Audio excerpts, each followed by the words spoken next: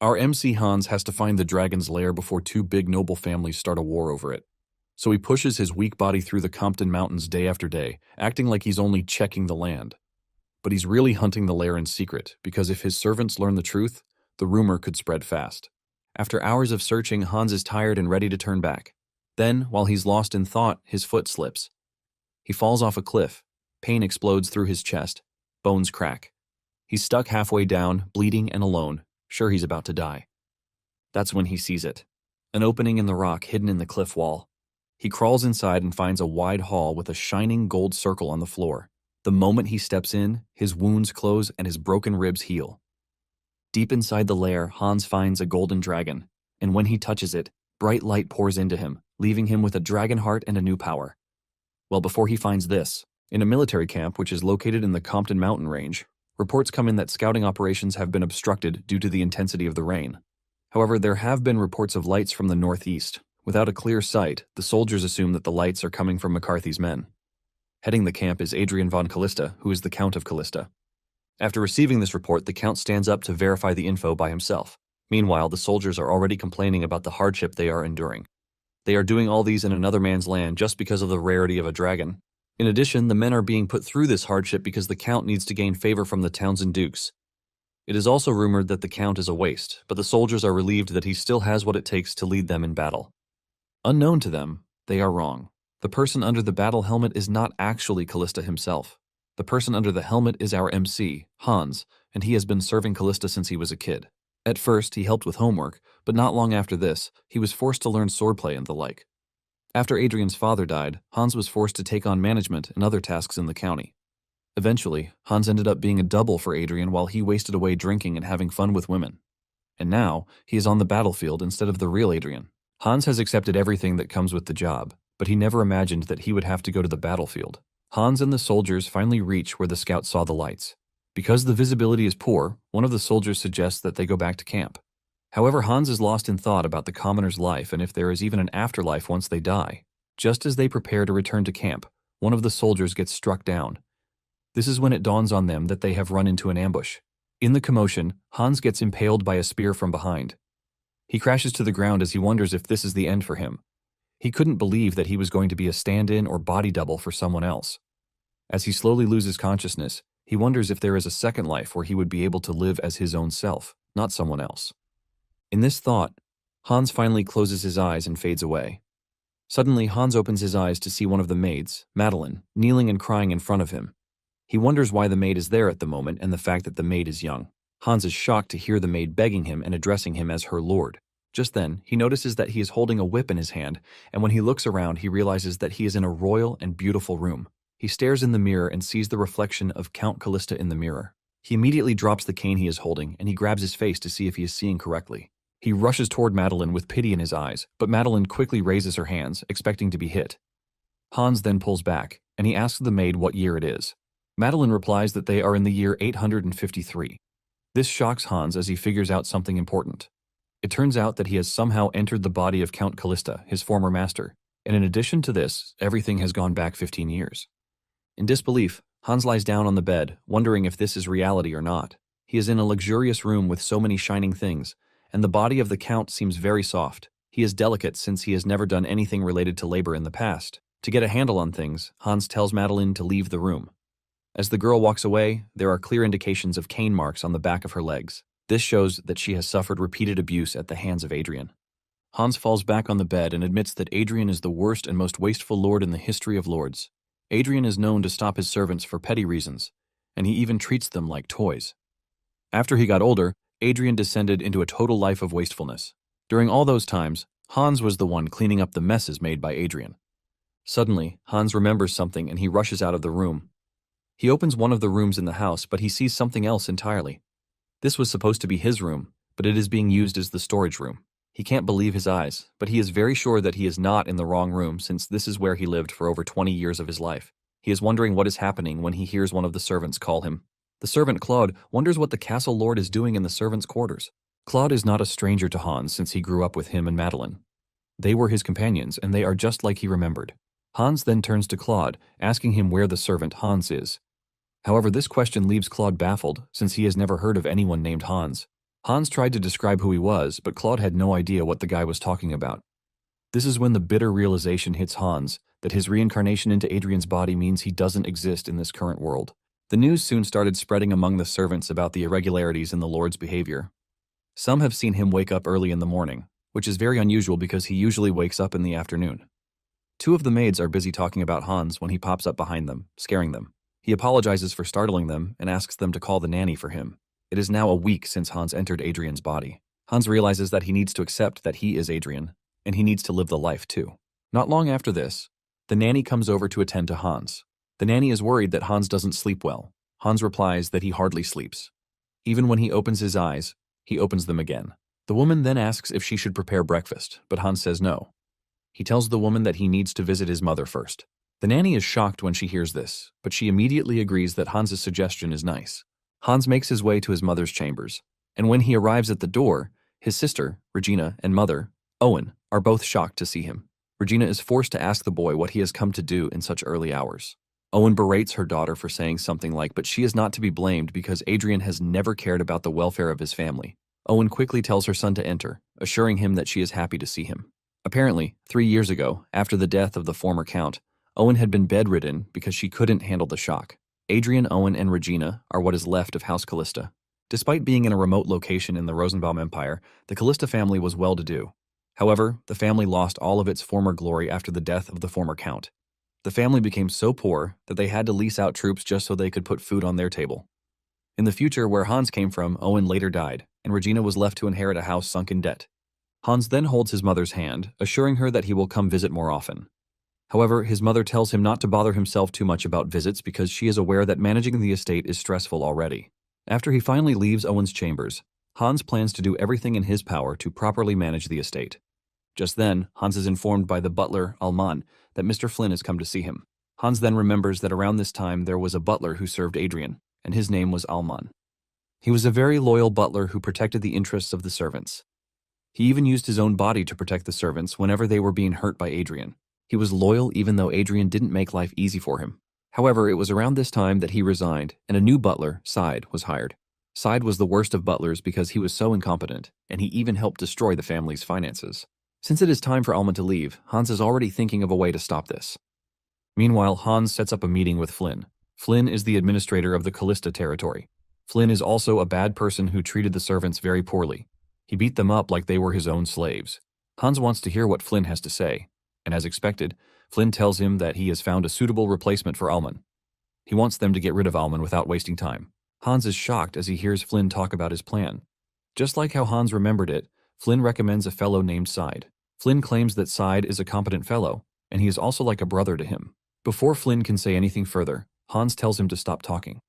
Hans holds his head in anger and frustration. He then asks Flynn to confirm if he really heard him clearly. He wants to know if Flynn really has the plans to fire Alman. When Flynn realizes that Hans is getting all confused about things, he blames himself for the mix-up. He then reaches into his inner pocket and brings out something. He takes Hans's hand and places 10 gold coins in the boy's hand. Hans was left with utter shock and disgust when this happened. Flynn mentions that he doesn't want the boy to dirty his hands with what is about to happen. He already has plans to settle everything with a simple charge of embezzlement. As usual, Flynn tells Hans that he has prepared the records for him. Hans remains mute as he stares at the 10 gold coins in his palm. Usually, a poor family lives on 10 silver per month. Basically, 10 gold coins are 20 months' worth of living expenses for a commoner. 1 gold equals 20 silver coins. Since Flynn is the administrator of the Callista territory, and apart from the small income he is getting, he has no other source of income. Hans easily figures out that the money given to him is stolen money from the people.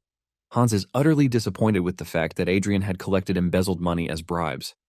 In return for this, the estate is being manipulated by others like Flynn. It finally dawns on Hans that Flynn didn't resign but was driven out. Everyone knew the man was falsely accused, but they all stayed quiet, and Hans was also too young at the time to know the truth. Hans is utterly disappointed with everything coming to light. With a low tone, Hans calls upon Oswald, the night bodyguard.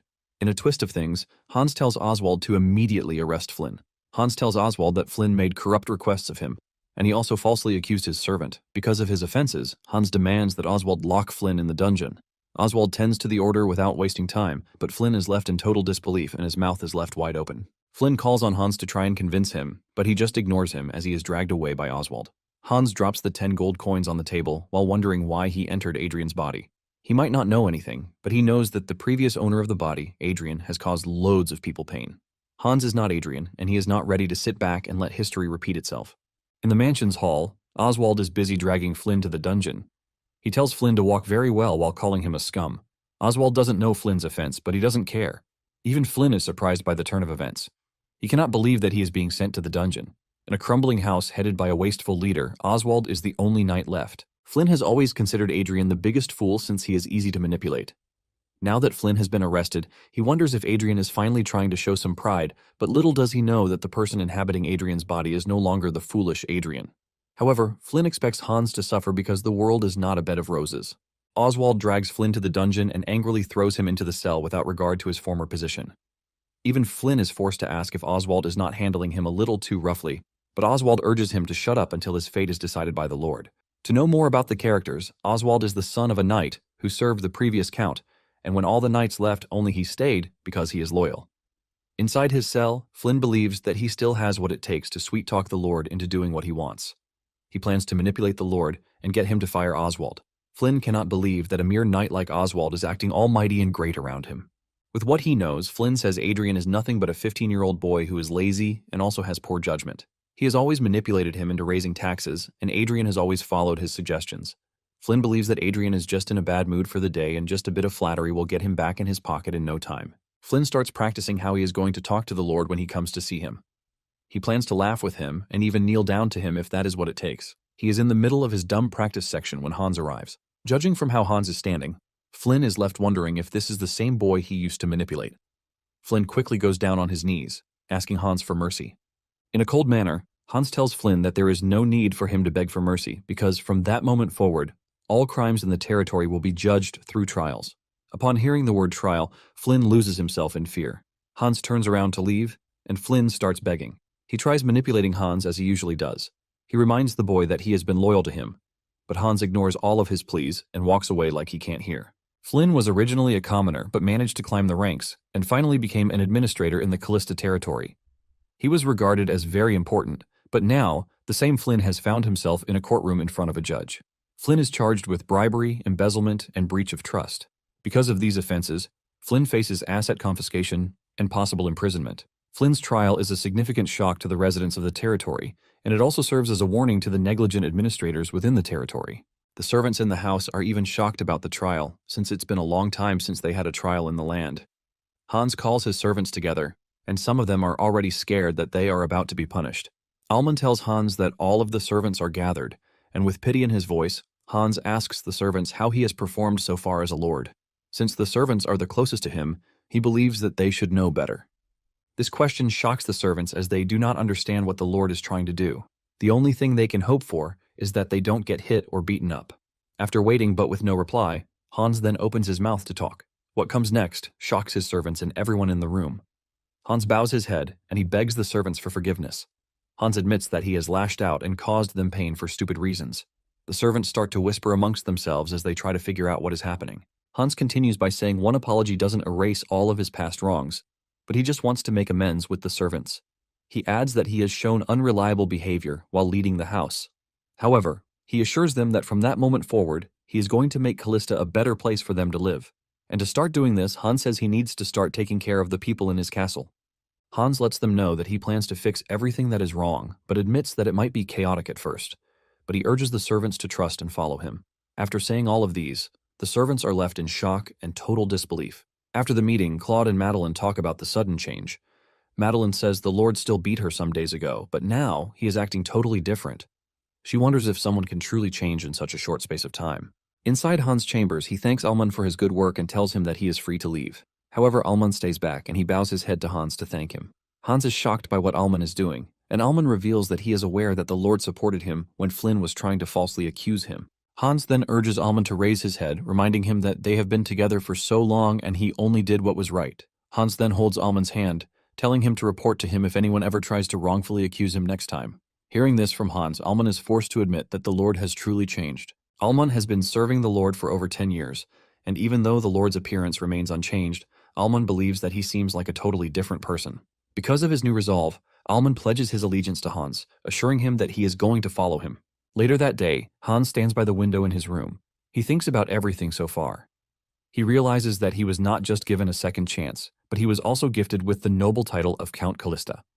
Hans basically controls the entire Callista territory. To add to this, Hans has the knowledge of 15 years into the future. Thankfully, he has knowledge about how to run things, since he was basically doing that in his past life. Since he has this knowledge, he plans to use it to his advantage. In the first step of doing what is right, Hans plans to protect those who are dear to him. These include his remaining family members and the servants. He also wishes that everyone in the land could live the life they want without getting bound by the restrictions of a status. However, Hans is aware that he can't do all of these without making the territory better. Hans starts to think deeply if there is anything that he knows from the future that can help him with this endeavor. Just then, he remembers the rumors about the dragon lair. Hans's face lights up in excitement when he realizes that he has hit the jackpot, which is the dragon lair that he needs to find. After the revelation of the dragon lair, Hans swoops into action. He organizes his servants in search of the dragon's lair. After searching for days without any result, Oswald urges Hans to take a rest since he looks exhausted. However, Hans is not ready to take a break. He only collects a pouch of water from Oswald and gulps it down. He apologizes for making everyone work so hard. It's been days since Hans joined his servants to inspect the territory, and he has no plan of stopping anytime soon. To his servants, he is inspecting the territory, but unknown to them, he is actually searching for the dragon's lair. Dragons are considered to be the mightiest of creatures, and also the most intelligent divine beings. Each dragon is considered to be almost godlike. However, they went extinct long ago. But whenever their hideouts are found or discovered, it catches the attention of everyone. This is because a large amount of treasures are usually found in the dragon lairs. And to Hans's knowledge, he knows a dragon lair will be found in the mountain range. It turns out that the current emperor of the Rosenbaum Empire is just a young puppet. The two families upholding the empire are the Townsend family and the McCarthy family. These two families uphold the delicate balance in the empire. The Compton Mountain is located between the borders of the two great houses, and this was where the dragon lair was found. A conflict broke out between the two families due to the ownership of the lair. The Callista land happens to be on the border, and the Callista family ends up sending troops to align with the Townsend house. Now that Hans has found himself in the past, he has 15 years ahead to discover the lair. Hans leaves his servants and runs deeper into the woods in search of the lair. It is said that dragons hoard mountains of gold and jewels, and these jewels are enough to buy a small kingdom, according to rumors. With this in mind, Hans knows that finding the lair will provide balance to the territory. However, the exact location of the lair is unknown, but its discovery spread far and wide. It was said to have been discovered by an herbalist who was lost in an oak forest. The herbalist only ran into the lair by sheer luck. Since it is easy to recognize, Hans knows that he will recognize the lair once he sees it. Hans continues searching, but after a few hours he is already tired. He fails to find the lair, and not even anything that leads to it. He starts to wonder if the rumor about the herbalist is true or false. Since the sun is already setting, he plans to return. He feels very tired, which indicates that Andrian's body is weak. Hans plans to exercise and work on his body once he returns home. Meanwhile, the servants are already calling out to him. Hans is not happy with the fact that he is stressing out the servants. Hans starts thinking of asking for help so he can find the lair, but he doesn't want to do this since he aims to keep the lair a secret. He knows fully well that the existence of the dragon's lair can as well spark a civil war, which is why he needs to be careful. Just then, Hans loses himself in thought and he slips down a cliff. He lands hard on the ground, sustaining injuries, but he manages to survive. Hans is stuck halfway between the cliff, and his eyes just flashed before his eyes. Hans's ribs are broken, but he is worried about how he can get back to the top of the mountain. He manages to get back up, and this is when he notices an opening in the mountain. With the formation he is looking at, Hans easily figures out that he has stumbled upon the dragon's lair. The lair is located in the middle of a cliff, which is such an absurd location. Hans assumes that the entrance was used by a guardian, and talking of guardians, they are creatures that protect a dragon. The rugged terrain of the mountain range was what kept the lair well hidden. Even though he found the supposed lair, Hans is worried about how he is going to return to the mountaintop. He knows there is no way in hell that Oswald will be able to find him where he is. Hans is already thinking about how he is going to die when he enters the lair's majestic hall. In the middle of the hall is a golden magic circle. Hans steps into the magic circle, and suddenly he is healed of all his injuries. Hans is completely blown away by this discovery, as the lair was supposed to be empty. He wonders if the space itself is enchanted with healing magic. Hans is impressed by this because he knows that just with the discovery of the healing magic, the lair is already worth a lot. Hans almost loses himself in the thoughts of what can be, but he slaps himself back to reality. Hans plans to thoroughly explore the lair and know what it entails. With the discovery of the lair, Hans figures that it would be the greatest asset for him, a person who returned to the past in someone else's body. Hans soon finds 4 doors that are supposedly connected to the center. Hans is impressed with the spaces in the lair as it is built like an ant colony. Hans continues to explore, and he soon finds what seems to be a library. Since dragons are known to take human form sometimes, Hans assumes that the dragon was reading so it could enjoy human pleasures. With what he has seen so far, Hans figures that the lair is built like where humans live since it contains a bedroom, a study, and a dressing room. Everything so far doesn't contain great treasures like rumored, but Hans believes that the lair will soon hold great value. The most useful part that he has come across so far is the central area with healing magic. Hans decides that he is going to call the central area the Healing Hall. Hans is even more impressed by this discovery because healing magic is almost a thing of the past. Hans then proceeds into the last room that he hasn't checked. Hans enters the room and freezes in fear and shock when he sees a golden dragon lying down in front of him. Hans doesn't want to believe that what he is staring at is real. With what he knows, dragons are said to have gone extinct at least 100 years ago. With this, Hans believes that the dragon he is looking at is nothing but a corpse. But at the same time, he wonders if a corpse will still be shining and clean. Just then, Hans touches the dragon, and suddenly, the room is filled with a bright light emanating from the dragon. The light is so bright that Hans is forced to back away from the dragon. The light then starts to enter his body, and at the same time, he hears a voice in his head. Still trying to figure out what is happening, Hans finds himself in the presence of a man in a royal robe. With fear in his body, Hans asks the weird man who he is. Hans can clearly feel the strange aura from the man, and with this, he knows that the person standing in front of him is not human. The man finally voices out and reveals that his name is Seyfried. He continues by saying he is the last head of the Gold Clan, and in addition to this, he is the final dragon of the continent. Hans is shocked when he realizes that he is standing in the presence of a dragon. Hans then asks the dragon if he is the master of the lyre, but he decides to explain things to Hans. He tells Hans that the dragon he saw earlier is nothing more than a lifeless shell. The voice Hans is now hearing in his head is the final magic that he left behind. Hans still doesn't understand this, and Seyfried continues further. He explains that dragons are superior beings on the land, but over the ages, they were consumed and conflicted by rivalry. In the end of it all, Seyfried becomes the last dragon of the continent. Dragons are usually solitary by nature, which is why being alone means nothing to Seyfried, but he can't bear the faintest idea that the dragon's magic will disappear forever after he is gone. This is why he made a crucial decision to pass down his knowledge and legacy to the intelligent being who would find his lair by fate and preserve the magic of dragons. Seyfried reveals that he died in the year 354, and the spell he designed was to last for 500 years after his death. If no one had found him in the space of those 500 years, his corpse would have crumbled, and dragon magic would have been lost to history. Seyfried doesn't want this, but he would have accepted it as fate too. However, he is thankful that Hans, who is now his successor, has found him. Seyfried then wishes that magic continues to exist in the world even for future generations. Hans then protests that he has no knowledge of magic. He adds that there are few mages left in the world, which means it would be hard for him to learn magic. Seyfried laughs when Hans says this, leaving Hans to wonder what is so amusing to the dragon. The dragon reminds Hans that he has been chosen as his successor, and he points to Hans's right chest. Just as he touches Hans, he finds himself back in the lair. Hans is left wondering if what he just witnessed is an illusion or a dream. He looks around the room to see that the dragon's body has totally perished.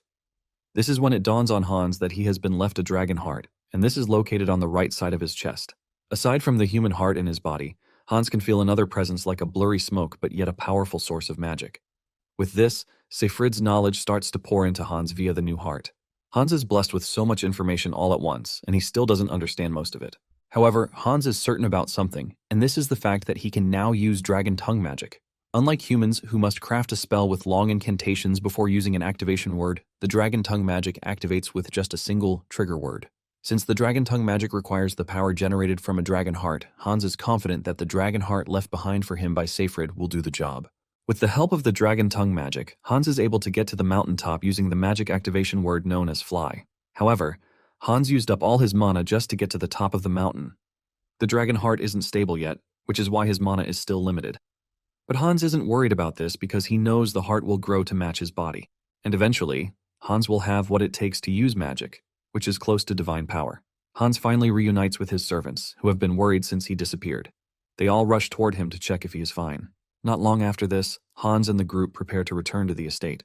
Hans is glad that he gained more than what he actually went for. He only went in search of a dragon's lair, but he came back as the successor of a dragon. Hans then remembers what the dragon said about the spell he used, which is supposed to last 500 years. Subtracting the year the dragon died from the present year, Hans realizes that the dragon's legacy would have been lost forever if he had been 1 year late. Hans remembers that in his previous life, the dragon wasn't discovered until 15 years from now. which means magic was not what it was. It is known that most mages can't even break past the first or second circle in their lifetimes, and those who manage to reach the fifth circle are considered to be archmages. However, dragons are born at the highest height of intellect, which is the ninth circle. The ninth circle is considered to be a level far beyond human reach. Hans knows that the ninth level might no longer be a dream to him again, since he has obtained the power of a dragon. When he finally returns to the estate, he is welcomed by his sister, who is already worried about him. His sister scolds him for disappearing and leaving everyone to worry. His sister also notices that his clothes are torn, and this forces the girl to ask if he ran into bandits. However, Hans assures his sister that he is fine since he is not hurt. He confesses that he was hurt before, but now he is fine. Oswald then goes down on his knees, begging for forgiveness because he blames himself for not looking after the Lord. Even Hans's sister blames the old man, but Hans manages to defuse the entire situation by assuring everyone that he is fine. Hans manages to return to his room and he heaves a sigh of relief. He knows that Oswald stayed behind because of loyalty, and the same thing can be said for the butler Alman. Hans is glad to have someone like Alman and Oswald by his side, because he knows that these are people who will always be by his side to help him. Hans then summons Alman to his chambers, and in no time, Alman shows up. Hans apologizes for calling on the man very late at night. He asks Alman about the servant list and salary ledger he told him to prepare before he went on the tour. Alman assures Hans that everything is ready, but he wonders if the Lord has plans to review them at that moment. He reminds Hans that it is already late, and coupled with that, Alman was told about Hans's accident while on tour. However, Hans assures the guy that he is pretty fine. He tells Alman to bring the documents to him, and even when Alman still tries to convince him, Hans remains adamant. He considers the well-being of his servants a priority, which is why he needs to handle everything with a matter of urgency. Knowing that there is no way to convince Hans, Alman agrees to bring the documents to him. Moments later, Hans dips his hand into his pocket and brings out some gold coins. He then asks Alman if he knows about Grace. Claude visits one of the market women named Lowen to place orders from her.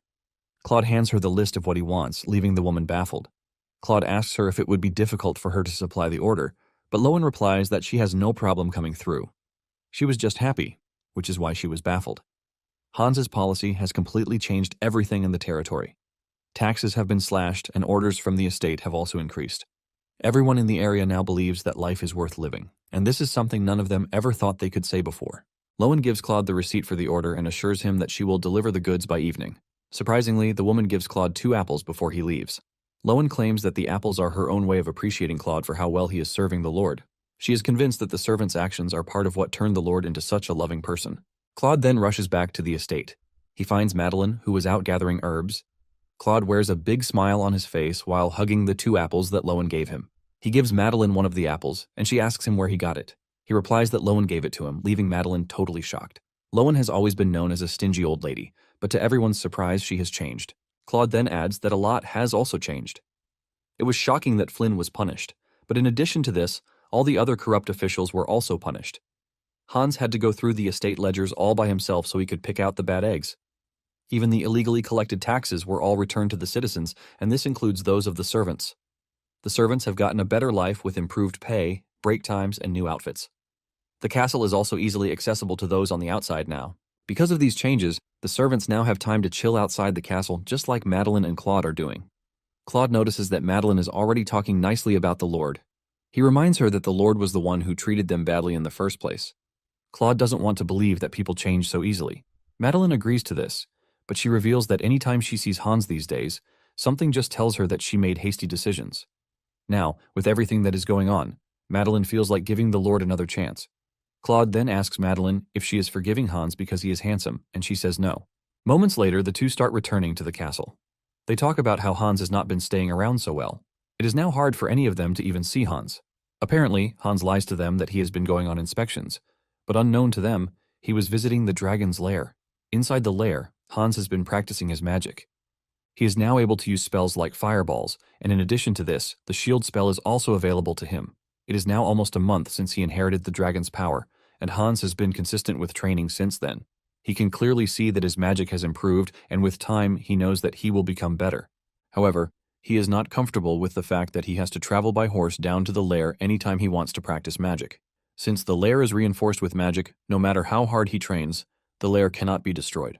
Hans considers the lair the perfect training grounds for him. However, it would have been better if he could come and go more easily. Hans knows there is a way he can achieve this, and this is by teleportation magic, which is called the warp gate. This allows him to teleport to a designated coordinate within a safe zone. However, the Warp Gate is a pretty high spell, which is why it is ranked among the 7th circle. At the moment, Hans cannot perform this spell since he is not higher than level 2 or 3. Nonetheless, Hans's current level is still impressive since the Empire's Grand Mage hasn't made it past level 5. To master better teleportation spells, Hans knows he needs to master the 3-circle short-range teleportation spell, which is known as Blink. He has been trying this for days, but he keeps falling. Hans then decides to try it again, and to his surprise, the spell works for the first time. Hans is able to move a bit forward from where he was standing. Hans is still in the middle of celebrating his small wins when everywhere suddenly turns white. He feels some sort of discomfort coming from the dragon's heart, and when he looks up, he sees Seyfried staring at him. The dragon commends Hans' work rate so far. Seyfried tells Hans that he has now managed to get past the beginner level, and as his reward, Seyfried unlocks a new area of the lyre to help Hans continue to advance. He adds that the more Hans goes, the more useful things he gets. Hans then asks Seyfried why he kept the treasures hidden. The dragon reveals that it was his way of making sure that a greedy person does not have access to the laire's treasures. Seyfried then urges Hans to continue growing so that his magic can continue to live. After his discussion with Seyfried, Hans realizes that the dragon wasn't lying. Hans stumbles upon a room that was hidden with magic, and inside the room are treasures. This also confirms the rumor that a dragon's lair is filled with treasures. In addition to the treasures he has found, Hans remembers Seyfried telling him that he will unlock more treasures as he progresses. Hans finds a book in the room that is all about artifacts. Artifacts are objects that have been infused with magic, and the magic remains in them permanently. Artifacts are now rare to come by since magic is almost extinct, and with Hans's present level, he doesn't even have what it takes to make artifacts. After realizing that the books on the shelf are talking about artifacts, he looks around to finally figure out that all the objects in the room are nothing but artifacts. There are a total of 10 artifacts that are on display in the room, and each of them comes with a book that explains them in detail. Thanks to these books, Hans is able to choose the artifacts that are most useful to him at that moment. The first artifact he chose is the Spring Afternoon. The artifact is said to have been made by a 7th Circle Archmage for his sick wife. The artifact contains healing magic. Though healing magic is not that efficient, the effect of the artifact boosts vitality, and Hans knows that it would be great for his sick mother. The second artifact he chose is the Dance of Shadows. This artifact was created by the Red Dragon, Berestein. Even though the artifact looks simple when looking at it, it is very effective. Hans puts it on, generating a red aura around him. The artifact is filled with a highly advanced concealment spell, which makes the wearer basically invincible. Hans stands in front of a mirror, but nothing shows, and even his footsteps are completely silent. Hans feels like his body has no weight whatsoever with the use of the artifact. Hans is very excited about the discovery of the artifacts, as they prove to be really useful. And the third artifact that Hans picks is called the Breath of Earth. This artifact is built in the form of a snake, and it is the only thing created by Seyfried himself. The artifact provides the one thing Hans has been lacking, which is the ability to teleport. With the artifact, Hans can use the warp ability. The warp effect has its coordinates set to the lair. With this, Hans knows he can leave the castle pretty easily without facing scrutiny from his sister and Alman. With the distance issue out of the window, Hans is confident that training will be much easier than before. Hans admits that he is enjoying every bit of training so far. After the day's training, Hans gets on his horse and starts riding back to the castle. He fully knows that this will be his last journey to Mountain Compton, since he now has the artifact to easily teleport him. Hans is relieved that the mountain is deserted, and he hasn't finished this thought when he runs into troops. Hans is shocked to see soldiers on the mountain. Hans then introduces himself as the Lord of the Territory, and he asks the troop leader why he has led soldiers into another person's territory without notification. The knight leading the soldiers comes off very rude when he addresses Hans as a child. He claims that the reports he has heard of Callista's leader being a child are nothing but the truth. He then introduces himself as Count Pete Ross, the commander of the 1st Imperial Knights. Hans is not delighted with Pete's words about him being a child. Hans reminds Pete that he might be from the capital, but since they are both counts, they have the same authority and status. It is customary that they address each other formally, no matter the age gap. Pete is shocked to see that Hans has no issue challenging him. Hans then proceeded to ask Pete what he had come to do in Callista. Pete claims that time is not on his side, so he decides to go straight to the point. Pete reveals that the Count of Rodriguez has started a rebellion. He and the soldiers are currently in pursuit of the Count, so he can be executed. Pete then brings out a stamped letter from the Emperor to show that he is telling the truth. By royal decree, Hans is also expected to cooperate with them, using Callista's resources to find the man. The moment Hans heard the name, it struck him that he actually remembers who Lakia de Rodriguez is. Lakia was a young man who, at the age of 16, became the greatest sword prodigy and quickly reached the rank of a swordmaster. However, he was caught up in his family's treason, and he ended up meeting a tragic end. It was said that Lakia and the Emperor were close friends from childhood. Everything changed when the young prince became emperor. The two great families, McCarthy and Townsend, started playing the young and naive emperor. They were able to get rid of those who would support and help the emperor. That was around the same time when Rodriguez was falsely accused. He died in the process, but 5 years later, it was revealed that he was actually innocent. His name was cleared of all charges, but the damage has been done because his family is already wiped out. The only thing left then was the Empire mourning such an innocent soul and a young genius who died as a victim of the power struggle. Having this knowledge with him, Hans knows he has to save Lakia this time. Pete notices that Hans is lost in thought, and he calls his attention. He informs Hans that Lakia is injured and he ran into the mountains the last time they saw him. Hans then replies that he is going to cooperate, but he urges them to end the search for the day since it is getting late already. He promises that they will begin the search again the following day. Pete arrogantly tells Hans that his men are more than enough to find the wounded man. However, Hans opens his eyes to the fact that the Compton Mountains are not what he and his men are used to. They can't conduct a search while riding a horse, and in addition to this, Pete and his men are all wearing heavy armor. He then calls Pete's attention to the fact that his men are already tired. Hans assures Pete that the only way out is to begin the search first thing very early the next day.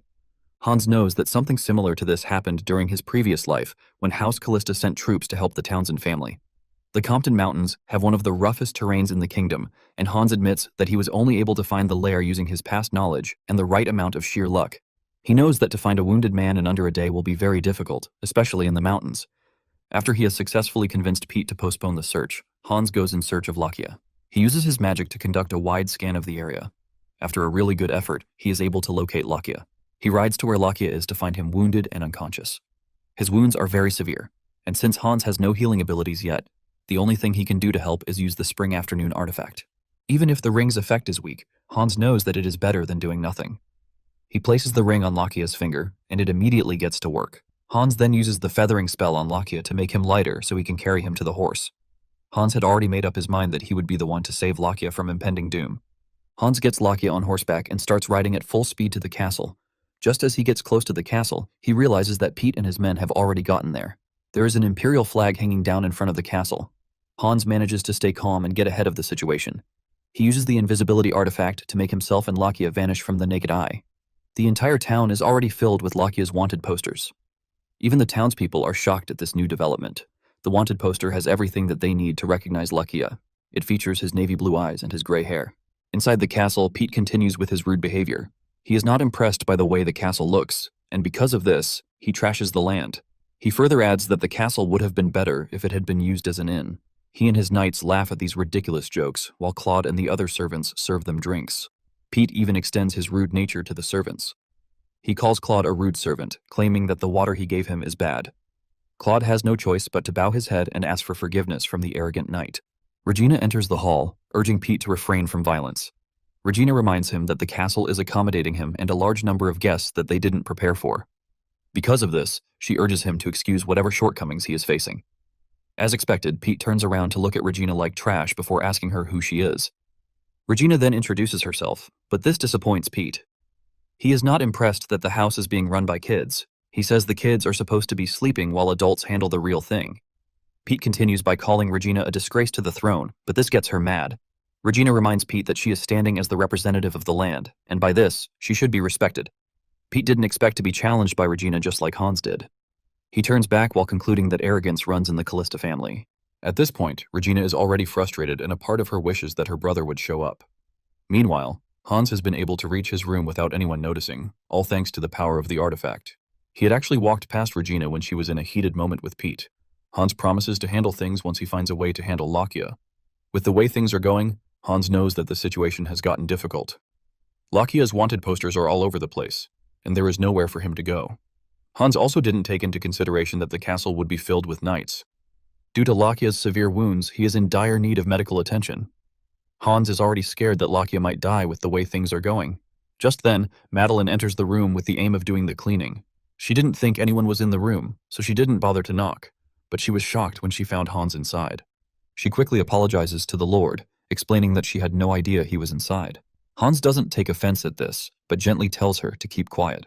Since Madeline has entered the room at the right time, Hans plans to use it to his advantage. He tells Madeline to quietly bring Alman to the room without anyone else noticing. In no time, Alman arrives in the room. Alman is also surprised to find Hans at the castle since they all assumed he was away on tour. Alman urges Hans to head to the lobby since his attention is needed. Hans postpones this and tells the two that he has something he needs to show them. He takes them to his bed, where the wounded Lakia is lying. The two servants are shocked to see the wanted man in Hans's bedroom. Alman asks Hans if he captured the traitor all by himself, but Hans replies that the guy is not a traitor.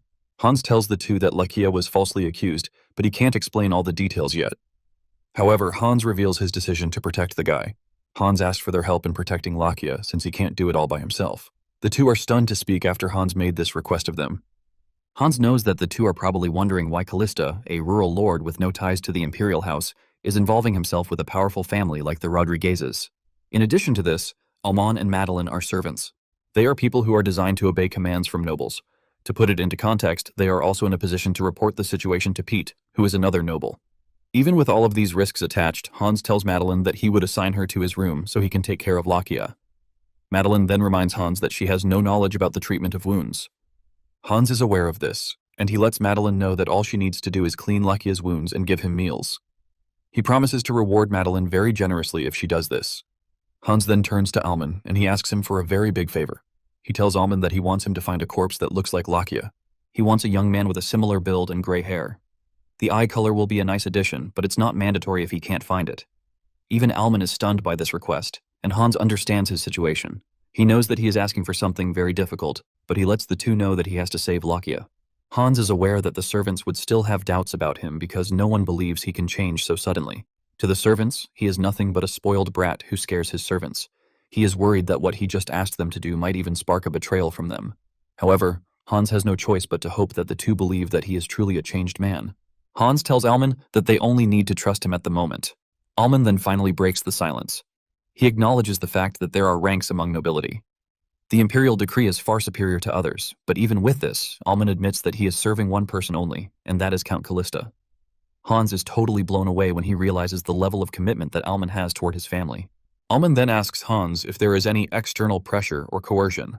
He wants to know if Hans made the decision to protect Lakia himself. Hans understands where Alman is coming from, because Flynn already said that a boy of his age could easily be shaken by others. Alman proceeds further that he would need to confirm if there is no external interference before he agrees to what Hans is asking him. Looking at how loyal Alman is, Hans starts to hate the fact that Adrian once pushed away such a great person. Hans then finally answers Alman's question, assuring him that the decision came from him. He adds that the decision will benefit the land and also the subjects living in it. Once Alman has gotten his confirmation, he bows his head to the Count, letting him know that he will secure the corpse as requested. Following Alman's footsteps, Madeline also pledges to do her best. Hans is glad that he is able to convince the two to help him. Not long after this, the knights try to search Owen's room, but Regina stands at the door to prevent them. She tells them that the room belongs to her mother and she urges them to leave. Thankfully, Hans shows up just in time to intervene too. He demands to know why the soldiers are carrying a sword into the Countess's bedroom, especially when she is ill. The soldier says he heard that the Callista family is willing to cooperate. Hans admits this, but reminds the soldier that they never agreed to a search. Providing lodgings and men to find the traitor is considered cooperation for Hans. He asks the soldier if there is any place in the decree that indicates that they need to search the castle. Realizing that he has lost the battle, the soldier has no choice but to back off. Regina is glad to see her brother, and she asks him if he is fine because of the traitor running around. Hans assures Regina that he is fine while apologizing for coming late. He also commends her for handling Pete's situation very well. Regina is shocked to hear this because Hans was supposedly away when she spoke to Pete. Hans realizes that he has slipped up, but he manages to change the conversation before Regina digs deeper. He tells his sister that they should enter the room and check on their mother. Inside their mother's room, the woman urges the kids to be careful because of the traitor wandering their territory. She also adds that the kids cooperate with the Imperial Knights so they don't get into any trouble. Unknown to her, Hans has already crossed that line. Hans then assures his mother that he has provided troops to help on the search, and since the traitor is wounded, it won't take long before he is discovered. Hans then lies to his mother that he met an elderly foreign woman when he was out on tour. He claims to have helped the old lady, and in return, she gave him a ring imbued with special energy. Hans assures her mother that wearing the ring would gradually restore her health. Owen is surprised to hear this because she never took her son as the type who believes in myths. Hans tells her mother that he might not believe, but he still wants to give his mother the beautiful ring. He wears the ring on his mother's finger, and the artifact immediately gets to work. Owen immediately wears a bright smile while admitting that she feels much better. Even Regina is shocked to hear this. Owen looks closely at the gem on the ring and figures out that it is a yellow sapphire. With how the ring looks, Even Owen can easily deduce that the artifact must be worth a lot. Hans is the only one who knows the true worth of the ring, and he knows that chaos would ensue if people ever find out that the ring alone is worth more than a castle. A day later, Lakia is still recovering. Hans and Madeline have been taking shifts to guard the room. Madeline watches over Lakia during the day while Hans takes over at night. Hans served as a servant in his past life, so staying up at night is nothing new to him. However, he feels less fatigued, which is all thanks to the dragon heart inside of him. Nonetheless, Hans isn't concerned about himself, but about Lakia. Hans doesn't know if Lakia's wound will be fine if he just leaves it alone. He has wiped the blood and pus, but the wound remains too deep. Just then, he hears someone knocking on the door 5 times. Hans reveals that he and Madeline came up with a trick. Either of them will knock on the door 5 times to confirm that it is them, since they can't risk other servants finding out about what they are hiding. Madeline enters the room carrying herbs with her. Hans is shocked to see this, and Madeline explains that since Lakia's external wound is severe, she brought medicinal herbs which are good for disinfection and recovery. Hans is further surprised by this, and he asks Madeline how she knows about herbs. Madeline reveals that her father was an herbalist, and while her father was working, she usually watched. Hans then remembers that Madeline had once told him and the other servants that she had learned how to make herbal teas. Hans assumed that Madeline could only make tea, but didn't know that she could handle herbs too. Madeline grinds the herbs, applies them to Lakia's wounds, and then dresses them up. Hans is glad that he has Madeline, who is basically a healer. With everything that Madeline is doing, Hans hopes that Lakia recovers. This continued for days, but Lakia doesn't show any sign of waking up. It has now been 5 days since they have been trying their best, but Lakia remains unconscious. Later that day, Madeline makes her way to the room, and she is shocked when she enters the room and there is no sign of Lakia anywhere. She immediately runs over to find Hans, and unknown to her, Lakia has regained consciousness and he is hiding behind a chair. While hiding behind cover, Lakia hears the troops outside announcing something quite important. Apparently, they have found Lakia's body in the mountain range. Lakia is shocked to hear this, but unknown to him, Hans is already in the room with him. He is able to get close to Lakia without him knowing, thanks to his invincibility artifact. Hans announces his presence by calling Lakia's name and expressing his surprise that he is already awake. In truth, Hans was already aware that Lakia was awake. Thanks to his dragon heart, Hans now has heightened senses, and he could tell that Lakia's breathing had changed. The only reason he kept pretending to still be asleep was that he was suspicious of the situation. Hans is not surprised that Lakia did this because it is the logical thing to do since he is a man on the run. Lakia must have been startled when he woke up in a stranger's room to see that he was being cared for by a boy and a girl he clearly didn't know. Knowing all of these, Hans is aware that Lakia is obviously wary of his presence. Lakia shows this by aiming a charcoal picker at Hans. Lakia demands to know Hans's name, and if he is part of the troops that are outside. Hans tries the friendly approach, but Lakia suggests that he doesn't come any closer. Hans tells the man to calm down because he is still injured. He suggests that they sit down to talk so he can explain things to him. Lakia finally agrees to sit down, but he still makes sure to keep the weapon beside him just in case Hans does anything funny. Hans knows that his approach and the way he talks will be the only things that can convince Lakia that he is not a threat. Hans finally tenders his explanation to Lakia, and after hearing what he has to say, the first thing Lakia asks is about the corpse. He is surprised that the corpse that the soldiers found was a fake that was arranged by Hans. Hans confirms that he dressed the corpse up like Lakia. He wore Lakia's clothes on the corpse and also put Lakia's signet ring on the corpse. Hans then apologizes for using Lakia's things without asking for permission first. Lakia then reminds Hans that Pete knows his face, which means that he won't be deceived by a fake. Hans acknowledges this fact, which is why he made sure everything was perfect. Since it is August and it is raining, Hans left the body in the swamp so it would decompose naturally. The knights were already tired from searching the forest, and knowing Pete, he also wanted to wrap things up quickly. With this, Hans is able to deceive Pete and the soldiers. Hans then tells Lakia to stay in hiding for 5 years, assuring him that his name will be cleared. He suggests that Lakia stay in the territory for 5 years. Just then, Lakia gets defensive, asking Hans how he knew he was falsely accused. He suspects that Hans is involved in everything, but Hans lets the man know that he can't divulge what he knows just yet. Lakia also asks to know what will happen in 5 years, but Hans insists that he can't say anything. He only begs Lakia to trust him, but Lakia is not ready to have this. Lakia tells Hans that he appreciates his help, but lets him know that he is not ready to entrust his life to someone who would not tell what he needs to know. Hans understands where Lakia is coming from. He was betrayed by everyone and was branded a traitor. Hans knows everyone will definitely look like an enemy to Lakia, which is why he needs to handle the situation much better. Hans then uses an illusion spell to change Lakia's hair and eye color. Lakia is shocked to see this, and he considers it impossible. Hans just used an illusion spell right in front of him, and this is an advanced spell. In addition to this, Hans didn't say any chance. This is something even the Imperial Court mages cannot manage to do, and Hans just did it like it was nothing. Hans notices that Lakia is too stunned to talk, and he calls back his attention. He tells Lakia that there are a whole lot of things he can't tell him, and he also understands why Lakia needs to be careful. However, Hans assures the guy that he has no intentions of causing him or the Emperor harm. Hans begs Lakia to believe him, and after some moments of silence, Lakia finally agrees to believe Hans until he can't. Hans is glad to hear this, and the fact that Lakia's hostility toward him has reduced. What he heard about Lakia was that he is a soft person, but Hans figured that everything that has happened so far has changed the guy. Hans pictures himself in a hostile situation where a scary cat is trying to get him. Soon afterward, Pete takes the news of Lakia's death to the Emperor. He expects the Emperor to be happy, but he is completely reserved instead. Pete reminds the Emperor that Lakia planned to unalive him and his family by poisoning them. To give Pete some sort of satisfaction, the king pretends to be happy with Pete's achievement. After receiving the commendation he sought, Pete leaves. After his departure, the Emperor breaks down. He holds his head in anguish while wishing things were different. In that moment of grief, the Emperor promises to restore Lakia's honor. Back in Callista, Lakia is slowly settling into his new environment. Hans introduced him to everyone as his new guard. When Hans calls a meeting in the study, Lakia is present. Regina is also present, but Regina is wary of Lakia. She asks Alman if Lakia is normal, and Alman assures the young lady that all is perfectly well with Lakia. Alman lied that Hans found Lakia during one of his tours.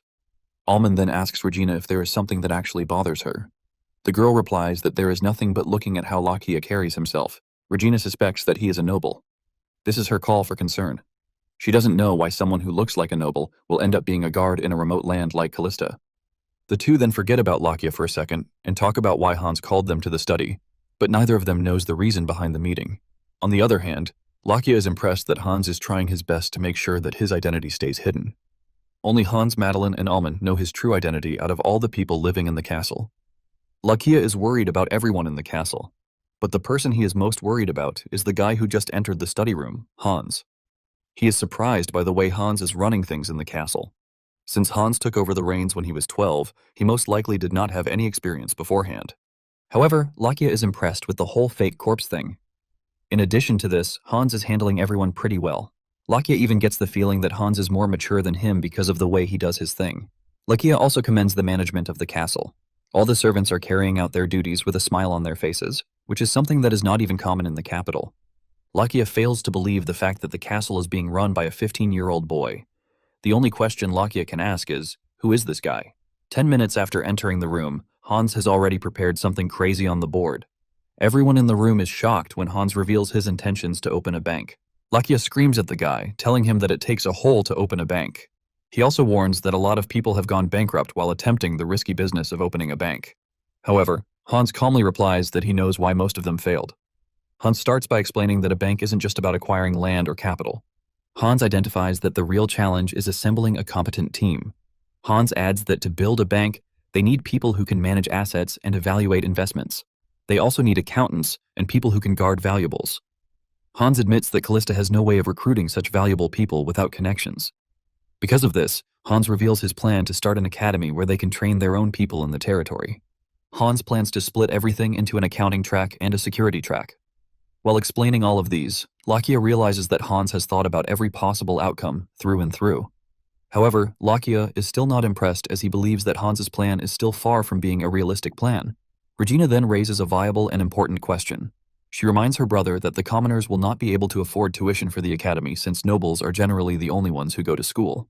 Hans acknowledges Regina's concern, but he already has a solution for this too.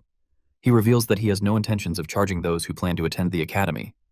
Even Alman is shocked to hear that Hans plans to teach the commoners for free. However, Hans tells Alman that he is wrong. Hans will not treat those who are at the academy as students. He sees them as workers in training, and because of this, he also plans to pay them. Hans says it with a smile on his face that they are going to be paying the commoners while they study. This revelation leaves Alman, Regina, and Lakia absolutely shocked. Lakia realizes that Hans is not joking, because he is saying this with a straight face. Not long after this, Alman calls the servants together. He explains the new plan to them. He lets them know about the operational plan for the academy to support the founding of the Callista Bank. Per Hans's instructions, the first set of students is to be drafted from among the staff. Alman tells the staff to indicate if they are interested in joining. Claude is the first to raise his hand and ask questions. He wants to know if they will actually be getting paid while learning, and Alman assures him that this is the case. However, their daily wages as staff members will be reduced during their learning term. Oman assures them that the reduction will not affect their cost of living. After hearing this, the servants start whispering among themselves. Most of them are already excited to join, and even those who are not smart when it comes to books are planning to join the security division. Claude is surprised by everything Hans has done so far. He knows academies are for nobles, and this makes him wonder how commoners like himself and others are supposed to learn accounting or security. Madeline then reminds Claude that he is good at math. In addition to this, Claude handles errands pretty well. Madeline suggests that Claude give it a shot since he is capable. However, Claude is doubtful of his skills. Claude doesn't think the servants' learning in the academy will change anything. Madeline gives this a thought, and when she opens her mouth to talk, she tells Claude that she is planning to leave the estate. This comes as a shock to Claude, and Madeline explains that she recently helped Hans out with something, and as a reward, he is sponsoring her to study medicine. Madeline thought it was too much for someone like her to handle, but with what is going on, Madeline has finally decided to take the offer. Madeline remembers how Lakia thanked her after saving his life, and this meant a lot to her. That single moment filled Madeline with pride, and it made her realize that she could do much better. Even if it sounds too much, Madeline still wants to give it a try. Since she is going to take the chance, she urges Claude to do the same. Madeline's words eat deep into Claude, and he realizes that Madeline has a point. Claude finally enrolls in the accounting class. However, he still has doubts about his existence in the class. He wonders if he is going to be a failure. Since the servant's salary just got increased not long ago, he wonders if he could have just stayed back and enjoyed the salary instead. When Claude submits his test paper to the instructor, Poitiers, the instructor commends him for a job well done. Claude tries to normalize what he did, but the instructor lets him know that what he did was special. The instructor tells Claude that everyone might be able to do basic arithmetic, but not everyone is good with bookkeeping. The instructor adds that even the smartest nobles have issues with this, but Claude perfected it. Poitiers admits that he was skeptical when he was appointed as an instructor, but Claude's performance has given him some encouragement. The instructor then says it with all confidence that Claude will become a great accountant. Claude is initially doubtful about this, but then he remembers the sacrifices Hans is making so that they can be better. Because of this, Claude decides that he will do everything in his power to become good. At the security training session, Hans is shocked to find the students serving punishments per Lakia's instructions. Lakia scolds the bunch, calling them useless. Apparently, 30 minutes earlier, the students arrived looking all arrogant. They spoke to Lakia the way they wanted until he taught them a lesson by beating the crap out of them. Now that he has shown them that he is more than capable of being an instructor, the students have no choice but to do what Lakia wants. Lakia is not impressed, and he tells Hans that the accounting division might be good, but the security division is filled with thugs and the like. Lakia believes that he is going to be wasting his time and energy if he tries to teach the lowlifes. Realizing that Lakia is not motivated to help, Hans drags him away to a private place where they can talk. Hans tells Lakia that he is aware of his qualifications and how he was able to teach the emperor how to use the sword. Lakia replies that he was able to pull this off because the emperor himself was ready to learn. Lakia then asks Hans if he is trying to compare the king to commoners, but Hans says no. Hans lets Lakia know that he is making the reference to tell him that he is such a great teacher. Hans adds that Callista has no knight order, and Oswald is the only knight left, but he is too old to be an instructor. Hans then makes a bold statement. He tells Lakia that the king is not different from the commoners. Hans says people are people, maybe they are noble or not. In the end, they are still people, and the only difference is that someone recognizes their potential and helps them grow. And with the situation at hand, Hans believes that Lakia is the best candidate for the job. This statement hits Lakia really deep. He realizes that Hans has more conviction than he even gave him credit for. Lakia then tells Hans that he is going to need more time and resources, but Hans assures him that he is willing to cooperate with whatever he needs. Lakia then notices that Hans is already getting comfortable with the way he speaks to him. Hans was not like this when they first met, but it seems he has dropped his nervousness. Hans lets Lakia know that he considers him a reliable person, which is why he is comfortable with him. Lakia is done receiving compliments from Hans, and he quickly walks back to the training ground. Lakia gets there, and he is surprised but at the same time impressed by what he sees. Most of the students are still in the same stance that he left them in when he went to discuss with Hans. Lakia then remembers what Hans told him about people being people until someone recognizes their potential. Lakia smiles as he remembers this, and he finally decides to give his all to training the lowlifes. He tells the students to get back on their feet. He then mentions that what the students need is not just muscles or bravado, but grit and persistence. He lets them know that their willingness to stay, even after being punished, is a good quality, and he urges them not to forget what they have learned. With this, Lakia swings his class into motion. Lakia had previously thought he would spend his next 5 years hiding in a boring situation, but he is glad he now has something to spend his time on. In that year, which is the year 853, The Callista Academy was established to support the founding of the Callista Bank. It was divided into two sections, accounting and security, and the students were exclusively commoners from the region. And then in the blink of an eye, 3 years passed since the academy started. 3 years later, Hans's mother is now much better, all thanks to the artifact. She steps outside of her room, which she hasn't done in a long time. Regina is worried about her, but she assures her worried daughter that she is fine. She has missed the scent of nature, which is why she stepped outside to take everything in. Feeling very happy, Owen tells Regina to walk with her. Over the past 3 years, things like Owen regaining her strength and all others have happened in the region. Elsewhere, tax collectors visit a woman's house demanding a huge amount of money for taxes. The woman is ultimately baffled as she has no way to pay such a huge amount of money. The conversation between the helpless woman and the tax collectors continues until her son steps out of the house. Surprisingly, her son is Claude, and he knows all about accounting and taxes. Claude has been studying for the past 3 years, and he now dresses formally, not like a servant. He boldly reminds corrupt tax collectors of the revised tax rate. The two try to argue their case, but they soon realize that Claude knows what he is talking about. All low-earning citizens have a special low tax rate, and since his mother falls into this category, Claude is able to use this to fight the tax collectors. The officials have no choice but to back off, and Claude warns them that he is going to file a formal complaint if he ever hears any bad report about them again. The two run off like chickens while acknowledging what Claude says. After their departure, Claude reveals his disappointment about the bad eggs they still have in the region. His mother is worried about him, but Claude assures the woman that he is fine. The old lady doesn't want Claude arguing with the officials, fearing that they might retaliate, but Claude assures his mother that Hans is there to take care of any problem they might face. Meanwhile, inside the castle, a new maid knocks on Hans's door with no reply. She continues this until one of the older maids shows up. The older maid then shows her junior the X sign on the door. She informs her that no one is allowed to disturb Hans once the X sign is up. The young maid is surprised to hear this, and she asks if Hans is doing something inside the room, but the older maid also has no idea what might be going on inside the room. The older maid adds that even Lakia is not allowed to enter the room once the sign is up. Unknown to them, whenever Hans puts the sign up, he has vanished to the lair to train. He levels up and he gets to talk to Seifert, whom he has not spoken to in 3 years. The dragon is impressed with Hans's progress so far. It turns out that Hans is now on the 6th circle, which is very impressive because even the Imperial Court Mage only manages to reach the 5th circle. Siegfried notices that Hans has been able to properly merge with the dragon heart living inside of him, which means he is now capable of performing large-scale magic. The dragon pats Hans on the head for growing this much in the space of 3 years. Siegfried then asks Hans if he is training any disciples, but Hans doesn't understand what the dragon meant. Siegfried explains that all great mages always have disciples, and since it is his legacy to leave magic in the world, Siegfried would like it if Hans had disciples under him. However, he assures Hans that he is not forced to do so since the power has been passed down to him and he is free to do with it whatever he wants. Over the past 3 years, Hans has unlocked new areas in the lair, and these are areas filled with treasures and the like. Even though there are many treasures and Hans could have gotten rich selling them, he has no interest in this because this is not Siegfried's legacy. Hans then tells Siegfried about his plan to build a bank. Siegfried mistakes this for a loan shark, but Hans explains to him that it is totally different. Hans then assures Siegfried that once he is able to make the bank a success and he secures plenty of funds, he plans to establish a magic academy to carry on Siegfried's legacy. Hans comments on the fact that the current magic academies are just there for fashion and nothing significant. No one really tries to become a mage anymore since it is nearly impossible to get past the 1st or 2nd circle in someone's lifetime. Magic is no longer being taught as it is now considered a thing of the past. However, with Siegfried's power running through his body, Hans plans to revive magic. With this, he will be able to have dozens of disciples to pass down the magic to generations to come. Seifried's pleased with Hans's plan, and he tells him to give it a shot.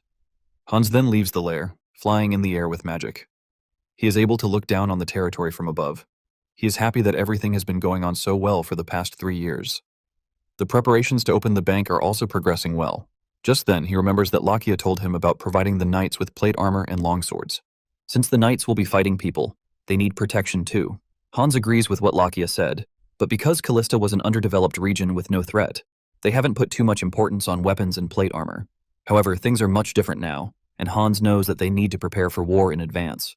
Hans then decides to scan the mountains, hoping to find iron ore that will be useful for the next stage in their plan. He is scanning the area when he suddenly spots a golden aura in the distance. Hans has not seen anything like this before, and it catches his attention. Hans moves in that direction to check out what it might be. He finds a wounded cat-like creature lying there helpless on the ground. Using his magic, Hans heals the creature. He carries the creature and admires it, and then decides to take it home. This turned out to be something really huge because the cat-like creature ended up changing into a person inside of Hans's room. After Hans carries the cat the night before, he notices that the cat is getting weaker, and he decides to take the creature to the lair where he can use the magic healing circle. He didn't bother to use the magic circle during Lakia's time, because he wanted to keep the location and existence of the lair a secret. However, he can do this for the feline creature and just set it on its way. He places the feline in the magic circle, and the feline gets healed. Hans expects the feline to stand up in 10 minutes, but to his surprise, the feline remains unconscious for the next 3 hours. Hans has no choice but to take the feline home with the intention of letting it out once it wakes up. He knows he has to do this very early in the morning because he and Lakia, who is now his guard knight, always have breakfast together. Hans places the kitten on the bed so it can sleep comfortably. The next morning, Hans wakes up screaming, and this catches Lakia's attention. He rushes down to Hans's room, demanding that he open the door. However, Hans blocks the door with his body while trying to digest what he is looking at. The feline he brought home the night before had turned into a full-grown man by the time he woke up, which is why he screamed like hell. Hans tries getting rid of Lakia by telling him that he saw a bug, which is why he screamed. He also tells Lakia that he will have breakfast with him later in the day. Hans then turns to the cat guy, asking him who he is. Hans still doesn't know that the cat was the one who transformed until the guy changes back into a cat. Hans had his suspicions, but now that he is looking at the cat guy transform, he realizes that the guy is a feline folk. Feline folks are a mysterious race living in a society that is cut off from the human world. The feline folks have existed as long as the elves and dwarves as well. However, people rarely see them because they are very cautious about exposing themselves. Since they rarely interact with humans, little is known about them. The cat guy starts walking around the room, and he suddenly decides that he is going to continue staying there. Hans is shocked to hear this because he doesn't remember giving the cat guy permission to stay in his room. Hans tries to debate this, but the cat guy reminds Hans that he was the one who took him in the first place. The guy claims that Hans kidnapped him and even treated his wounds without his permission. With all of this said, the cat guy informs Hans that he is now responsible for him. Hans realizes that the cat guy is very pushy and cunning. Hans then mentions the fact that the guy would have died if he had left his wounds unattended. Since feline folks have better abilities and physical strength superior to humans, Hans figures that there is no way the guy was hurt by a human. He then asks the cat guy if he was wounded by a fellow feline folk like himself. The question hits the cat guy really hard, and he stays mute, suggesting that Hans might actually be right. Hans is still trying to get closer to the cat guy when Lakia bursts through the door. This scares the two, but Lakia wastes no time drawing his sword the moment he spots the cat guy. He demands that the cat guy step away from Hans. Lakia quickly rushes over to where Hans is. He stands between Hans and the cat guy while pointing his sword at the feline folk.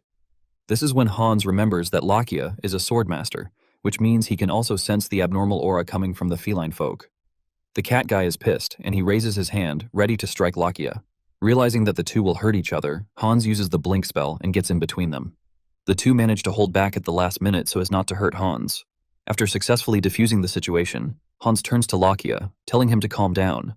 He tells Lakia that the cat guy is having some issues, which is why he has decided to take him in the meantime. He begs Lakia not to be hostile, and this act of selflessness shocks the cat guy.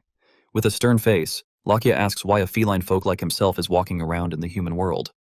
Hans then replies that it is a personal matter. Lakia angrily points at Hans, reminding him that he is his guard knight. Lakia scolds him for bringing a stranger into his bedroom without thinking twice. In addition to this, Hans jumped in front of his sword without the fear of getting hurt. Hans then replies that he was sure that neither of them would hurt him, which is why he did what he did. Hearing such words from Hans shocks the cat guy yet again. Lakia continues ranting about how dangerous feline folks are, and this is when the cat guy cuts in. He interrupts the conversation and reveals that his name is Asa. Hans is glad to hear the guy's name. He then suggests that Asa and Lakia put their differences aside and shake hands. He too did as told, and with this, Hans successfully found 2 companions in the Compton Mountains. Hans is not ready to ask Asa for details about his past, but he is sure that the guy will open up to him one day. Hans is not ready to push someone who just survived too hard, but he is worried about Asa and Lakia getting along. With this, the trio continues living their lives, but Asa is always on Lakia's neck. He might suddenly demand that the guy bring him snacks. Lakia doesn't like the fact that all the cat guy does is eat and sleep with no useful purpose. However, Hans still finds a way to spoil the guy, leaving Lakia really pissed. Not long after this, Hans tells the two that everything is now ready for him to open the Bank of Callista. With excitement, he reveals that the first Callista Bank will be opened in the capital. Looking into finances, if they are to mention the richest person in the kingdom, it won't be the emperor or even a duke. It turns out that the richest person in the land is Baronet Dominic Sullivan. Dominic was the one who started the empire's first banking business, and since then has dominated the financial world. After him, Many nobles tried entering the banking sector, but they all failed. No one could fight off Dominic's monopoly on the banking system. In his home, Dominic receives his assistant, who is there to give him the report on things. While smoking a huge cigar, Dominic tells the guy to make his report in order of importance. Dominic is informed that he has been summoned by Duke McCarthy, and the summons is related to the Imperial Protocol. Knowing fully well that it is a royal summons, Dominic says that he has to go. He then tells his assistant to schedule the meeting for the afternoon. After this, he is informed that a particular noble, Count Chenoweth, has asked for another month to consider the proposed deal. Finally, Dominic is informed about the new opening of a bank in the capital. He is informed that the bank is being run by House Callista, but they only have one branch in the capital for now. When Dominic learns that the bank is being run by the Callistas, he doesn't put too much interest in it. He considers them a rural family with no notable investments to their name. Dominic assumes that the bank will go bankrupt soon enough so he doesn't need to disturb himself. He tells his assistant to ignore the new bank, but in reality Dominic plans to double-check if the Callistas have a backing that he is not aware of. Now in the capital, the new bank that just opened is attracting loads of attention. This doesn't usually happen, but the bank is gaining attention because of its business plan and strategy. It turns out that Han's new bank is only charging 1 copper to open accounts for new customers. In addition to this, they are giving out loans without collateral. At the regular banks, a minimum of 1 gold coin is required to open a bank account. And when it comes to giving out loans, they usually take collateral of equal value. This is the reason commoners have never had any reason to use banks, since only nobles can live up to the set criteria. But this is not the case with Callista Bank. New customers are given advice on how to go about their savings. The bank tellers ask for their monthly income and use this to set a savings plan for them. For the collection of loans, the bank only gives out loans after looking at the customer's income and credit rating. They plan to give out loans that the customers will have no issue paying back due to the level of their income. Even old people who can't read are not left behind. The bank attendants are willing to help every customer according to what they need. Callista Bank gives room for commoners who are poor and have no financial backing to get access to banking benefits too. The bank takes into consideration why their customers are opening the account and what they plan to do in the future, and with this, they are able to give solid advice. A woman enters the bank with doubts about getting a bank account, but she is ultimately shocked when the bank opens an account for her. Something surprising then happens after she is done opening the account. The woman is given a raffle ticket. These tickets will be handed out to everyone who opens an account with the bank in their first month. The woman is asked to put the raffle ticket in the designated box, and in a month's time, lots will be drawn to announce 3 winners. The woman is further surprised when she hears that the bank will be giving out prizes. Apparently, the first place person will receive 25 gold coins. The second place person will receive 10 gold coins, while the third place person will receive 5 gold coins. Everyone present in the bank is shocked to hear this, and they all start rushing to open an account just so they can get a raffle ticket. Standing in the lobby are Alman and Claude. Alman applauds Claude for his ingenuity. Apparently, the raffle thing was his idea. In addition to this, he brought the credit rating idea after brainstorming with other students like him. Moments later, the two receive a report that they have hit their goal of opening 100 accounts on the first day, and they still have 4 hours of work time left. Claude is absolutely blown away to hear this, and in addition to that, they have received 30 load applications. Alman is confident that Hans will be excited when he hears the news. Alman wishes that Hans could come over to see things for himself. The bankers and guards who were locally trained in Callista are all doing just fine. Alman says they have succeeded in creating a bank which everyone can use, and this is Hans's goal from the start. Not long after this, reports reach Hans in Callista. He is glad to find out that Alman and Claude are doing well in the capital. While having drinks with his sister and mother, he tells them that the bank has reached its target and everything is going well. Hans is impressed, and he plans to give all of his workers a hefty bonus. Regina is glad to hear this impressive news, but she still cannot believe that her brother has become a bank manager. Just then, Hans asks his sister if she is willing to try out a business too. Hans remembers that Regina once learned management. He asks her sister if she has ever thought of where to apply the things she has learned. Hans assures his sister that he is going to help her in whatever business she chooses to run. Regina then mentions that there is nothing coming to her head. She doesn't see herself as a talented person like Hans. In addition to this, she doesn't see herself doing anything in Callista. Hans then makes a suggestion. He wants them to go to the capital. Hans also tells Lakia and the cat girl this. Lakia is shocked when he hears this, but he is open to going to the capital. For the past 3 years, Lakia has been serving as Hans's guard knight, and he has done his job diligently. Since there are 2 years left for his name to be cleared, Hans is worried about Lakia stepping into the capital, but he is hoping that all goes well. Just then, he turns to the cat guy, and before he can call his name to ask him if he is interested in coming, the guy jumps at Hans in excitement. Lakia scolds the cat guy for always jumping at Hans. He tells him that Hans's body is frail and weak, and he could easily get hurt. However, the cat guy is so stubborn that he doesn't even have any regard for whatever Hans is saying. As they are planning to go to the capital, Hans sincerely hopes that things will turn out fine. When it is time to go to the capital, Regina is surprised that her brother will be taking another carriage. Hans explains that he can't leave Asa and Lakia alone with each other since they have not gotten along yet. He assures his sister that he will be following closely behind. It is going to take them at least a month to get to the capital, and Hans cannot afford to leave the two stubborn heads together. This then reminds Regina that her brother supposedly found the two while on tour. She wonders how her brother ends up finding strays while he is on his tour. She starts to doubt if Hans truly got the healing ring from an old lady. There is a moment of silence between the two since Hans doesn't know how to reply. Hans runs off, telling his sister to call him in case anything happens. Regina complains to their mother that Hans is hiding a lot from them, but Owen urges Regina not to think too much about things. She tells Regina that all they can do for the moment is watch and wait for him to open up to them when he is ready. With this, the family begins their journey to the capital. A month later, they arrive at the capital, and Asa is the most excited as he starts jumping in the carriage. Lakia urges him to sit still because the carriage is shaking, but Asa just cannot hide his excitement. Hans understands why Lakia might be uncomfortable. Everything might be new to Hans and Asa, but to Lakia, it is a return home and a reminder that he was betrayed. Asa continues acting childishly, and he even opens the carriage door while at it. This gets Lakia mad, and he knocks him on the head for being too stubborn. An argument ensues between the two, and Hans can only wonder when the two will finally get along with each other. He sees more reason why he cannot leave the two all alone, because it is inevitable that they are going to cause trouble. Not long after this, they arrive at the Callista townhouse and they are welcomed by Alman. The townhouse is an apartment that nobles usually keep in major cities outside of their territory in case they come visiting. House Callista never had a townhouse, which means this is their first. The house is not that luxurious, but it will serve them for now. In addition to this, Madeline is back from medical school, and she will now serve as Owen's personal doctor. After taking a look around, Hans figures that he will be spending more time in the capital than Callista. However, he had already arranged a route just in case. Just moments after arriving, Hans prepares to go to the bank. Alman is surprised to see this, and he reminds Hans that he just arrived after a month on the road. Alman suggests that Hans rest, but he refuses.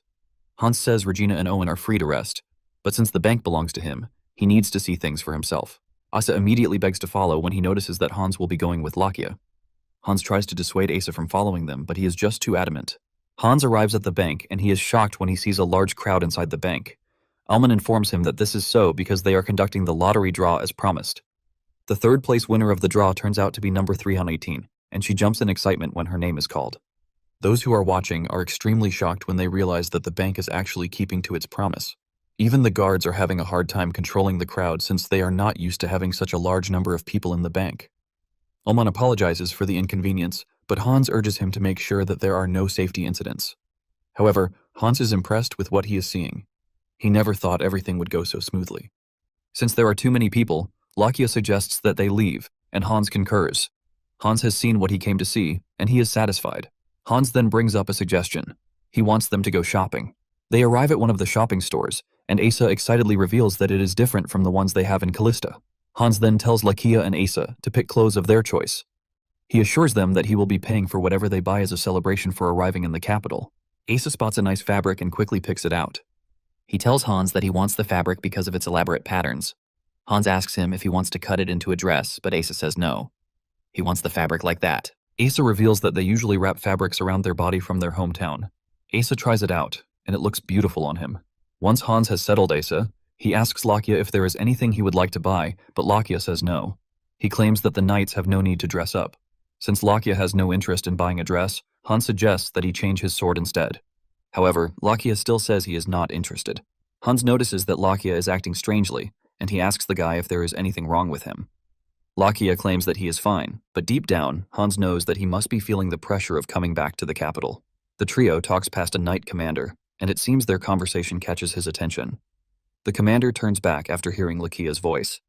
He suspects that the voice resembles that of Lakia de Rodriguez, but he has no way of proving it yet.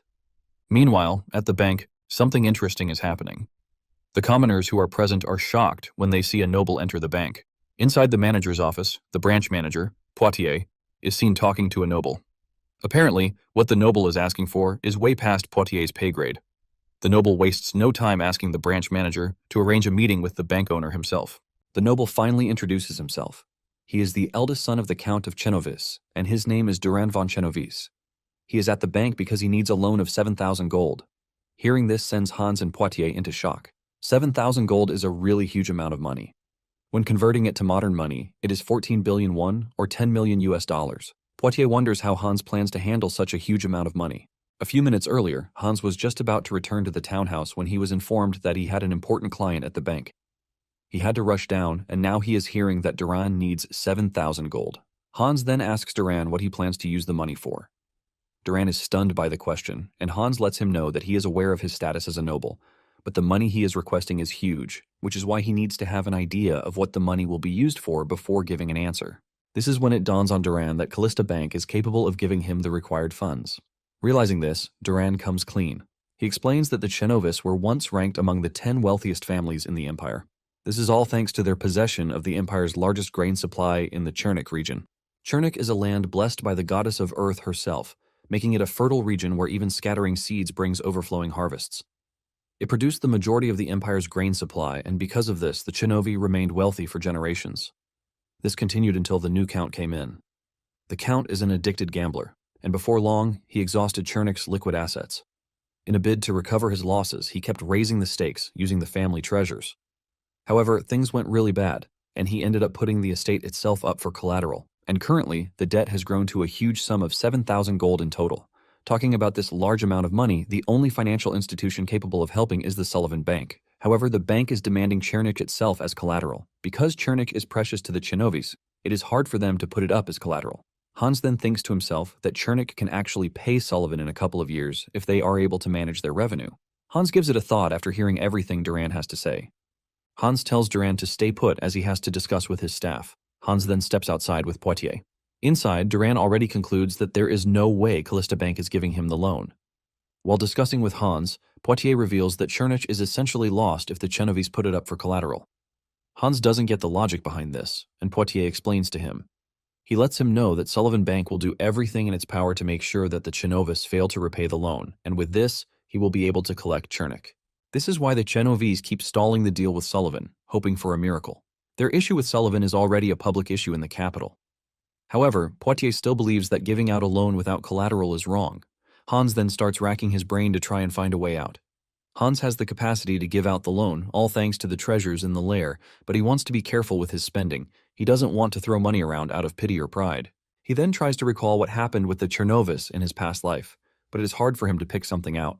Since the Callista territory is in a remote area, they rarely receive information from the capital.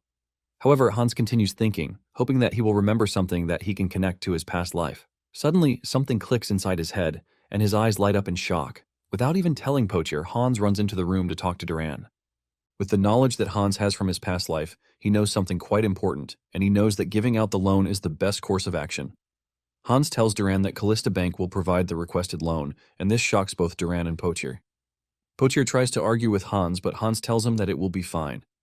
He then asks Poitier to step outside so he can personally handle the contract with Duran. Even though Poitier is skeptical about the whole thing, he has no choice but to do as told. Duran sits there with total disbelief. He never thought he would get a lifeline because, since they ran into debt, the family has been mocked and trashed. They have been subjected to predators who want to get their hands on Chernik. But now, Callista Bank is coming to his aid with a loan with no collateral. With deep gratitude, Duran thanks Hans for the help. Hans then tells Duran that the money he is giving to him is not a donation or charity. Hans mentions that he is offering Duran a legitimate contract. Duran reminds Hans that the Chenovis no longer have any property to use as collateral, but Hans is not concerned about this. He places a paper sheet on the table and tells Duran that 2 written promises are all he needs from him. With this, Hans approves the loan to help Duran and his family. When Dominic Sullivan hears about this, he gets absolutely mad. He couldn't believe that a boy of 18 years was able to manage a bank to give out such a huge amount of money. With the information he has, the Callista territory has nothing of great importance, which means there should be no good revenue from there. However, Callista still managed to give out the loan.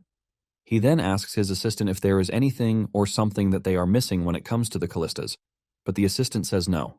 With everything they have gathered, the territory is so underdeveloped that it has no artifacts or anything of value. All of these just keep driving Dominic crazy since he doesn't know how Callista is able to raise 7,000 gold. He tells his assistant that they need to carry out more investigation into the Callista family. Dominic cannot believe that all of his efforts to get Count Chernovis bankrupt are about to go underwater. Apparently, he is the mastermind behind the Count's gambling addiction, just so he can get his hands on Chernik. Not long after this, Hans receives a letter. He hasn't stayed long in the capital, but he is already receiving letters.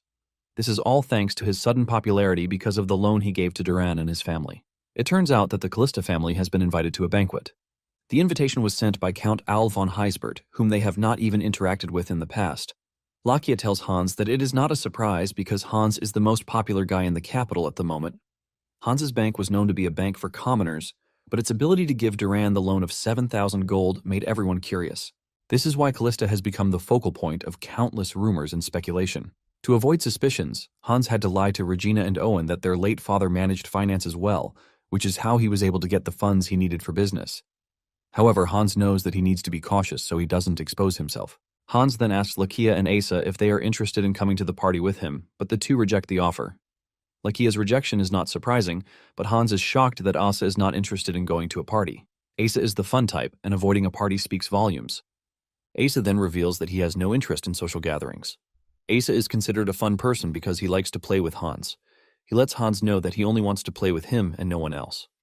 Because of this, Asa has made the decision to stay at home, and even Lakia is shocked to see that Asa still has some level of restraint in him. At the banquet, lots of nobles are present. While some are drinking and having fun, some are talking about the next business idea. Just then, Hans, Regina, and Owen enter the room, immediately catching everyone's attention. Without introduction, most of the nobles in the house already figure that the trio is the Callista family. They were expecting someone who was older, but they were shocked to see that Hans is very young. They also find it hard to believe that Hans started a business at her age. Everyone has heard about the Chernovis affair, but they keep wondering how a noble from a rural area is able to pull off such a big stunt. Their attention soon shifts to the beautiful dresses that Owen and Regina are wearing. They are intrigued by how classic and original the dresses look. This sparks questions among the girls as they start wondering which shop made the dress. One of the girls wastes no time approaching Regina. Introductions get underway, and in no time, Regina starts getting the social life she deserves. Even Hans admits that he intentionally came to the banquet because of Regina. He is trying to introduce her to society since she has always been backstage. In his past life, Regina was the backbone of the family since her brother was useless. This prevented her from making friends or having a social life. However, Hans aims to change things up. He wants Regina to enjoy herself at this current time. It turns out that Hans also got the dresses from the dragon lair, which is why they turned out great on the girls. Hans is in deep thought when two nobles appear behind him. This startles Hans, forcing an apology from the two. They introduce themselves as Count Milligan and Viscount Roxon. The two reveal that they are big fans of Hans' works. They are impressed by Hans's ingenuity in opening accounts for people with just 1 copper. Hans is flattered by the praises, and he thanks the nobles for their kind words. The two ask about the 7,000 gold loan to the Chernovis, and Hans confirms what they want to hear, but lets them know that he can't share the contract details. Roxon tries to dig deeper in an attempt to know Hans's financial standing, but Hans assures him that there is no fear of bankruptcy for the bank. The two then start talking about their businesses and how hard it is to secure funds because of the recession. As expected, Hans offers them a way out by letting them know that they are free to come to the bank to get loans. They are in the middle of this conversation when Hans's mother shows up to tell him that she can't find Regina. She is already worried, but Hans assures her that Regina will be fine. Owen claims she left her with the other kids so that they could talk, but she suddenly disappeared. She has asked the other girls, but no one seems to know where she is. Hans then urges her mother not to worry, assuring her that he is going to find Regina. He tells his mother to rest while he searches for Regina. Hans assumes that Regina got lost because she is not used to banquets and parties. Using his magic, Hans searches the hall, but there are no traces of Regina. He expands the search outside but still doesn't get a glimpse of Regina. His search area finally reaches the garden, and he realizes that Regina is talking to someone. Hans steps outside to find Regina, but just as he gets closer to the garden, he hears Regina scream. Using a magic spell called Haste, Hans rushes to where Regina is. He arrives just in time to see a guy drawing his sword at Regina. Hans is shocked to see this. Apparently, weapons are banned at banquets, which is why Lakia didn't even bother to escort Hans to the party. Before the guy can hurt Regina, Hans teleports between them. Regina is shocked to see her brother appear out of nowhere. Using the rejection spell, Hans disarms the suspicious fellow. Just then, something interesting happens. A mage appears out of nowhere, and after a brief chant, he places a shield between Hans and the suspicious fellow. Even Hans is shocked to see a mage come out of nowhere, and the only thing he keeps wondering is who the guy is. Realizing that he is going up against a mage, Hans decides not to hold back, especially when his family is in danger. Not ready to back down, Hans launches a wind arrow attack at the mage. This pierces the mage's shield and flies past him and the sword guy behind him. The attack hits the wall, but the fact that the attack came through shocks the mage. Out of concern for the person he is trying to protect, the mage speaks out. He asks if His Majesty is okay. And this is when reality dawns on Regina and Hans, 30 minutes before the entire thing. Regina was having fun with the girls inside the house. Regina talks to them about how Callista is totally different from the capital. They are in the middle of this conversation when Regina looks through the window and sees a beautiful flower standing in the garden. Interested in the flower, she excuses herself from the gathering and walks to the garden. Her newfound friends are disappointed that Regina left them early since they haven't asked her where she got her beautiful dress. Getting to the garden, Regina stares at the beautiful pink flower, wondering what kind of flower it is. Just then, she hears a voice behind her telling her that the flowers are lilac. This startles Regina, and she immediately turns around to see the young man talking to him. The young man mentions his love for scents. He says this is why he spoke out without thinking twice. He then asks Regina if she also likes flowers. Regina is too stunned to talk because of the presence of a handsome man standing in her presence. When she finally opens her mouth to talk, she reveals that she doesn't know much about flowers, but she likes the fragrance. Because of how nice the scent is, Regina is thinking of planting the flowers along the street of the estate where she lives. The young man is surprised to hear this because most nobles do not plant lilac since it is expensive. The young man then takes Regina's thought further. He believes that the flowers will be nice if they are planted on the public street instead of being inside a walled garden. Without realizing it, the two start to synchronize in their thoughts. When the two finally realize that they are already talking in sync, Regina apologizes while blushing. Her face is already red from excitement. Even she doesn't know why she is so free with the young man she just met. Regina realizes that she hasn't even asked for the guy's name. She opens her mouth to talk, but at the same time the guy speaks up too. The situation gets even more awkward with the two lovebirds. Regina finally reveals that she wants to know the young man's name. Just as the young man is about to speak up, he spots a snake crawling out of the grass, and it is headed toward Regina. Regina also sees this, and she screams in fear. In reaction to this, the young man unsheathes his sword in an attempt to kill the snake. And this is when Hans showed up, believing that the young man was about to hurt his sister. By instantly teleporting between Regina and the young man, Hans stepped on the snake without even realizing it. It turns out that this is how everything unfolded, and the young man was not trying to hurt Regina. Regina and Hans bow their heads, asking for forgiveness. They didn't know they were standing in front of the emperor, but the young man didn't take offense at this. He understands that the situation was a misunderstanding. It turns out that the young man is the Emperor of Rosenbaum, late Crowell Carter III. And the reason he has a weapon with him is that only royals are allowed to carry a weapon to banquets. To make things even more interesting, the mage who protected him is the Imperial Archmage, Rumbly Ivan. He is the wielder of the continent's highest magic, which is level 5 magic. The soldiers stationed in the area hear the commotion and start rushing to the scene. Crowell has no interest in the soldiers seeing him or the situation escalating. Seeing how the Emperor reacted, Hans jumped into action without thinking twice. He immediately casts a mirage wall to deceive the incoming soldiers. The soldiers reach there and see nothing, causing them to go the other way, believing that they heard the noise from the other side. Once they are gone, Hans tells Crowell that he placed the barrier so that the Emperor won't have to get caught in further commotion. Hans is talking smoothly, but behind him, his sister is freaking out. This is understandable because she has no idea that her brother can use magic. As if this is not enough, Ivan grabs Hans.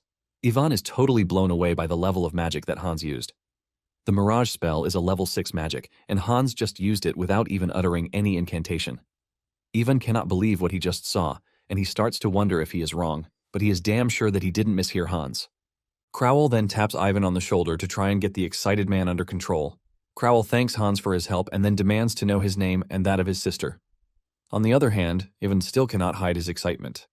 Hans and Regina finally introduce themselves, and upon hearing their names, Crowell realizes that they are the current talk of the town.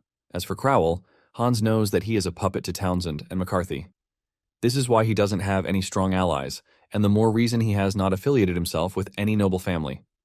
Because of these issues, Crowell barely makes public appearances. As expected, Crowell and Ivan say their goodbyes with Crowell, hoping that he will get to talk to the two much longer another time. Hans is surprised that even with all the issues Crowell is facing, he still showed up at a banquet. Hans then turns to his sister, suggesting that they go back to the banquet. However, Regina is not about to let what she just saw slide. She demands an explanation, and as usual, Hans tries to dodge the conversation. But Regina is not having it this time. Realizing that his sister will not let go, Hans promises to tell her later and urges them to head back inside first. Upon re-entering the hall, they notice that something is totally off from the way things were before.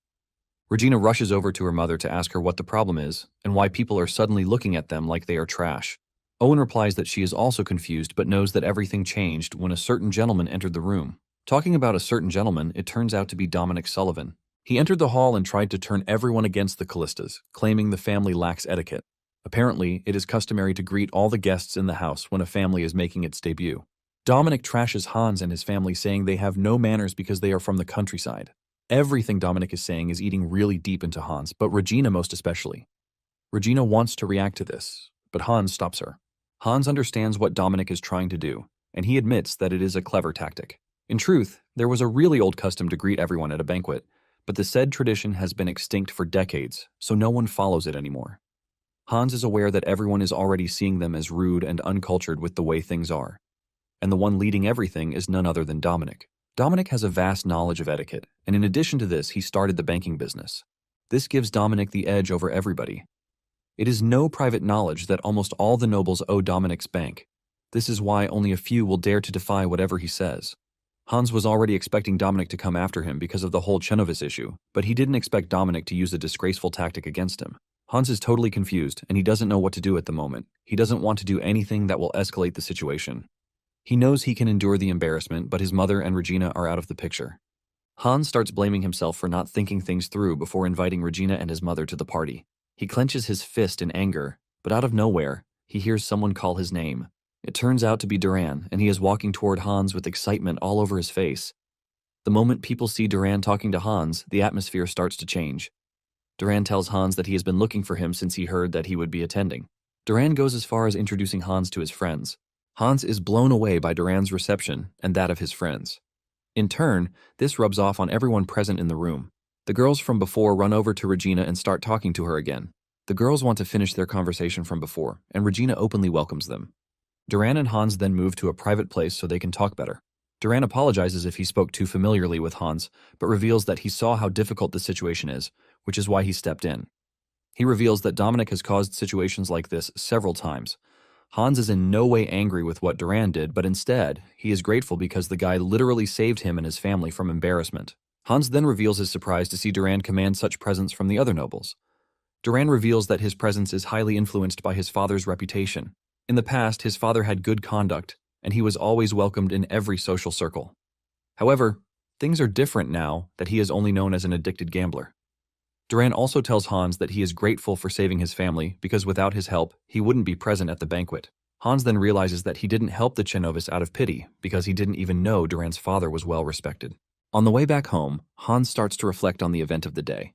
He realizes that he messed up really badly. His encounter with the Emperor could have gone sideways all thanks to his recklessness. Hans realizes that magic and money won't help him shape the future. What he truly needs is information. Upon getting home, Hans partially reveals his identity to his mother and Regina. He confesses that he is a mage, and his power even surpasses that of the Archmage. However, Hans couldn't reveal more than this. Not that he doesn't trust his family yet, but because he is not powerful enough. In addition, he cannot let it be known that there is a dragon lair, as this alone would cause a conflict that he wouldn't be able to control. Hans's mother is not about this revelation.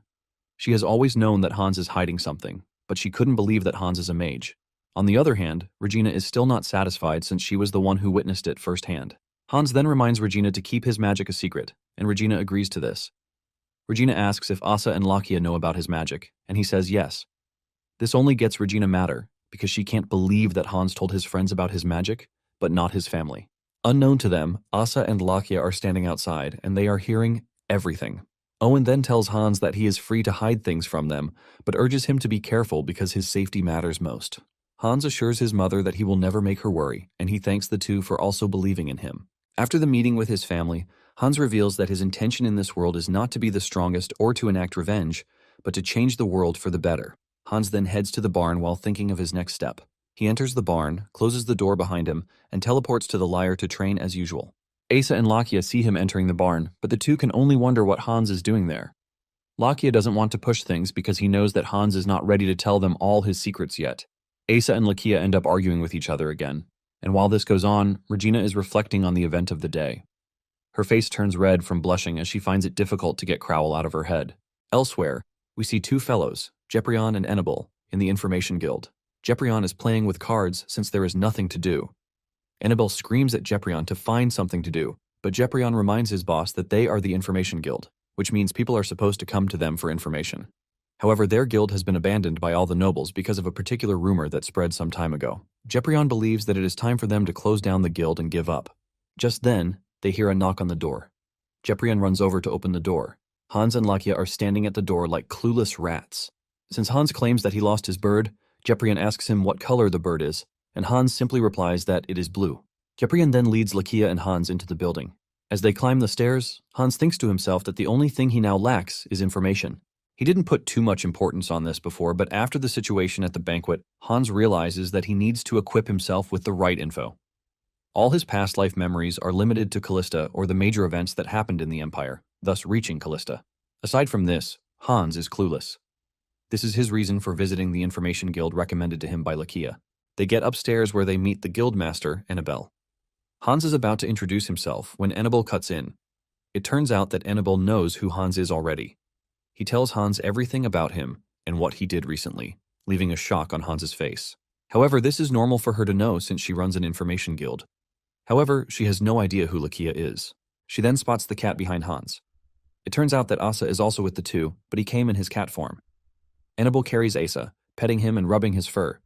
Apparently, Asa insisted that he would follow Hans and Lakia to the information guild, but promised to remain in his cat form. Now that Annabelle is rubbing his body, he has no choice but to let it slide since he already promised to behave. Hans also knows a little about Annabelle. She is the guild master and a capable leader who built the guild at a young age. Hans is grateful that Annabelle hasn't turned her attention to Lakia and Asa, which is why she has no information on them. Annabelle's guild was once one of the top guilds, but they touched someone's collection and got hurt really badly. The guild nearly went into extinction, and the other nobles stopped using the guild out of fear of that someone. That someone is Lord Angus, and he is making sure to isolate Annabelle's guild. Annabelle is impressed that Hans knows something about her and the guild. She admits that she might have underestimated the guy a bit. Annabelle finally decides to get serious. She packs her hair and walks to the table to talk to Hans. She asks him what information he wants. Hans admits that he knows nothing about the capital and what is going on inside it because he has lived in Callista all his life. Because of this, Hans is offering Annabelle and her guild an exclusive contract. Talking about an exclusive contract, Hans wants Annabelle to gather information on the major nobles and merchants in the capital. He also wants reports on incidents and trends that are worth knowing. In return for these, Hans is willing to pay per information piece and also fully fund the operations of Annabelle's guild, called the Lucen Guild. Annabelle takes the contract and reads it to understand. Since the guild is in a tight spot with bad rep, she has no choice but to accept the contract. On a regular day, information guilds avoid backing a useless or rural family, but since the Lucen Guild is struggling, they have no choice but to accept. Annabelle then decides to show them what she is capable of. She offers to tell Hans about the 3 most important families in the Empire. Hans is surprised to hear this because he only knows of 2, and these are the McCarthy and Townsend families. Annabelle concurs to this, saying the 2 families are the most famous, which is why they easily control the Emperor himself. However, there is a 3rd important family, and they are the Krauser family. They are a 400-year-old noble house, but no one knows what they do or where. The current head of the family, Marquis Chai von Krauser, has been in seclusion for over a decade. Some believe that he is in his 20s, while others say 50s. The funny aspect of the entire thing is that the other 2 important families are trying to get the Krausers on their side. However, Marquis Chai Krauser has since declared neutrality. Even Hans didn't hear about the Krausers in his past life, and with the way Hans sees it, Lakia is also clueless. Hans figures that the family remains hidden because they might not be causing major incidents in the Empire, nor tied to the power struggle in the capital. Hans is glad with the information Annabelle gave him, and he urges her to carry out more investigation into the Krauser family. Hans then pays Annabelle for the information given, leaving a bright smile on the lady's face. She is so excited that she starts screaming about the money and the fact that she and Jeprion can finally buy meat. She is so lost in excitement until Jeprion calls her back to reality, urging her to remain composed. When Hans and Lakia leave the guild, Lakia asks Hans why he wants to know more about the Krauser family. Hans then reveals that since the 2 dukes are looking out for the family, he also wants to see for himself. Lakia agrees with Hans, but he is worried about the dangers attached to the request. When the trio returns home, Alman welcomes them with a worried face. He tells Hans that there is a visitor waiting for him, and this is someone they never expected. Hans enters the house to find the Archmage, Ivan, waiting for him. Hans starts to sweat, thinking that he must be in trouble. He remembers using verbal magic in front of the Archmage, and he is worried that his identity is about to be revealed. Just then, Ivan hits Hans with a very shocking and unexpected request. Ivan begs Hans to make him his disciple, and this leaves Hans's mouth wide open. It starts to dawn on Hans that Ivan is truly asking him to be his teacher. Surprisingly, Ivan tells Hans to remove all formalities and address him with his regular name. Hans is taken aback by this, telling Ivan that he possibly cannot remove the formalities when they have not even gotten to know each other that well. Ivan maintains that he is a student, and his teacher is free to use whatever name he wants.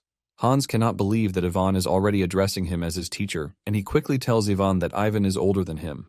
In addition to that, Ivan is an archmage, so Hans doesn't see how he can possibly be a teacher to him.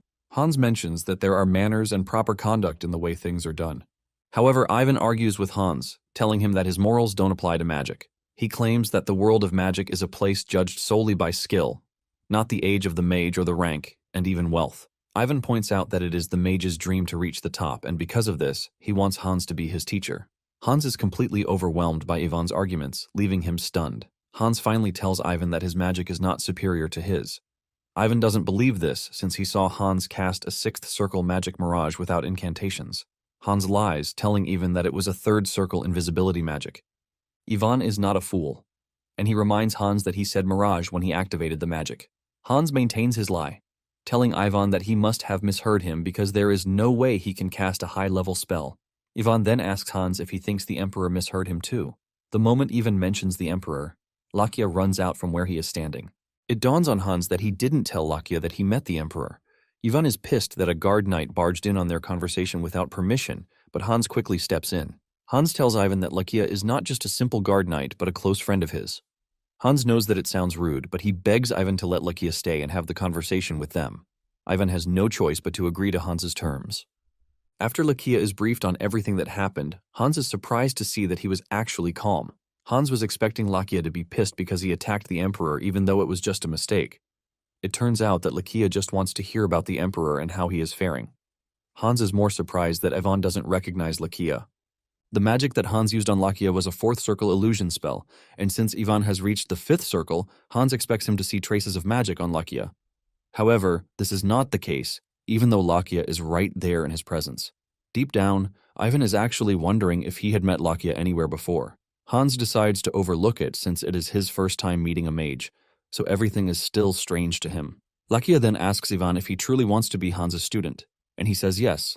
Lakia then decides to come in, telling Hans that it is a good proposal. Lakia tells Hans that helping Ivan basically means helping the Emperor at the same time. Lakia then says the Emperor will recognize Hans's talent one day, which will be of good fortune for them. Hans immediately figures out that Lakia is just trying to use him to get to the Emperor. Hans has no choice but to finally give in. He tells Ivan that he is ready to help, but he lets him know that it is only advisory, not an official master-disciple relationship. In addition, Hans begs Ivan not to expose his existence to other people. Ivan agrees to this and asks Hans if there are any more conditions that he wants to add. Hans then tells Ivan that he doesn't want him to use honorifics. Ivan has no choice but to accept the terms. At the same time, Hans is worried that he might not be able to permanently hide his identity from Ivan since he is also a top-level mage. However, Hans is starting to understand why Lakia told him to agree to the deal since it's going to be a good opportunity to build connections. Ivan is about to leave when he runs into Regina. Regina offers the proper greetings, and this is when it suddenly dawns on Ivan that he actually has something from the Emperor that he's supposed to give Regina. He has a letter from the Emperor, leaving Hans and his sister utterly shocked. Apparently, he came to deliver the letter, but ended up focusing on something else entirely. Regina is confused as to what to do, and she asks her brother if he will send the letter first. However, Hans refuses, reminding Regina that it is something that was specially written for her by the Emperor. He urges her to read the letter and also respond to it by herself. Regina then takes the letter and enters her room to read the contents. When Ivan returns to the castle, he tells the Emperor of his decision to start taking lessons from Hans. It was after telling the Emperor this that he finally remembered to give him the reply letter from Regina. The Emperor remembers Ivan insisting on delivering the letter to Regina even though he planned to send a servant. It finally dawns on the young ruler that Ivan had his own ulterior motive, which is why he wanted to see Hans. Apparently, in the details of the letter, the Emperor told Regina that he had to leave the banquet hall quickly the last time they met, which is why he was unable to properly say goodbye. The Emperor reveals that he intentionally came to the banquet because he had been hearing about the Callistas, and he wanted to see for himself. He wanted to know the kind of person who would open a bank for commoners. He admits that he was too focused on Hans that he didn't realize that Hans had a wise and upright sister. The Emperor confesses that he enjoyed the conversation he had with Regina when they met. Because of this, he wants them to become friends and start exchanging stories through letters. Regina was utterly flustered when she read the letter. Regina had to run to Ivan to give her some time to write a reply for the Emperor. Ivan told Regina that she is free to take her time because he would also be having a conversation with Hans. In her reply, Regina apologizes for how her brother attacked him. Regina also admits that she enjoyed the moment she had with the Emperor. She informs the Emperor that she would be willing to exchange emotions via letters, since this is what he wants. The Emperor is also blown away when he reads the reply from Regina. Regina has no issues doing this because she believes that the Emperor will eventually share his future with a noble princess from another country. At the same time, the Emperor is willing to live the life of a puppet, but he would not hesitate to exchange letters with Regina. Momentarily, the two started exchanging letters, and Hans soon noticed this. Although Hans was not the romantic type in his past life, he could clearly see that something was up between Regina and the Emperor. He wonders if he should allow the relationship to flourish or not. He tries looking through his memory to see what the Emperor was like, but there was nothing of use to him in there. He only remembers that the Emperor was married off to a suitable foreign princess who was chosen by the two ducal houses that control the empire. Hans decides not to mess with the two and allows them to live out their lives. Soon afterward, Callista Bank became the center of attention for everyone in the capital. The bank was more popular among the commoners, who started opening accounts as if it were nothing. Before they knew it, everyone already had accounts at the bank. Claude informs Hans that they have recorded significant progress, and because of this, he suggests that they end the lottery event after the next month. He mentions that when it comes to numbers, they are reaching Sullivan's bank already. Apparently, people from neighboring villages and towns come to the capital to register after hearing what Callista Bank does. Hans is surprised to learn that demand has started coming from outside the bank, too. Hans is thinking of opening new branches, but Claude says this might be difficult. Claude quickly apologizes for speaking out of turn, but Hans tells him to speak freely. Claude then explains that most of their customers are commoners. Because of this, the deposit amount is small compared to the number of customers. He reveals that as of the moment, the deposit customers and loan customers are almost in balance. Claude believes that opening new branches will only drain their reserves further. Hans grins when he hears Claude's explanation. Claude then asks him why he is laughing, and Hans lets him know that he is impressed that he knows his way around. Since they are looking for a way out, Hans tells Claude that it might be the right time for them to start the business idea that he proposed. Claude is surprised to hear this, and he tries telling Hans that the idea is still at the conceptual stage. He adds that the idea was scrapped because it had fatal flaws for actual implementation. Just then, Hans assures Claude that he has nothing to worry about because he is going to prepare supplementary measures. Not long after this, Callista Bank implemented the use of checks. At the Huffman Trading Company, the man hands his customer a check when he is about to receive payment for 30 gold coins. The merchant was shocked when he was handed a paper. The trader then explains that it is a check invented by Callista Bank. He assures him that if he goes to the bank and presents the paper to them, he will be given his 30 gold. The merchant believes that the paper is worth 30 gold coins, but the trader reveals that he actually deposited 30 gold coins in advance. Since carrying money around is heavy, he deposited it in the bank for his customer to pick up. The merchant doesn't trust the paper and insists that he will take regular money. The trader mentions that he no longer carries cash, but because the merchant is suspicious, the trader decides to take him to the bank so that they can collect the money together. The clerk attendant takes her time to check the check to confirm that it is the original. The merchant is then given his 30 gold, leaving him utterly shocked. Since it is common knowledge that gold coins are heavy and they also take up a lot of space, trading companies that handle substantial amounts of money put great effort into cash transport. To secure their money, they usually pay huge sums to mercenary guilds for escort services. Even with this, there have been reports of incidents where the transport is attacked and the cash is taken. However, the use of a check allows one to carry a huge amount of money without stress. This was Claude's idea, which is why the check was invented. He was confident that the idea would soon take over the entire kingdom. Later on, Sullivan learns from his assistant that the Huffman Trading Company has started dealing with Callista Bank. Sullivan is enraged when he hears this, since he was the one who helped Huffman Trading Company rise to one of the top 10 trading companies. The assistant mentions that people are frequenting Callista Bank since they need to physically collect their money after being issued a check. The assistant reveals that some customers end up conducting business. Not long after this, nobles, who were in doubt before, started using Callista Bank too. Sullivan cannot believe that Callista Bank, which started as a commoner's bank, is gaining influence because of a piece of paper. Sullivan takes one of the checks to assess it. He realizes that there is a serial number, signature, and amount on it. Sullivan concludes that there is nothing special about the check. He notices that the check is also made using high-quality fiber mixed with silk, which will prevent it from getting wet or torn. Sullivan sees this and immediately comes to the conclusion that his bank should be able to do the same. Sullivan then tells his assistant that they need to start making checks of their own. He doesn't care if it is identical or not. He just wants it done. He is confident that merchants would rush back to them since they were already used to the bank.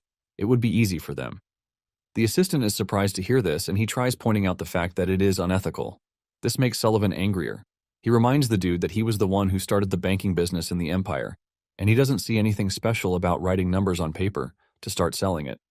The assistant doesn't want his boss's fury to be passed to him, and he assures him that he will do as he commands. Sullivan also suspects that Callista Bank will try to open new branches very soon. Sullivan orders his assistant to plant a spy among the new employees who will be working at the Callista Bank branches. Sullivan wants everything reported to him, and the assistant assures him that it will be done. Sullivan cannot believe the amount of stress he is going through just to run a bank. Apparently, he has an interest in a noble, Bowen. On the other hand, Annabelle submits the report that Hans wanted from her. In the report, he picks out a specific name, which turns out to be Bowen. He asks Annabelle to explain in detail everything about Bowen. Annabelle is taken aback when she hears this. She concludes that Hans is no ordinary person. Hans told her to gather intel on all the nobles, and he basically went through all the hundreds of pages right on the spot. Hans even categorized them based on the priority levels. Annabelle doesn't want to believe the fact that Hans is just an 18-year-old kid.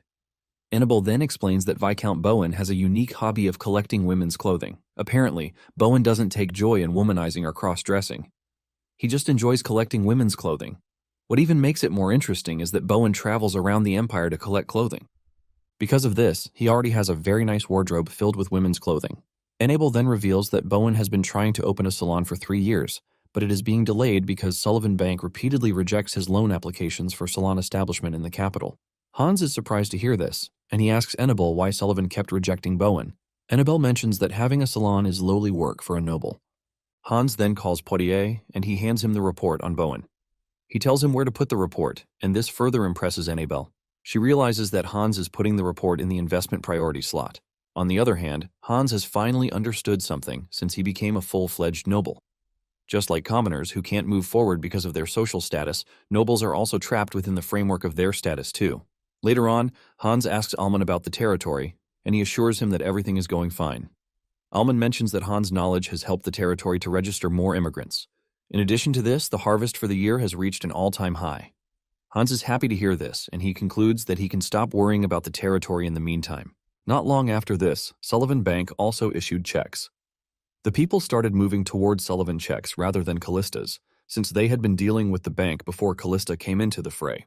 Some are not happy with the fact that they need to go all the way to the capital to visit Callista's main branch before getting their money. Poitier soon tells Damien the report about the decline in check market share, which is all thanks to Sullivan Bank. Surprisingly, Hans tells Poitier that they have nothing to worry about. He tells Poitier that it is natural for successful businesses to have latecomers. Hans is not worried since they have already achieved their original goal of expanding their customer base. In addition, he is not worried because the bank uses technology exclusive to them to make their checks distinctive. It turns out that Bowen also came to the bank to hold a meeting with Hans. His entrance was catchy as he held a flower bouquet to welcome Hans into the meeting room. Hans was taken aback when he saw the man. Initially, he thought Bowen was a pervert because of the report, but after meeting him, he realized that Bowen is just a dude who loves women's clothing and nothing more. Bowen mentions that he was surprised when he received the document from Callista Bank. He was scared that it might be a scam because he never thought he would receive an investment proposal, not a loan. Hans assures him that it is not a scam. He tells Bowen that he will operate the salon and he doesn't need to repay the investment money. However, the bank would receive a certain share of profits from the salon. Bowen started bawling when he heard this. He thanks Hans for the opportunity, revealing that everyone treated him like a crazy pervert when they saw his collection. Even when he mentioned salon, he was deemed a senseless person. Bowen never thought Hans would believe in him. Suddenly, he notices Poitier filling the flower vase with water. He tells him that there is no need for this since the flowers are all artificial. Bowen reveals that he doesn't like flowers withering away, which is why he hired an artisan who could maintain the flower's freshness as it is. Hans is blown away when he realizes that the beautiful flowers sitting in front of him are all artificial flowers. He admits that it is more impressive than the ordinary artificial flowers that he has seen in the past. Bowen then reveals that the process to make the flowers is so expensive. He mentions that a single flower costs 2 silver coins to make. When Poitier hears this, he moves over to his boss, telling him that he might want to reconsider his investment with Bowen. It is pretty obvious that he doesn't know the value of money. Poitier doesn't think there is anyone who would spend 2 silver coins on a flower when it is not a jewel. However, Hans disagrees with Poitier's suggestion since he knows what is going to happen in the future. Hans knows that in the future, high-quality artificial flowers will become very popular among the empire's noble women. They will need it as corsages to decorate hats, accessories, or 1 or 2 dresses. Even though they were very expensive, the demand couldn't keep up with the supply, which eventually made jewels secondary items to flowers. In fact, it was one of the things that destroyed Callista's finances in his previous life. Hans knows that the trend is still years in the future, but he believes that the investment will be worth it later. Hans then tells Bowen that he is definitely investing in his business. Later that day, Hans gives his sister the artificial flowers, leaving her totally blown. She is also impressed by the fragrance coming from the flower, leaving her to doubt if it is truly artificial. Asa, on the other hand, complains to Lakia, telling him that he is bored because Hans has been busy lately. Hans has been so busy that he hardly eats meals with Asa and Lakia like he did before. Suddenly, the two feel an immense magical power hit them from the shed. Asa mentions that the magical power is always overflowing from the shed every evening. The two decide to check it out. Hans steps out of the shed to run into the two, who are already waiting for him. Asa demands to know what Hans is always doing at the shed every night. Asa believes that Hans is hiding something from them. Lakia asks Hans if whatever he is doing is dangerous, but Hans finds it hard to answer the question. Lakia realizes this and decides to back down. He believes that Hans is not ready to tell them yet. Asa, on the other hand, will not take no for an answer. He reminds Hans that he was the one who insisted that they come clean with each other. Hans realizes that things are about to get complicated, so he decides to get on top before then. He tells the two that he was just about to call them. He takes them into the shed to show them the large golden magic circle inside. He tells them that he has been working on something whenever he was free, but he has finally completed it. Hans says he should have cast a stronger magical barrier to prevent the power from leaking out. Lakia and Asa are blown away by the tremendous power coming from the magic circle. Lakia and Asa are both curious, and Hans reveals that it is a warp gate. Lakia doesn't want to believe this, since warp gate is a 7th circle magic. Before magic became a thing of the past, there were rarely humans who could succeed in creating a warp gate. This makes Lakia question who Hans really is. Hans then confesses, telling them that he is the successor of Gold Dragon, Seyfried. This further leaves the two in a state of confusion. Hans knows that the two were already onto him, but they didn't decide to probe him out of respect for the fact that he saved their lives. Hans knows that he could continue hiding his identity, but he believes that telling the two is the bare minimum since they trust him with their lives. However, he can't tell them about the regression. Lakia finally realizes why Hans had to keep his identity hidden. Hans also had no choice but to come clean because he would be going to the territory more often, using the warp gate. He doesn't want them worrying anytime he disappears. Hans then suggests that they enter the magic circle so that they can all go together. Momentarily, they appear at the Callista castle, shocking Lakia and Asa. This was Hans's first time with a 7th circle magic, and it gave him a bit of a tough time stabilizing the coordinates. Lakia realizes that they are in the storage room, which Hans has prohibited people from entering. Lakia figures out that Hans has been preparing everything from the start. Hans says he was anxious about leaving the territory for too long. Lakia then asks him if he can only travel between the shed in the capital and the storage room in Callista Castle. Hans reveals that the warp gate is a magic that only allows for travel between fixed coordinates. Hans is happy to be back in the territory after months. He walks to the window only to see something disastrous happening outside the castle. Hans runs outside the castle to see that everything is totally flooded. The butler, William, is shocked to see Hans since he is supposed to be in the capital. Hans basically tells him to forget about him in the meantime, since they have a huge problem on their hands.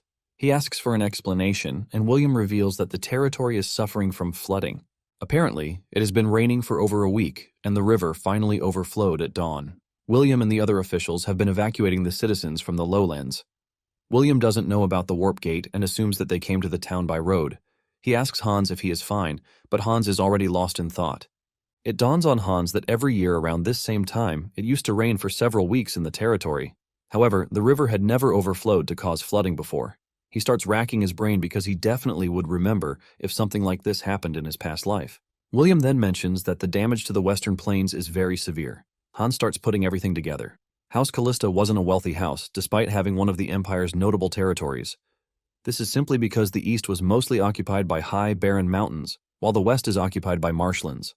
It is basically a dead land where people couldn't live and crops couldn't grow. To combat this, Hans devoted himself to land reclamation projects, along with territorial development for the past 3 years. They dug waterways through the marshes and mixed in sand to make the soil fertile. This, in turn, helped them grow several crops, and better than before. With the new fertile land, news soon spread across, causing people to start migrating into the land. This was why he learned from his butler that things in the territory are going well. There was also a high yield of crops in the land as a result of this. Hans had thought he didn't have to worry about Callista, but coming back to this has messed up everything he thought he knew. He then learns that the river overflowed toward the reclaimed land, and most of it is already submerged. However, it is mostly farmland rather than residential areas. Hans asks if all the residents have been rescued, and he learns that most of them escaped that very morning. However, the knights are still checking to make sure that no one is left. Just then, Hans says everything is his fault. He mentions that Callista's marshes were there to absorb rainwater during the rainy season. However, during the reclamation project, they had the marshes filled. Asa is confused as he asks Hans how a natural disaster is his fault. Lakia supports Asa, saying it's been 3 years since the reclamation project, which means it shouldn't cause a problem again. Hans, on the other hand, doesn't agree with them.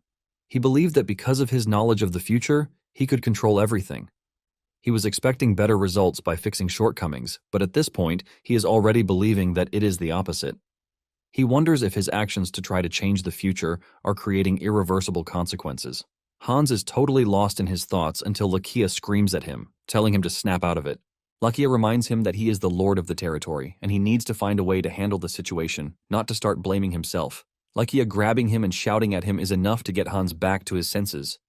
He asks the butler about the servants, and he reveals that he ordered them to move materials from the underground storage to the ground level. Hans tells him to change the servants' orders.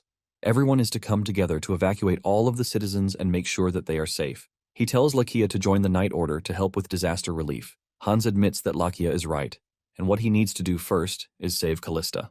Momentarily, Hans learned that there is no casualty so far, and all the citizens are being evacuated.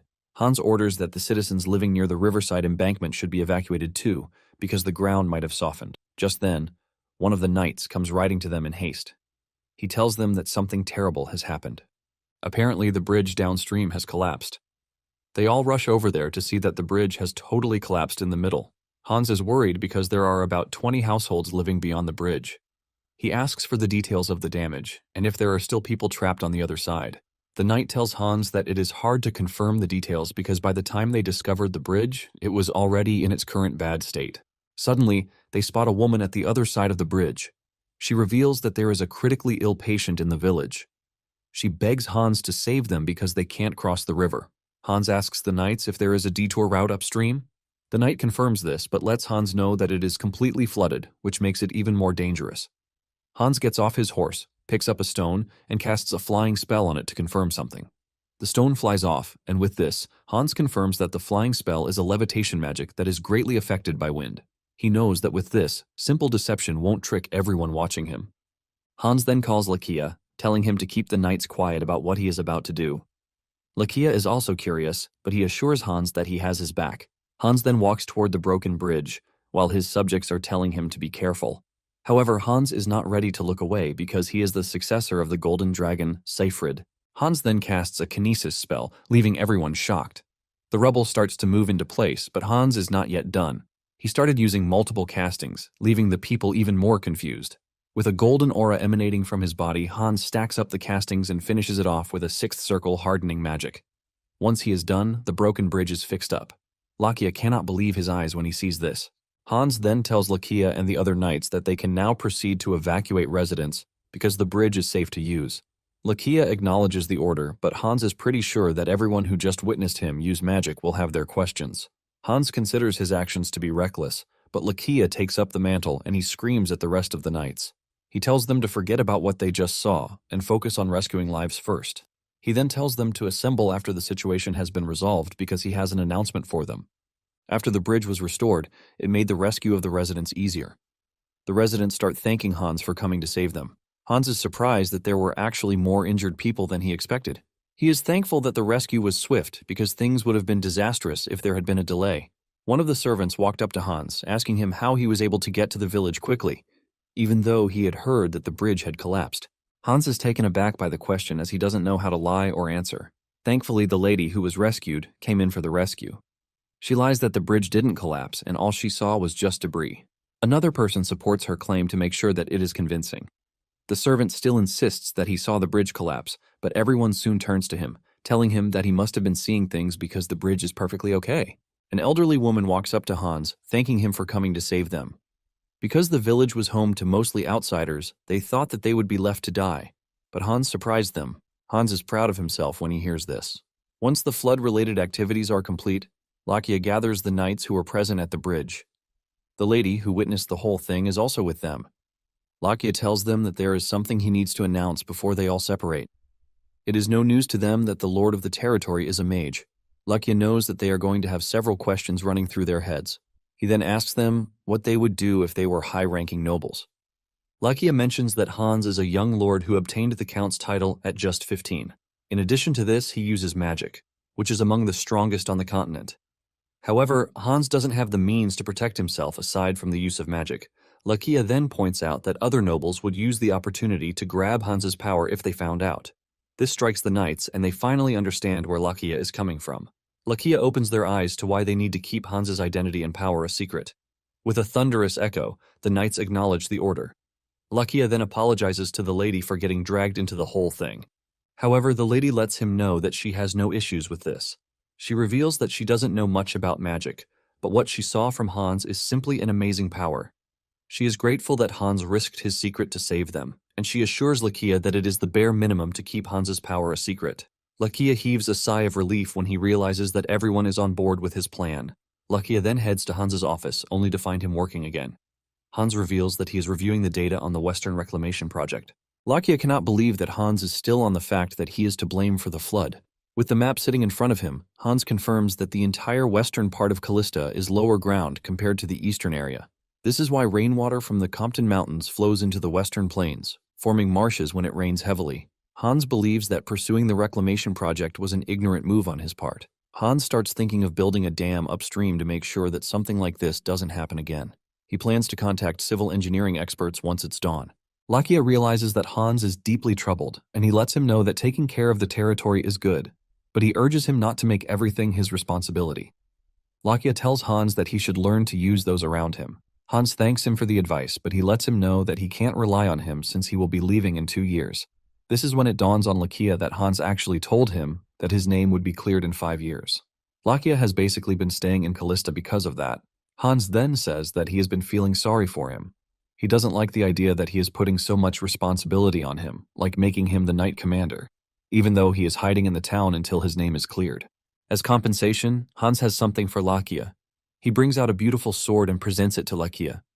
Hans reveals that he has been bothered by Lakia carrying around an old sword. He actually planned to give him the sword after he revealed his power to him, but everything just turned out the way they are. Lakia appreciates the gesture from Hans, but he reminds him that guard knights usually carry ordinary weapons. This is when Hans reveals that the blade is made from dragon bone.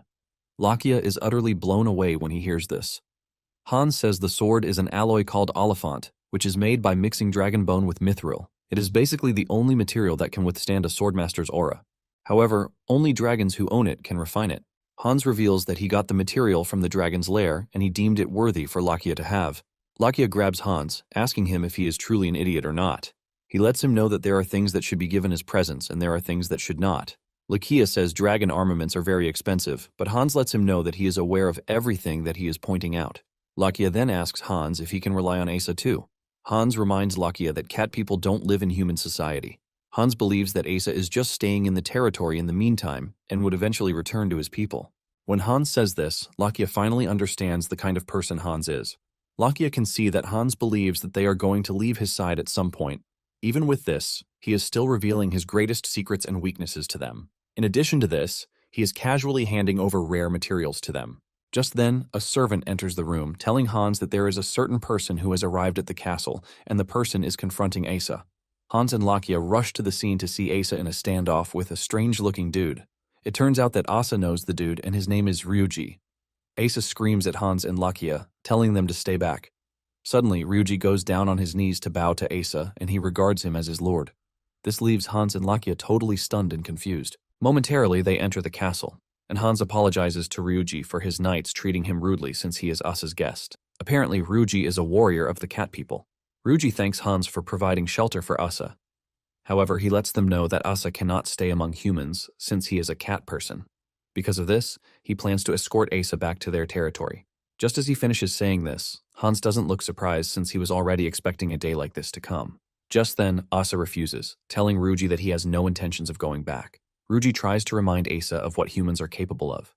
Even with this, Asa maintains his stance, telling Ruji that he doesn't want to go back because the person he is running from might still be there. Hans understands Ryuji's concern, but he lets him know that Asa is his precious friend. Hans then tells Ryuji that he is ready to allow Asa to stay in the territory as long as he wants to. Asa quickly jumps behind Hans to support his claim that he is not going back. Asa lets Ryuji know that Hans is a good friend and he should not doubt him. Ryuji tells Asa that everyone back home will be worried and waiting for him. Asa lets Ryuji know that he can't fall for this because the people have not really shown interest in him. Lakia, on the other hand, starts to wonder what sort of position Asa holds among his people. Ryuji realizes that Asa won't change his mind, and he lets him know that he will be staying back in the territory too. Hans is surprised to hear this, but he has no choice but to accept since Ryuji is Asa's companion. With this, Ryuji joins the circus. By midday, the flood had already subsided, and Hans was still confused about how he was going to explain everything. He is supposed to be in the capital, but he suddenly appeared in the territory to rebuild a bridge with magic. He is in the middle of this when Lakia shows up, asking him if he is going back to the capital. Hans says yes, but he is worried that he has not been able to explain the situation. The servant in the room quickly excuses herself, and it dawns on Hans that Lakia has sorted out what he was worried about. With this, Hans and his entourage return to the capital using the warp gate. As expected, Ryuji was totally blown away since it was his first time. However, Hans's worries were not yet over as he was met with another scrutiny from his sister who had been looking for him. She was so worried that she had already reported to the guards that Hans was missing. Hans's plan was just to test the warp gate and return. But since he met something else entirely at the territory, he couldn't keep quiet about it. Hans is forced to tell his sister and mother that a flood occurred in their territory. He lets them know that he went over there to find out that there was a flood, but there were no casualties. After explaining everything, Regina presses him as usual, trying to figure out how he went to Callista and came back in less than a day. However, Hans's mother comes to the rescue again, telling Regina to leave Hans alone because he would definitely tell them his secret when he is comfortable about it. Regina leaves a sarcastic comment, telling Hans to give her regards to the servants when he goes back to their territory. On the other hand, Asa is worried about Ryuji. He asks him if he is okay with wandering around the way he is, and Ryuji assures him that he is perfectly fine since he has been searching for Asa for a long time. Just then, Lakia shows up, telling Asa that he would like to talk to him for a moment. Asa urges Lakia to go ahead with whatever he wants to say, but Lakia demands that they speak in private. Since they want some privacy, Ryuji excuses himself from the room. Instead of taking the door, Ryuji basically leaps out of the window like a typical cat. Lakia is left stunned when he sees this until Asa calls back his attention, asking him what it is that he wants. Lakia then reveals that he has been trying his best not to get involved in Asa's business. However, he wants to know if Asa has committed a crime, and he is on the run because of this. Lakia is worried since this will put Hans in danger, and he doesn't want that. Lakia demands to know if Asa's presence in the household will pose any danger to Hans. Asa then replies, telling Lakia that he has not committed a crime, but he is going through some really personal issues. Lakia remains mute for some minutes, waiting for Asa to say something about what he is going through. He remembers what Hans told him about Asa going back to his place at some point. Once Lakia realizes that Asa is not about to speak his mind, Lakia tells him that he won't interfere in his problems again. As Lakia is about to leave, Asa asks him about his new sword. Lakia reveals that it was given to him by Hans, but he has intentions of returning it because he considers it to be way above his level. The moment Lakia says this, Hans's whole head and mind are already pointed toward the sword. Asa tells Lakia that he would ask for the sword instead. Lakia argues with him, telling him that he can't. Asa is confused because he obviously likes the sword. Lakia mentions that it is dragon armament, which has not yet been revealed to the world. Asa then points out the fact that Lakia has intentions of returning it, which is why he might be entitled to have it. He reminds Lakia that the owner of the sword depends on whoever Hans picks.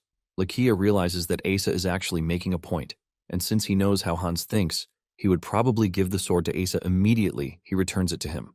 Because of this, Lakia tells Asa that he is no longer returning the sword, but will be keeping it to himself. It soon turns into an argument between the two, and those outside can clearly hear them. Later on, Regina and Hans head to the Imperial Castle after getting a special invitation from the Emperor, Carter. Apparently, after the flood incident, Lakia told Hans that he would like to focus on his personal training with his new sword. Asa is also busy with Ryuji since he has so much to discuss with him. Hans considers this a good opportunity to return to the Dragon Lair and continue his magic training. He was thinking about this when Regina ran into the room to tell him about the letter she had just received from the Imperial Majesty. Panting from excitement, she tells her brother that Carter has invited them to dinner the next day.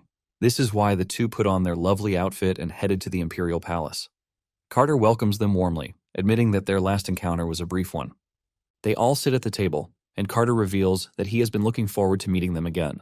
Hans is shocked to see that the only attendees of the dinner are he and his sister. In addition to this, Ivan, the closest person to Carter, is also present. Hans is surprised that the Emperor is holding a private meeting with him because in his past life, the Emperor found it hard to socialize. Hans also notices that Carter has a different look than when he first met him. Momentarily, they are served nice dishes by the chef, leaving Regina blown away.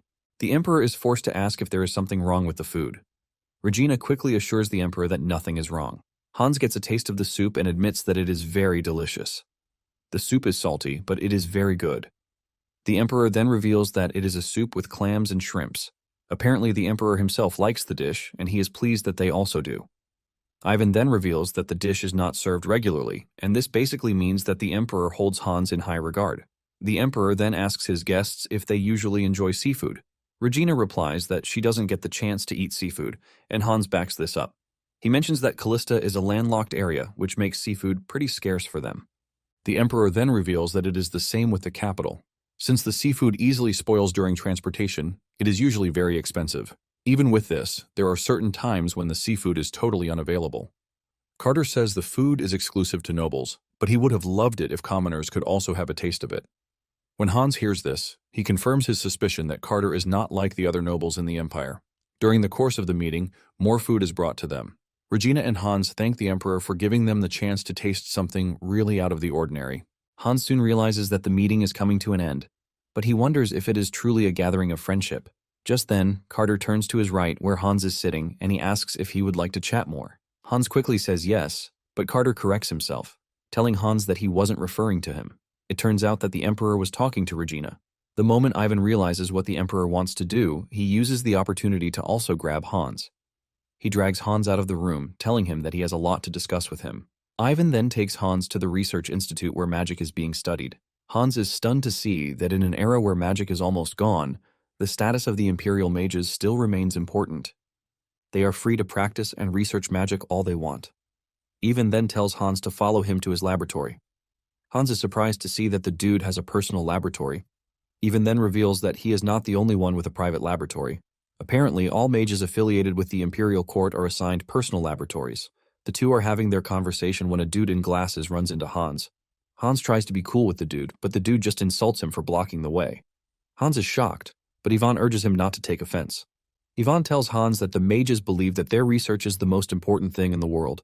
After saying this, Ivan asks Hans what he thinks about the institute. There is no rank, wealth, or power in the institute. Ivan tells him that there is also no need to worry about nobles' petty struggles or annoying political situations. Ivan continues to sweet-talk the institute, telling Hans that it is a place where everyone loves magic and they devote their entire lives to researching it. Ivan lets Hans know that the institute is the best place a mage can be. Hans finally understands what Ivan is doing. He asks him if he wants him to study magic at the institute, and Ivan says yes. Ivan assures Hans that he can confidently hide his identity. Hans finally confirms that Ivan intentionally brought him to the institute to try to recruit him. However, Hans declines the offer. Hans admits that the offer is quite tempting because he gets to meet other mages, which would make things more interesting. However, there is a big problem attached to this. The source of their magic is different. Draconic magic is entirely different from human magic. Draconic magic originates from the heart, and it activates with a single command, unlike human magic, which needs incantation.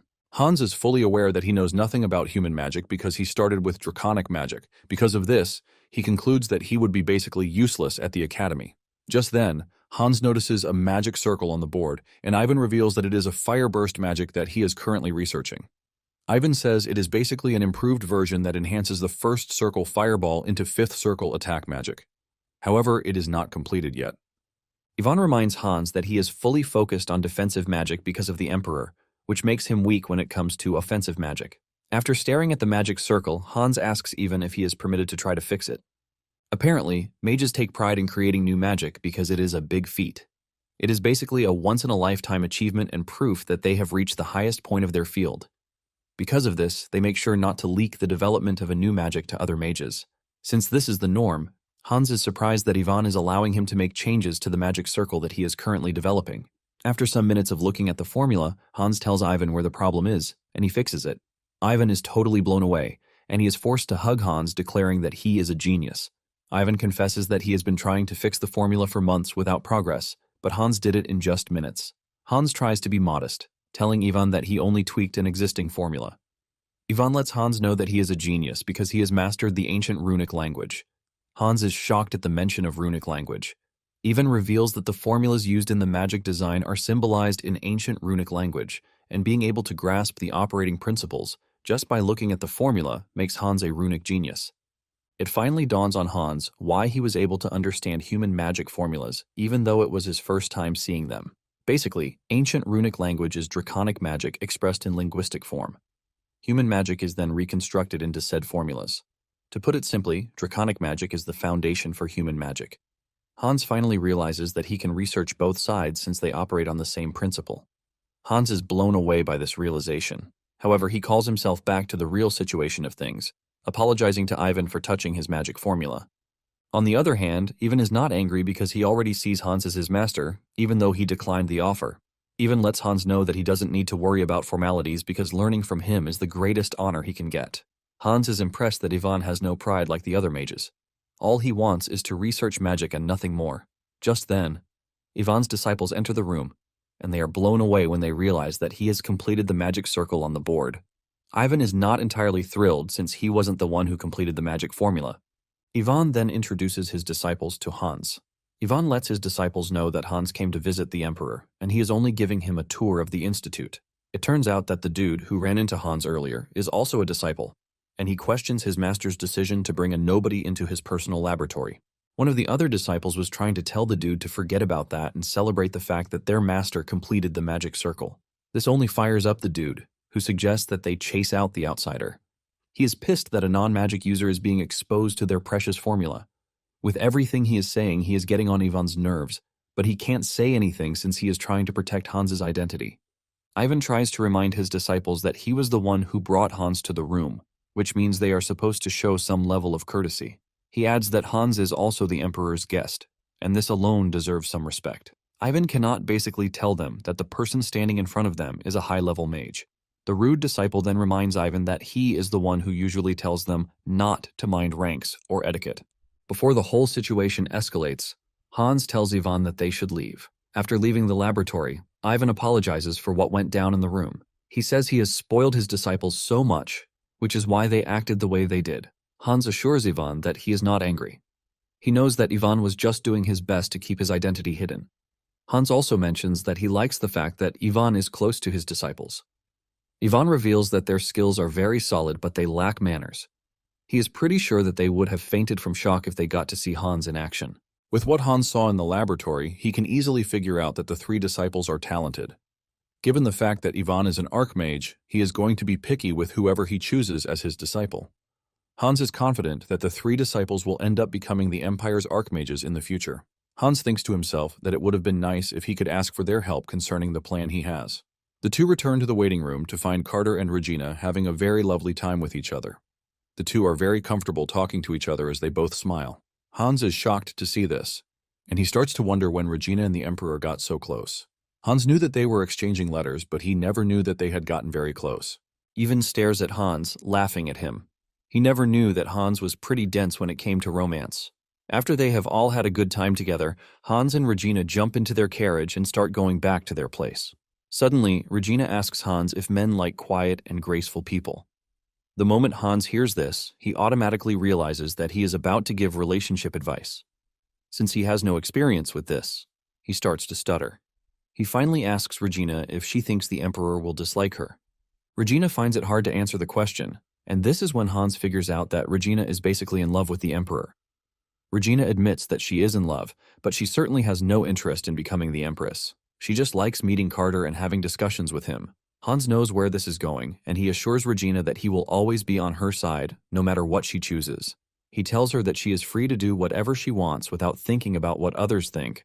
Apparently, Ivan had advised Hans to let Regina be, and not try to control her because this would only create a burning sensation inside her.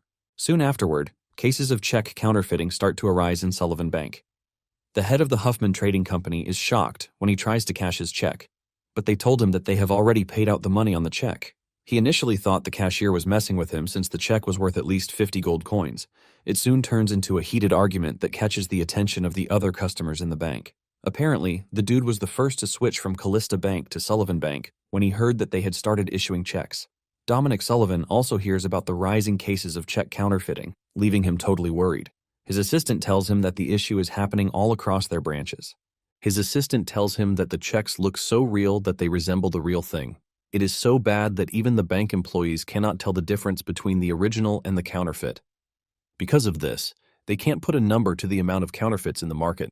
Sullivan then tells his assistant to recall all the checks within the space of 2 weeks. He says he wants only the person who issued the check to be the one to be able to withdraw it at the issuing branch. Then after 2 weeks, all check withdrawals should be stopped. The assistant is shocked to hear this as he tries to tell Sullivan that 2 weeks is too small because there will be customers who can't exchange their checks in time. The assistant predicts that it might even take months, but Sullivan tells him that he should contact only major customers because he doesn't care about the commoners. Just then, another assistant enters the room to tell Sullivan that check withdrawal customers are flooding the main branch. Apparently, the customers no longer trust the integrity of the bank, and they are all trying to get their money. Sullivan initially thinks it's a good idea since he was planning on recalling the checks, but it soon dawns on him that the problem is that they don't trust his bank again. The nobles and major trading companies are withdrawing their deposits in large amounts, and at the rate at which things are going, it will end in a bank run. A bank run is basically a phenomenon where deposit withdrawals flood a bank in a short period of time. Sullivan is utterly defeated when he realizes this, and he asks his assistant how Callista Bank is handling the whole issue about counterfeiting. His assistant lets him know that Callista Bank is handling it pretty well because they were able to catch counterfeiters the moment they entered the bank. It turns out that the bank has a special device that they use to confirm the authenticity of the checks. Hans shows Annabelle the device and lets her know that the moment they introduce checks at the bank, they place the device at every window. They also trained their staff to only pay the money after the check passes inspection. Thanks to the device, they are able to discover counterfeits no matter how well forged they are. Annabelle realizes that Hans was already expecting counterfeiting from the very beginning. Hans confirms this, saying no matter how complex they make a piece of paper look, bad people who are determined will find a loophole around it. This was why he made sure to prepare a solution just in case. Annabelle then tells him that the most expensive item in the information market is data about the counterfeit detector. From the official information guilds to the back alley guilds, everyone is trying to get their hands on the data. The most desperate of them is the Sullivan Bank. They are offering to buy even the tiniest bit of information about the device, but no one has a clue how it works. Hans understands why they can't get the hang of it because the device looks like an ordinary lamp.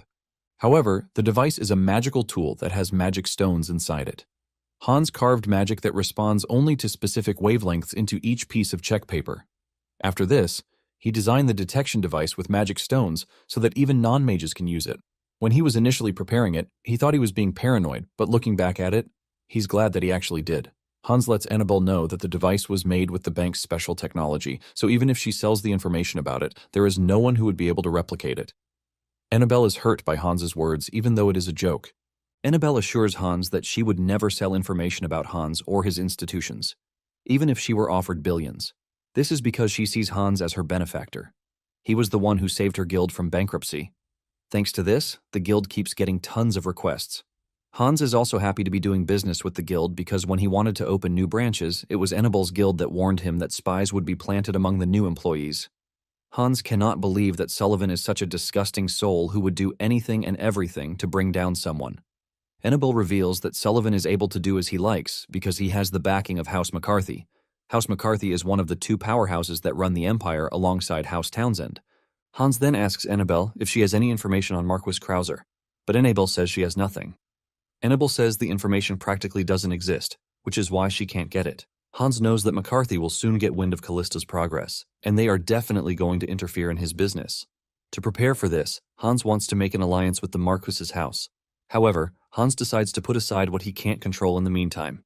Hans then asks Annabelle if she knows any trading companies in Somerville. Annabelle says yes, because Jeprian's hometown is Somerville. Hans then asks her if there are any trading companies that specialize in seafood distribution. Annabelle doesn't have an answer to this, and she tells Hans that she would have to look into it. Nonetheless, she is confident that there will be a few. Somerville is basically the Empire's largest coastal region, and it is famous for seafood cuisine. Hans is happy to hear this, and he informs Annabelle of his plan to open a seafood restaurant. which he would operate directly from the capital. Annabelle is taken aback when she hears this, and she tries to let Hans know that seafood is quite expensive. She tries to point out the transportation issue, but Hans assures her that he will find a solution to the transportation issue. He then gives Annabelle's guild 2 tasks: the distribution of reliable food, and to find out what recipes suit the people of the capital. Annabelle is totally stunned, but she recognizes the honor, and she smiles. Hans is surprised that Annabelle is willing to start the project without even hearing the details.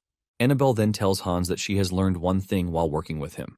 This is the fact that questioning him is baseless because whatever Hans puts his mind to, he always makes sure that he succeeds in it. Hans takes the compliment and he smiles, while telling Annabelle that he will be waiting for her contract. Because of the issue with Sullivan Bank, Callista Bank is able to garner more customers to its side. When Hans told his subordinates about his plan to open the seafood restaurant, they all took it well, with Lakia offering to go to Somerville so that he could study recipes there. Hans is glad that everything is working out well, and he believes that it is time he returns to his territory. Hans soon informs his sister and mother about his plan to return to their territory. Regina is shocked to hear this, and Hans explains that the business is already stable. In addition, he doesn't think it's a good idea to leave the territory for too long. His mother agrees with him and says she will have to say farewell to her new friends. Regina, on the other hand, thinks of going shopping before they leave the capital. This is when Hans reveals his plan to leave the two in the capital. His mother is surprised to hear this. Hans mentions that his mother has not been able to socialize because she has been ill for the past couple of years. She recently came to the capital, and she has been making friends. His mother agrees to this as she blushes really hard. Regina adds to this, saying their mother is always getting invites to attend social events. Everyone is always looking forward to seeing her at their events nowadays. Hans then turns to Regina, telling her that it would be easier for her to stay in the capital since she plans to study more. In addition to this, it would make communicating with her certain pen partner much easier. Their mother immediately figures out that something is up, and she asks Regina if her pen pal is a man. Owen is proud of Regina, and she lets her know that she is already at the age where she needs to start looking for marriage prospects. Hans obviously cannot tell his mother that the man in question is the Emperor. Regina then asks Hans if he will be fine to stay all on his own in their territory. Hans assures Regina that he is going to be comfortable since he will be at home. Owen, on the other hand, is not worried because she knows that Hans has Lakia and Asa with him. Shortly afterward, Hans and his friends prepare to return to Callista. Asa reveals his joy that they are finally going back because he enjoys staying in Callista rather than the capital. Hans knows that Lakia will also be relieved because he was not free to leave the house for fear that there might be someone who might recognize him in the capital. Surprisingly, Ruji is riding with them, but he is sitting with the driver. Apparently, he doesn't like cramped spaces, which is why he preferred to stay outside. Inside the carriage, Asa and Lakia are already disturbing each other. Asa complains about the carriage, asking if they can't use the warp gate. Hans urges him to manage the carriage because they can't return using the warp since it is an official trip. Soon afterward, they arrive at Callista's residence, and Lakia wakes Hans. He tells him that something is wrong, and when Hans looks outside, he is surprised to find a bunch of people. Just then, William shows up, telling Hans that he personally came to welcome him back to the territory. William advises Hans to get off the carriage because it would be faster if he walked. Hans then asks William why there are so many people at the entrance of the territory. William reveals that they are all immigrants, trying to settle in the territory.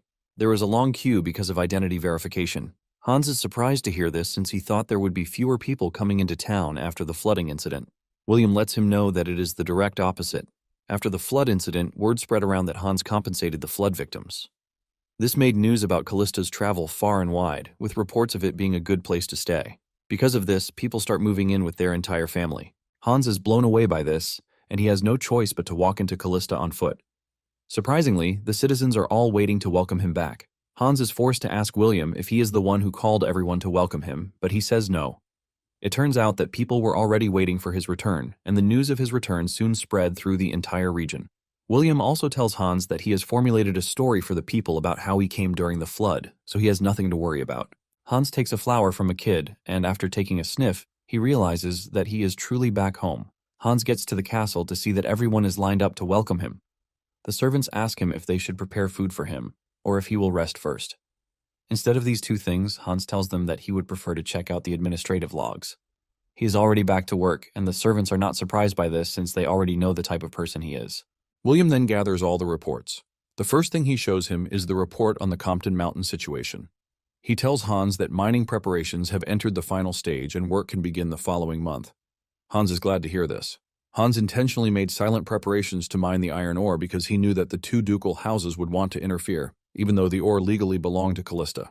William then adds that he was able to find the blacksmith that he told him to find. The blacksmith is a dude named Grunberg, but William is worried because Grunberg is not displaying the type of talent Hans claimed he would.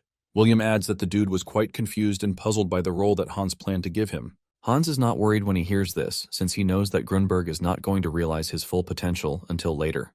In his past life, Grunberg became a renowned blacksmith whom everybody wanted, and he eventually left Callista. Hans understands why William is doubting his talent, but he tells him to put him in charge of managing the mine and the new smithy. After this, William shows Hans the blueprint of the magic academy that he wanted. It is so enormous that William starts to wonder if Hans wants to truly move ahead with the plan.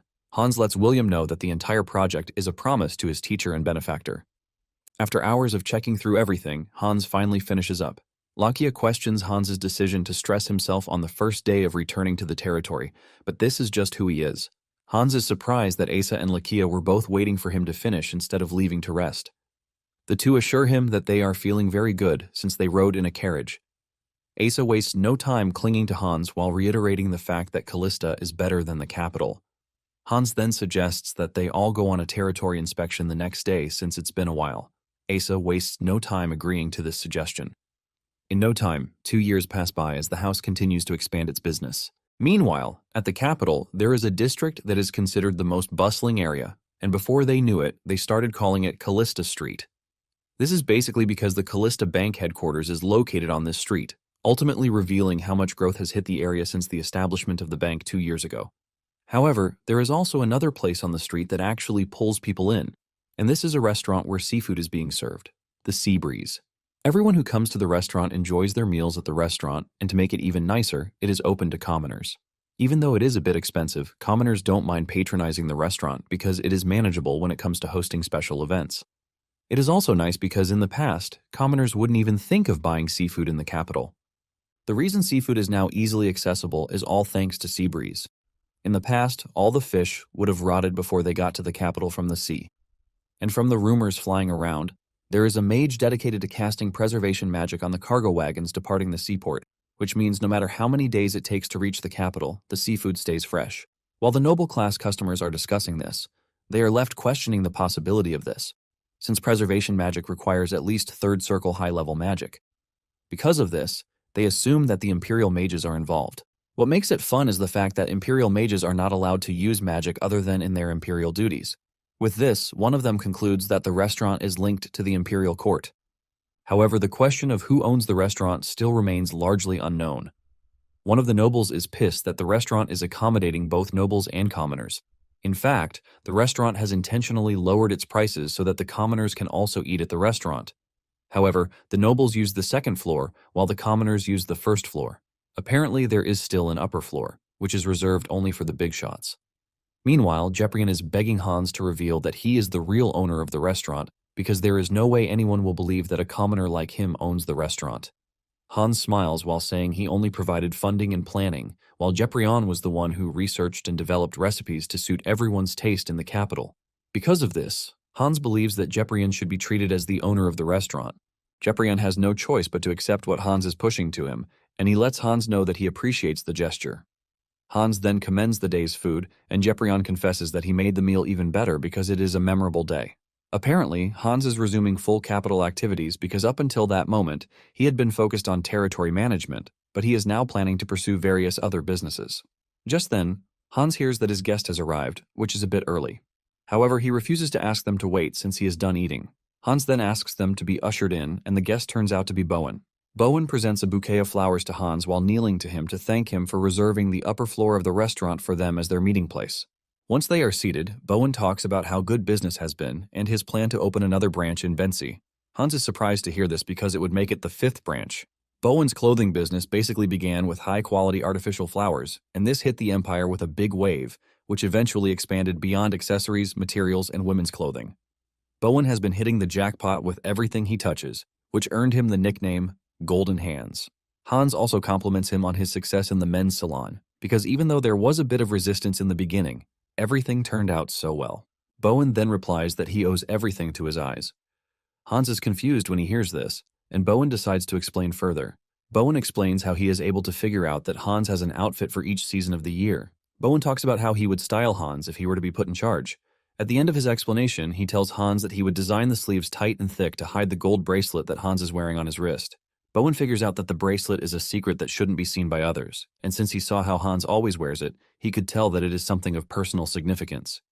With this, he urges Hans to be more careful. Hans nervously thanks Bowen for the advice, and he is right about the significance of the bracelet since it is the dragon's bracelet. Bowen then urges Hans to visit his salon whenever he is free, promising to bring the best out of him. Bowen boasts about how he brings the best out of people except for one person, and this is Marquis Krauser. This comes as a shock to Hans because the last time he spoke to Annabelle, she told him that there was still no information on Krauser. Curious about this, Hans asks Bowen if he has ever seen or met Krauser. Bowen excitedly replies that those who are young might not have met Krauser. Bowen then reveals that he once caught a glimpse of Krauser at a banquet 10 years ago. When Bowen saw him, he was wearing dark clothes as if he was going to a funeral. Krauser only stared outside throughout the banquet from start to finish, and he never opened his mouth once during the entire event, not to mention talking to anyone. Bowen is surprised, leaving to wonder why Krauser came to the banquet if he was going to act the way he did. Hans then asks Bowen what he thinks of Krauser, and Bowen confesses that it is hard for him to get a read on Krauser because he never got the chance to speak to him. However, he noticed something when he got a good look at Krauser's eyes. Apparently, one was purple while the other was black. When Hans hears this, he realizes that Krauser has a condition called heterochromia. Later on, Hans asks Lakia and Asa if they have ever seen Krauser in person, but the two tell him that they haven't. Hans then reveals that the only information Annabelle has been able to acquire is the rumor that Krauser isn't even living in the Krauser castle. At this point, Hans is frustrated already, and he starts thinking of giving up on his pursuit of Krauser. Just then, Lakia mentions the fact that Hans is preparing for a territorial war, and Hans confirms this. Basically, the other territories surrounding Callista have started getting suspicious that the region is building up for other purposes, thanks to the immigrants coming into the region every minute. In addition, Hans mentions his plan to properly use the night order that Lakia would soon leave behind. Even though Hans has gotten used to the fact that Lakia is always by his side, he has been wise enough not to include him in his future plans because the 5-year deadline promise they made is about to run out. With this, the two are slowly saying their farewell to each other. Soon afterward, Grunberg is informed that he has been summoned to the castle. It turns out that the castle's servants and staff are already aware of Hans's status as a mage, but no one cares about digging further or even spreading rumors about it. This is because they are all working together to protect the region and their young lord. Moments later, Grunberg arrives at the castle to meet Hans. Even though Grunberg is aware of the fact that Hans is a mage, he is still very much impressed with just how Hans is able to cross between the capital and Callista as if they are next door to each other. After Hans is done checking William's report, he turns to Grunberg to attend to him. Apparently, Grunberg is done with the sword he was making and he has brought it to Hans. Hans takes the sword from Grunberg and he is impressed at just how light it is. Grunberg explains that he was able to reduce the weight by half and increase the strength more than double. He assures Hans that by the following week, they will be able to supply the swords to the entire Night Order. William is impressed because of just how talented Grunberg is, and he attributes this to Hans's impressive intuition. After Hans is done with the sword's inspection, he shows Grunberg what he will be working on next, which is the armor for the Night Order. William is curious as ever, and he asks Hans if he was the one who made the design. Hans confirms this, saying he used the Imperial Night Order as a reference. Grunberg then points to the hollow point in the center of the chest, asking Hans if this will serve as the power source for the circuit. Hans is shocked and impressed when he hears this because Grunberg is so talented that he already figured out the reason for the hole just by looking at the design.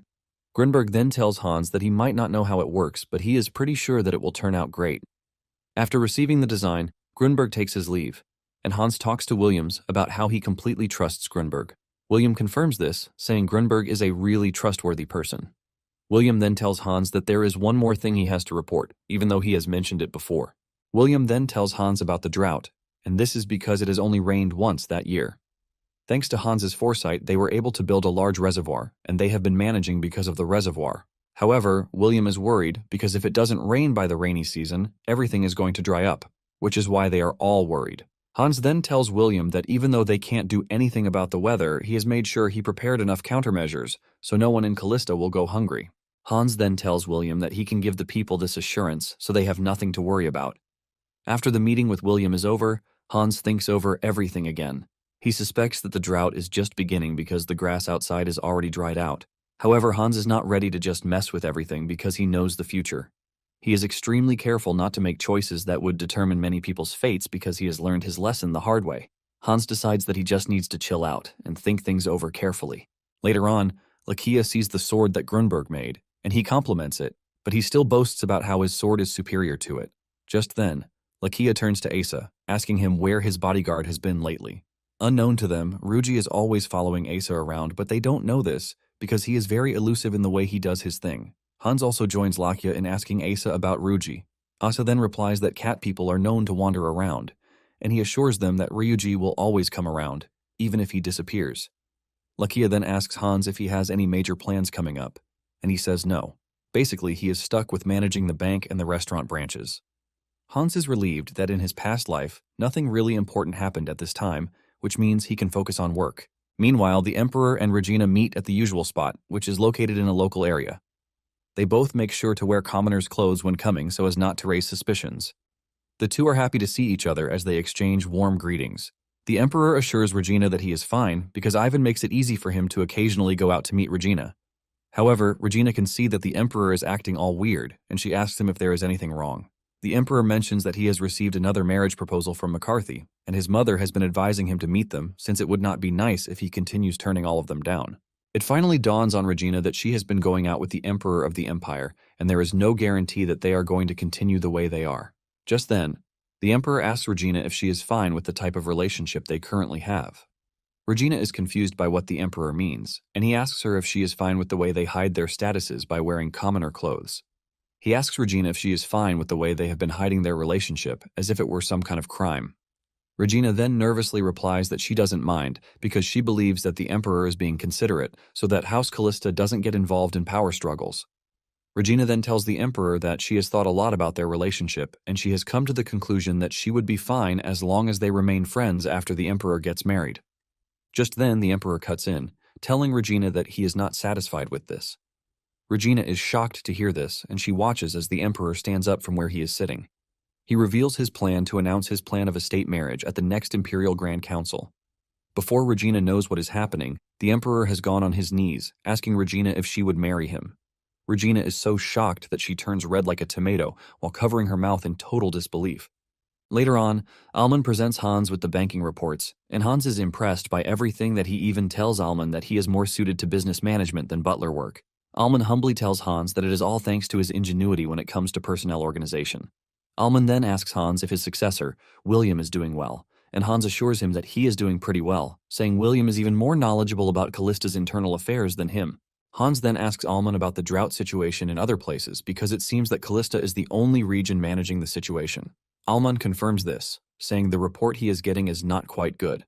According to Claude, who is stationed in Bensi, the majority of farmers are stockpiling food without consuming it. In fact, some have completely given up on the year's crops because they are already anticipating a major famine. Alman then asks Hans if there won't be a problem if famine actually hits, making it hard for the commoners to repay their loans. Hans then tells Alman not to review the bank policy yet and just continue with the existing one. He lets Alman know that he is going to tell him when it is time to take additional measures. After the meeting with Alman, Annabelle rushes into the office to tell Hans that they should attend the ball hosted by House Viscount Roxon the following week. Hans doesn't take the invitation seriously, and Annabelle can see it all over his face. Hans reminds Annabelle that he doesn't wish to attend any social event. Annabelle then tells him that this is much different from the usual ones. Apparently, she was able to obtain information that Lady Swergen will be present. Hans is shocked when he hears this because he knows who Annabelle is talking about. Basically, Rebecca von Swergen is the queen of high society who always appears on the first page when listing the Empire's key celebrities. Even though she spends most of her time outside the Empire, she is still on the path of becoming the Empire's most famous woman because she has Duke Townsend as her maternal grandfather. In addition to this, she is extremely beautiful, ultimately earning her the nickname Goddess of Beauty.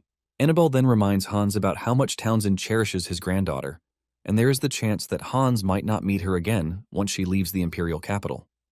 Annabelle urges Hans to use the opportunity to build a connection with Rebecca. Hans thinks about it for a minute and tells Annabelle that he appreciates the thought, but he has to decline. Hans admits that he is aware of the fact that Rebecca is an important figure, but Rebecca appears to be one who focuses on business rather than socializing.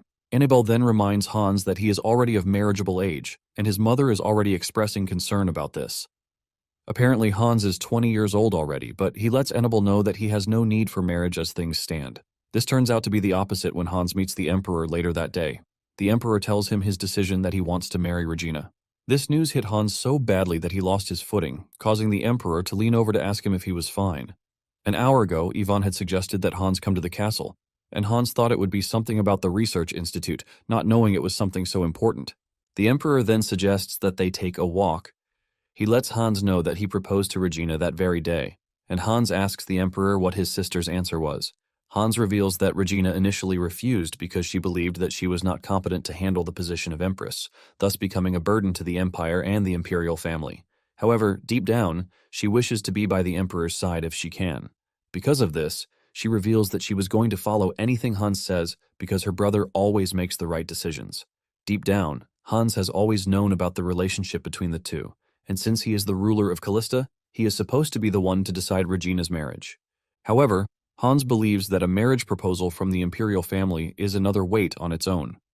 It is pretty sure that their marriage won't end as just a high society controversy, and because Hans knows what happened to Lakia, he is scared that all the Empire nobles might turn to his enemies. This leaves him wondering if he currently has the power to handle such a difficult situation. Just then, Hans realizes that they have reached the Empress's court, where there is an abundance of lilacs.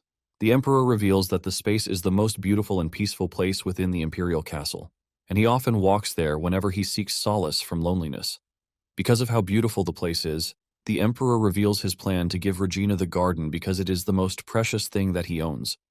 In fact, the Emperor is looking to give Regina all the special things he can to make her the happiest woman in the world.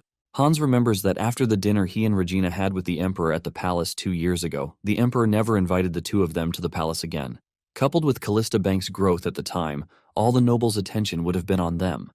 Because of this, the Emperor would have been forced to try to protect Callista from the interest and pressure of high-ranking nobles. Hans believes that the Emperor and Regina meeting in secret must have been to avoid the nobles' eyes. However, the Emperor made the decision to bring Hans into the Empress's space out of nowhere. With this, Hans believes that the Emperor might finally be ready to confront the nobles in control. Just then, Hans asks the Emperor if he can ask him one extremely rude and presumptuous question. The Emperor assures Hans that he is free to ask whatever he wants to. Hans then asks the Emperor what kind of world he dreams of building. Basically, Hans wants to know what direction the Empire should change toward. The Emperor thinks about this for a minute, confessing that it is a slightly different question than what he was prepared for. The Emperor then replies that it might sound like a fantasy, but he wishes for a world where everyone has an opportunity. He basically wants a world where people can live as they wish without being bound by status, class, gender, or even origin. It then dawns on Hans that he shouldn't be afraid because he has gained a bit of power in this life. Hans doesn't mind if his people extend beyond his territory, even into the imperial palace, because he now has the power to protect what is his. With this in mind, Hans goes down on his knees, offering his respect to the Emperor and urging him to take care of Regina. Shortly afterward, they hold the Imperial Grand Council meeting, and the Emperor makes it known to everyone in attendance that he has decided to marry Regina. This shocks everyone, leaving them all frozen in their seats. One of them believes that the Emperor is not serious about this because the Callista family is a remote family with no connection to central politics, not to mention legitimacy. In addition, they think the whole thing is too sudden, and the Emperor reminds them that they are the ones who have been urging him to marry. Just then, Duke John Townsend tells the Emperor that he might have grown affection with Regina, but state marriage is something serious and cannot be decided simply. Duke Alan McCarthy also agrees with Townsend, saying these are matters that might shake the Empire's traditions if handled poorly. The Emperor then reminds them that House Callista is also a distinguished noble family of the Empire. The Emperor demands to know with what standard they are measuring the dignity they are talking about. Townsend then mentions that they already provided the Emperor with a list. On their list, they believe that a foreign princess would benefit the Empire. In addition, daughters from befitting houses would complement royalty, and this is why they selected those who wouldn't damage imperial legitimacy. McCarthy agrees with Townsend, telling the Emperor that he must not arrange a marriage because of his feelings, just like commoners do. McCarthy then tells the Emperor that they cannot approve the request. Since the Emperor ascended the royal seat from a young age, he has been voiceless like a puppet, but everything is about to change. Just then, the Emperor asks them where in the imperial regulations what they are insisting was written. He reminds them that his own mother was not from an influential house, and because of this, he asks them if they think the current empress sullied the empire's legitimacy. In anger, the Emperor tells them that it is wrong of them to covet imperial authority while invoking traditions without history. With a stern voice and face, the emperor tells them that he is the master of the empire, and he is going to be the one to choose the empress himself. He then adds a condition to it. He lets them know that if they continue to refuse his decision, he will never take an empress for his entire life. This basically means the imperial line will end with him and the throne will pass to his paternal cousin, Duke McCarthy. Seeing how angry the emperor is, the council members try to calm him down, but he stands up and walks out of the room.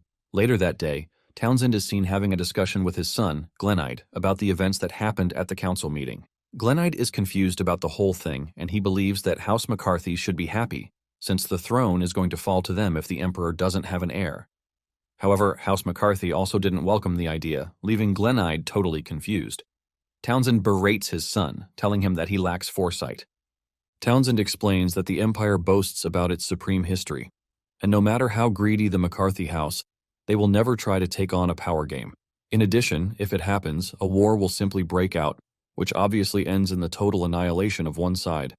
Townsend reveals that the emperor sounded totally different from before, and it appears that he has broken off his leash, which means they have no choice but to follow his will. Townsend reveals that he is going to vote for the marriage just to see how far the emperor's newly gained momentum would go. Townsend is left wondering if Regina or Hans was the one who made the emperor change. Later on, Hans and Regina tell their mother about the marriage arrangement. Their mother is surprised to hear this, and she berates them for telling her so late. Hans apologizes for this, but little does their mother know that everything happened in just one day. Their mother then mentions that she is not one to interfere in her children's marriages, but at the same time, she lets Regina know that the position of an empress is not something that she can just take on, because she and the emperor like each other. Hans then tells his mother that he shares her concern, but he assures her that Regina and the emperor are prepared to face the future and walk together. In addition, Hans assures his mother that he is going to do everything in his power to protect the family. With this, he urges his mother to trust him and Regina on the matter. His mother smiles when she hears this, as she compliments her son because he talks like someone who has been alive for a really long time. Their mother then tells Regina that she has no reason to object because their happiness is all that matters. Regina thanks her mother for the support, and their mother finally reveals that she had known for a long time because she always saw Regina sneak out wearing a commoner's clothes. She then tells Regina to tell her how she met the emperor. Just then, Hans tells their mother that the emperor has actually asked to see her. Not long after this, the emperor meets Owen and her family on the upper floor of the Seabreeze restaurant. Their mother is surprised that they are meeting in a restaurant, but the emperor assures her that he was the one who requested they meet at the restaurant. Hans then urges everyone to eat their meal, assuring them that the best ingredients were used in making the dish. The entire course of the meeting turns out to be really good, and Hans is pleased to see that his mother is relieved. Ivan is also pleased because he never thought he would see a day when the emperor would marry someone he loves. Ivan tells Hans that he is grateful because everything turned around when they met him and his sister. Just then, Hans uses the opportunity to tell Ivan that he has a difficult favor to ask him. Ivan is surprised to hear that Hans is interested in hiring his disciples as professors at his academy. It turns out that the emperor is also aware of the academy being built in Callista. Hans mentions that there has been a decline in magical education, and to cultivate outstanding mages in the magic department, he believes that experienced and capable imperial mages are a necessity. However, he lets the emperor and Ivan know that their permission is needed, since he is planning to move the disciples from the capital. On the other hand, Hans's mother doesn't appreciate the fact that her son is talking about work in such a place. However, Regina lets her mother know that it is fine, because she is also interested in the growth of the academy. Both the emperor and Ivan let Hans know that they are both willing to give a positive answer to his request, but at the same time, there is no guarantee that the disciples themselves would agree. Ivan reveals that the mages at the Imperial Research Institute are those who refuse to be employed by nobles, even though they are aware that they could amass wealth by becoming nobles' servants. They basically decided to work under the emperor for value and honor. Ivan mentions that asking this set of guys to become professors at a private academy might be insulting to them. Hans assures Ivan that he understands his worries, and he reveals his plan to personally teach those who will become academy professors, being a sixth circle mage that he is. The emperor is shocked to hear this because this is basically the first time Hans has acknowledged that he is a mage. Not only this, but he also reveals his circle. Even Regina is stunned to hear that her brother is a sixth circle mage, but unknown to them, Hans is actually higher than that. Ivan, on the other hand, reacts over the top, grabbing Hans's shirt as he asks him if he can apply to teach at the academy. Later on, the Imperial Grand Council approves the state marriage between Regina and the emperor. Fortunately, Ivan's 3 disciples were also appointed as magic department professors. However, The trio is not really pleased with the whole appointment thing, since they don't know about Hans yet. Ivan assures Hans that they are going to come around once they know about him, and they are going to thank him for life. At the same time, Hans is worried that things are going way too well, leaving a bit of fear in him. It turns out that his fear would soon come to pass in the most violent way.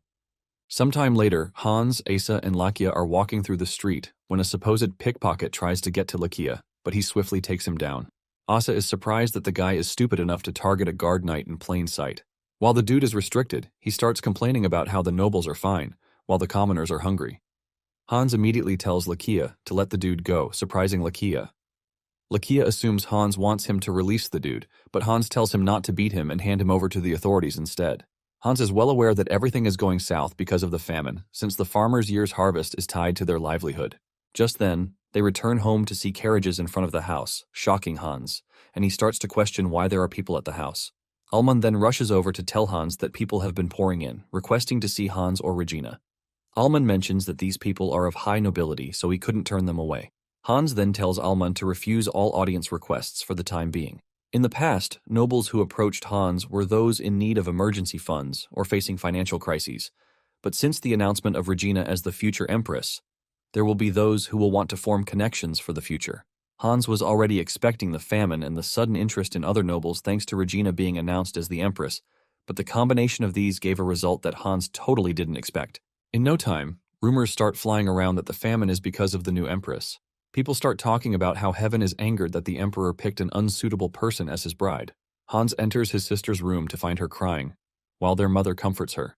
Hans is shocked since Regina was supposed to step out that very day to look at the wedding reception dresses. Their mother then reveals that something humiliating happened. Their mother reveals that a stranger tried to throw filth while shouting terrible things like Regina defiling the imperial family with dirty blood. Even though the guard knight was able to stop them and arrest them in time, it shows something horrendous. Hans is left in dismay when he hears this, but Regina pulls herself together and assures Hans that she is fine. She tells Hans that she was only startled, but she is going to get herself ready to face something like this henceforth. Hans then kneels in front of his sister, telling her not to get used to such words because she didn't do anything wrong. Regina burst into tears again, saying, "The people are not wrong because famine has actually struck the land." Regina believes that this kind of thing cannot be helped, but Hans tells her that she is wrong because he can solve the issue. Later on, an announcement is made for everyone to hear. The people are informed that Regina has commanded that relief grain be distributed to all imperial citizens. The people are shocked when they hear that they are going to get free wheat. In the year 858, a terrible famine struck the land, but this is also the same time that relief activities under Regina's name began. When the lord in charge of the slums hears this, he is pissed that Regina is carrying out such an act without his permission. However, his attendant lets him know that Regina is doing this based on her status as the future empress, not as a count. Apparently, it is the duty of lords to take care of their territory and care for their citizens, but these lords basically provide a tiny bit of support during famine. They do this to prevent death while also using it as a way to get the people to be loyal to them.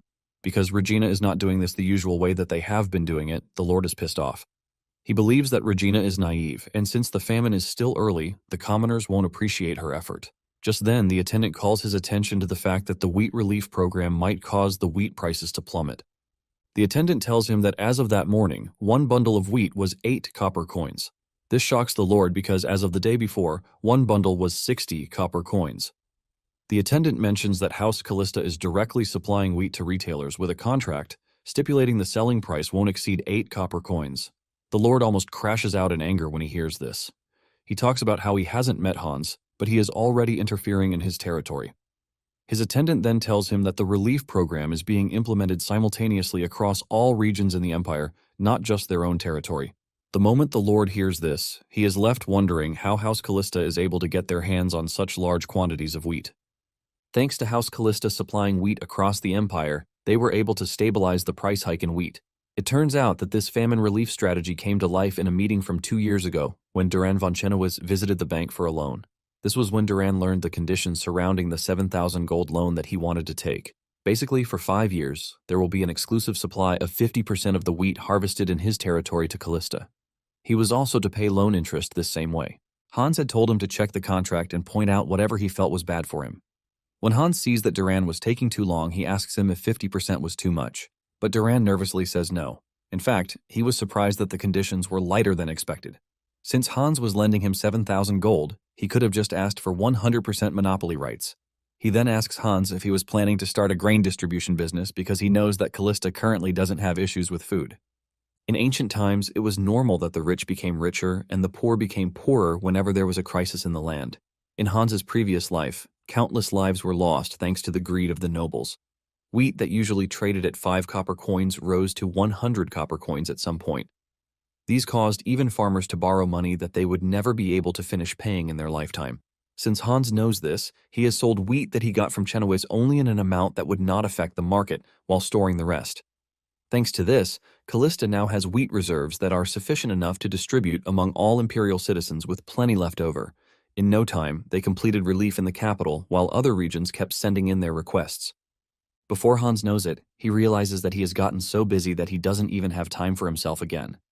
Lakia can see how stressed he is, and he asks him why he is directly handling distribution when he could sell wholesale to trading companies.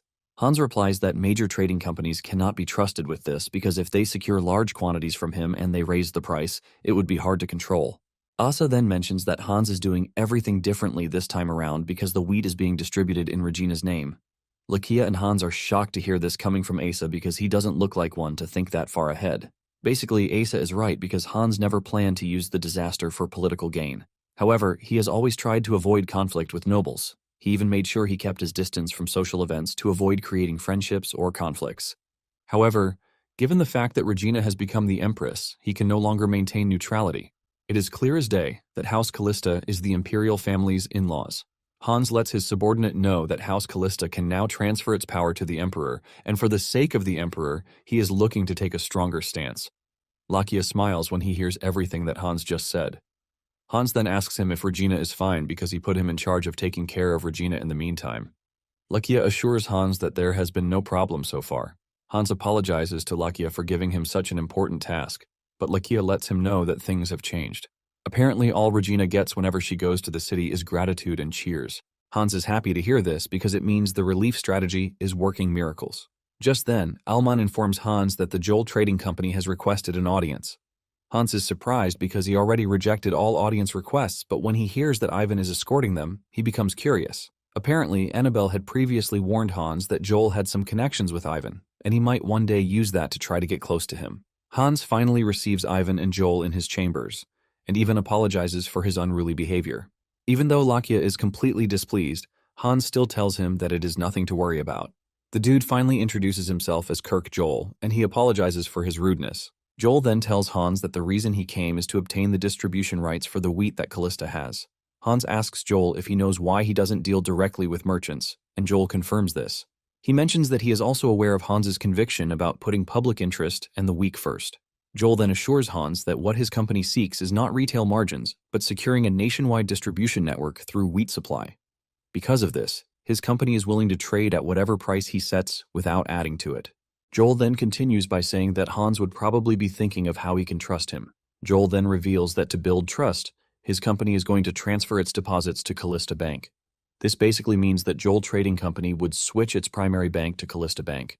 Even though Callista Bank seized the opportunity to secure deposits and customer numbers during the Sullivan Bank forgery incident, only 2 small-scale trading companies have started using Callista Bank as their primary institution. Basically, larger trading companies with more history prioritize long-standing credit over temporary trends. Hans knows that it would be extremely beneficial if Joel's company, which is among the top 10 major companies, becomes Callista Bank's primary customer. However, the major problem with all of these is that Joel's company's current primary bank is Sullivan Bank. Trying to switch primary institutions as a transaction condition might possibly present itself to Sullivan as trying to steal their customers before their very eyes. To make it worse, the house backing Sullivan Bank is the House McCarthy, leaving Hans the question of what he should do in such a situation. He wonders if it is time for him to finally clash with House McCarthy, who is considered to be the Empire's pillar. After thinking about it for a minute, Hans tells Joel that he will be accepting the deal. Joel is glad to hear this, assuring Hans that it is an excellent choice. Without wasting time, they move down to drafting the contract, and Hans actually made the decision after realizing that he already offended a bunch of nobles by implementing the relief policies. In addition, it is most likely that Sullivan Bank has a beef with Callista already since they suffered massive losses from the check business. After drafting out the contract, Joel is shocked to see that Hans actually set the supply price more generously than expected, which reduces the profit margin for House Callista. Hans then mentions that he is aware that trading companies generally pursue profit, so it is fair of him to give Joel a share to help maintain smooth relations. Joel greatly understands what Hans did with this because it is a simple method of giving to avoid betrayal. Joel is impressed at just how perceptive Hans is, but he assures him that he has nothing to worry about because he cares more about his reputation above all else. Joel then reveals that this is the same reason he has secured a deal with cat people. It finally dawns on Hans that this is the reason Joel was nicknamed the negotiation genius. He is the first person in the Empire, and even remains the only person to have successfully conducted a trade with the cat people. Hans also notices that Joel has been looking in Asa's direction since he entered the room, which means he recognized Asa's identity. Hans is surprised that Joel could recognize Asa in his cat form, and he asks him how he did it because Asa's magical power was not leaking out. Joel then replies that it was a simple method. He mentions that only cat people have such beautiful, magnificent, and luxurious fur. Ivan is shocked when he realizes that the cat he has always been seeing around is a cat person, and he never knew. Joel then walks up to Asa to bow and offer his greetings to him, while addressing him as the son of Shaha. Asa immediately returns to his human form, asking Joel how he knows him. Joel then tells Asa that he might not remember, but he is someone who never forgets anyone he has met before. Surprisingly, Asa doesn't take this very well as he runs out of the room. Later on, Hans walks to the room where Asa is hiding and asks to come in. Hans has always suspected that Asa is from an important tribe among the cat people, but the term Shaha that Joel used points to the fact that Asa is the son of the king of the cat people. Hans enters the room, and he sits beside Asa to try to comfort him.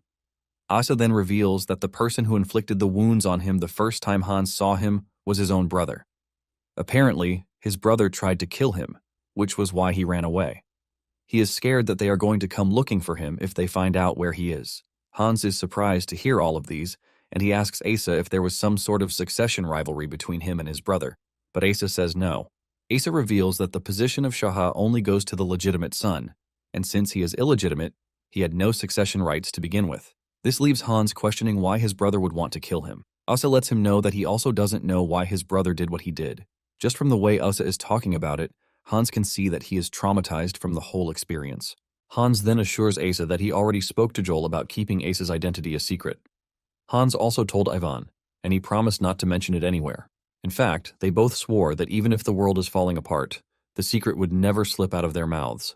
With this out of the way, Hans assures Asa that he is safe with him. Basically, Hans now sees Asa as family, and he protects his family. Hans also reminds Asa that he already told him that he can stay as long as he wants. On the morning of the imperial wedding, Hans is the first to show up at Regina's room to check on her. He asks her how she is feeling, and she confesses that everything feels unreal to her. Regina talks about how exhausting everything has been from planning to even picking of jewelries. Hans understands fully well that Regina might be exhausted, but at the same time, she is feeling this way because she is excited. Hans then tells Regina to give him her hand because he has a wedding gift for her. Hans reaches to his neck to remove his necklace, which he places on Regina's hands, ultimately shocking her. Hours later, Regina and the Emperor are joined together at the palace. Originally, state marriages were always very big, but thanks to the ongoing famine, it was held simply within the imperial palace. Deep down, it was done this way in concern for public sentiment. At the venue, Ivan made sure to set up defensive magic around the banquet hall. The weapon inspection at the entrance was also thorough, so Hans believes that he can at least relax a bit. However, he had prepared beforehand because the necklace he gave to Regina was an artifact. This is why Regina was shocked when Hans gave it to her. Hans urged her never to take it off her body and also not to tell anyone about the necklace's effects. Regina then asks Hans if the Imperial Palace is a dangerous place, and Hans confirms this, telling Regina that she can't trust anyone inside. Now at the banquet hall, Hans hopes Regina will never have to use the necklace. Once they are done with the official wedding, they move to the reception, which is also the beginning of the real social warfare. This is simply a gathering to build connections with influential nobles as the Emperor's brother-in-law. In no time, Hans meets with Duke Townsend, and Hans offers his respect to the man. The two shake hands, and by the time Townsend is done, Hans can feel immense pressure from their encounter, which is far greater than when he met Sullivan. With this, Hans can clearly see that Townsend doesn't have good intentions toward him. He wonders if what Townsend did was a silent warning or just an intimidation. Just then, Hans is informed that Prince Carlisle of Garcia requests to greet him. Just as usual, Hans walks over to offer his greetings to the prince who came from a long distance. Carlisle is shocked when Hans greeted him in his native language, forcing him to ask if he speaks Garcia too. Hans then lies that he learned basic conversation, even though this is thanks to the knowledge he received from the dragon. Carlyle immediately grabs Hans's hands, complimenting the fact that he is the first person in the Empire to speak in such perfect conversation. Carlyle talks about how no one in the room understands Garcia. In fact, his interpreter is pretty useless, leaving Carlyle totally frustrated.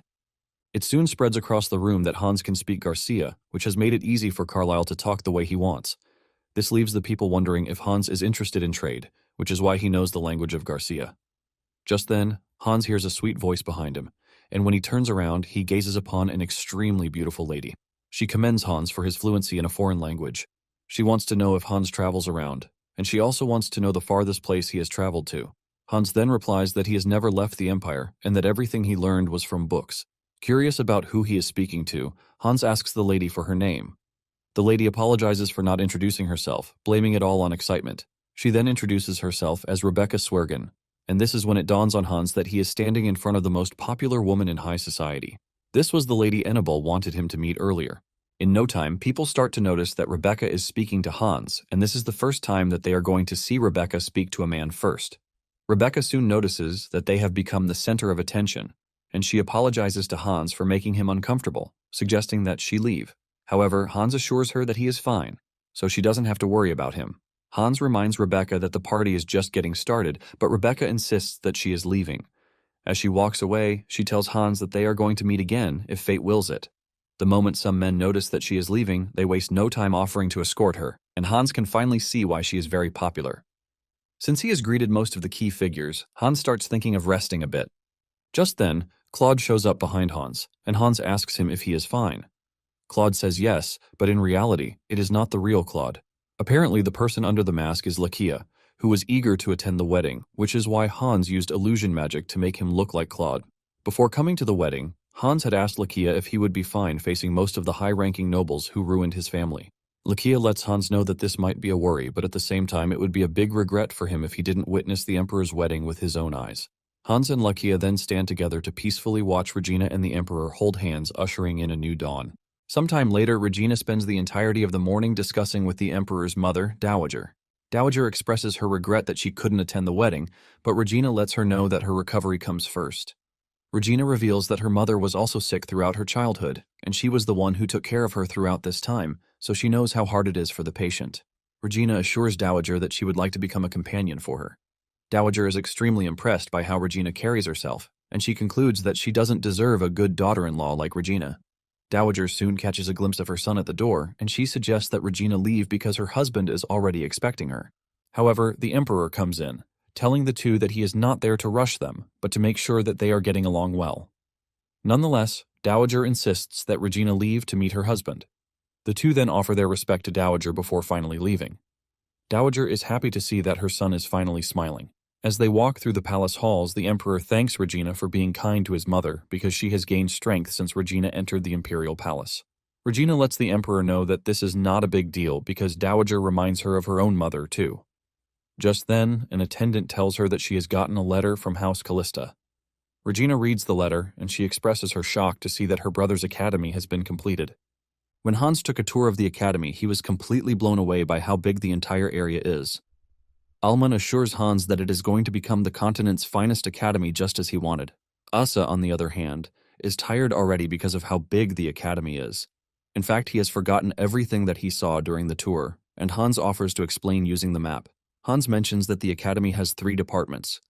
There are the administrative studies, night training, and magic studies. The main building, which is in the center of the academy, is reserved for all students because this is where they will be taking the required general courses. Hans also talks about the dormitory and dining area.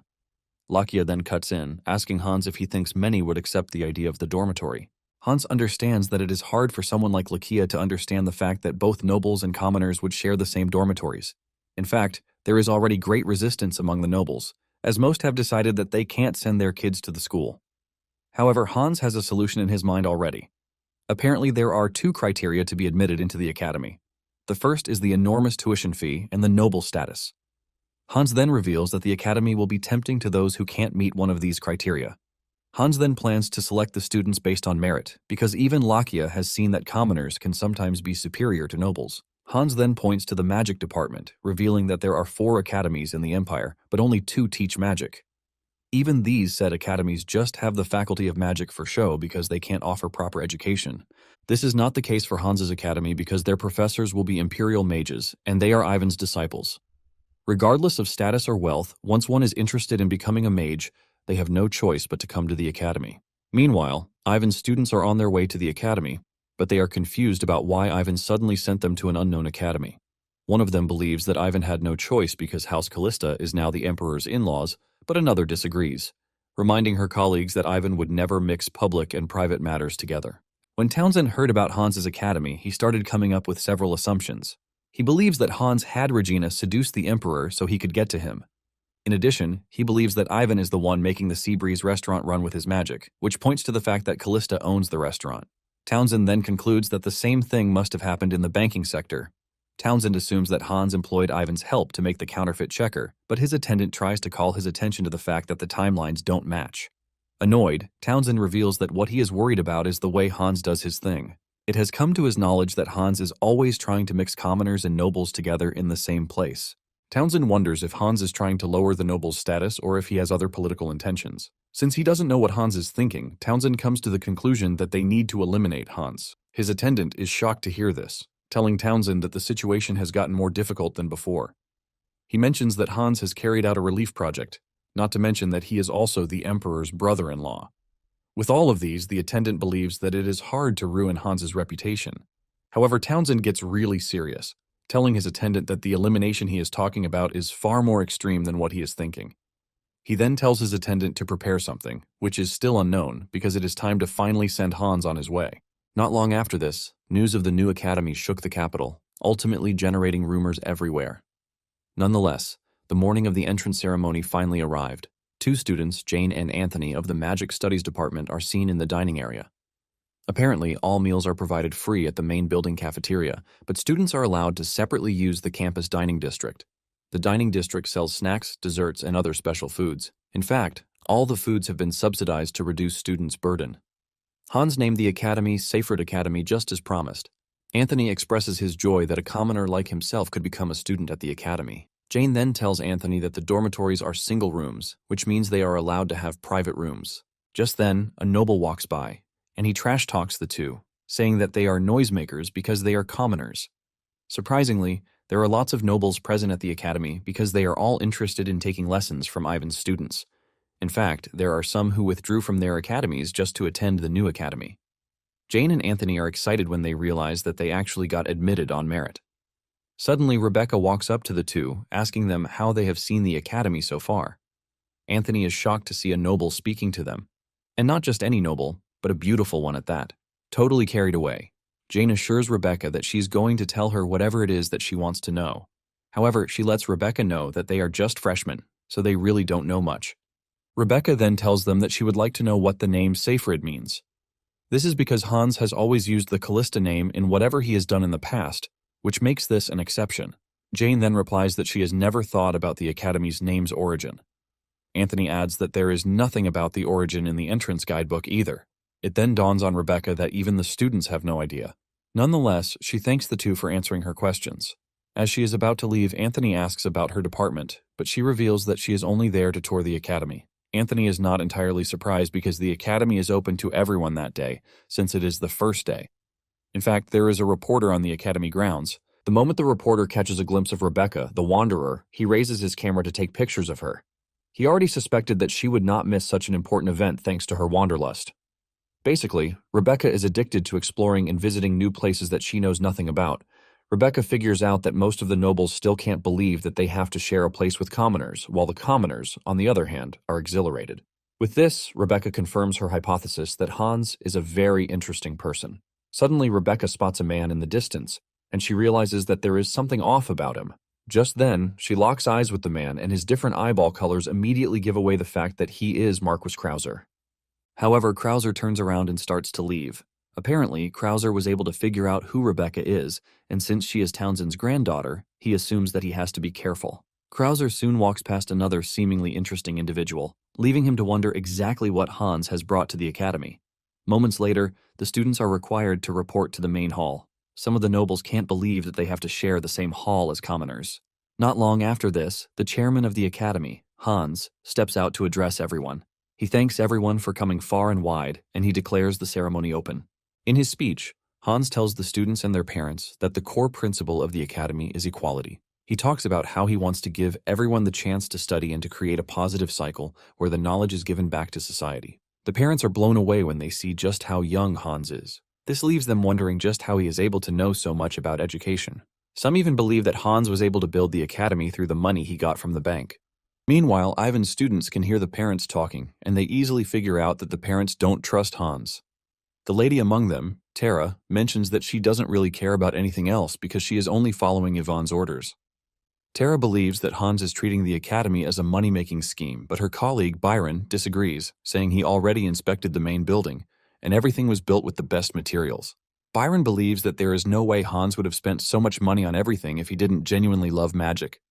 On the other hand, the third guy, Porto, is not impressed because he believes Hans just has money to build the academy, but doesn't know anything about magic. While giving his speech, Hans can sense some foreign mana in the air, and since he doesn't know if it is because of Ivan's students, he decides to focus on the entrance ceremony in the meantime.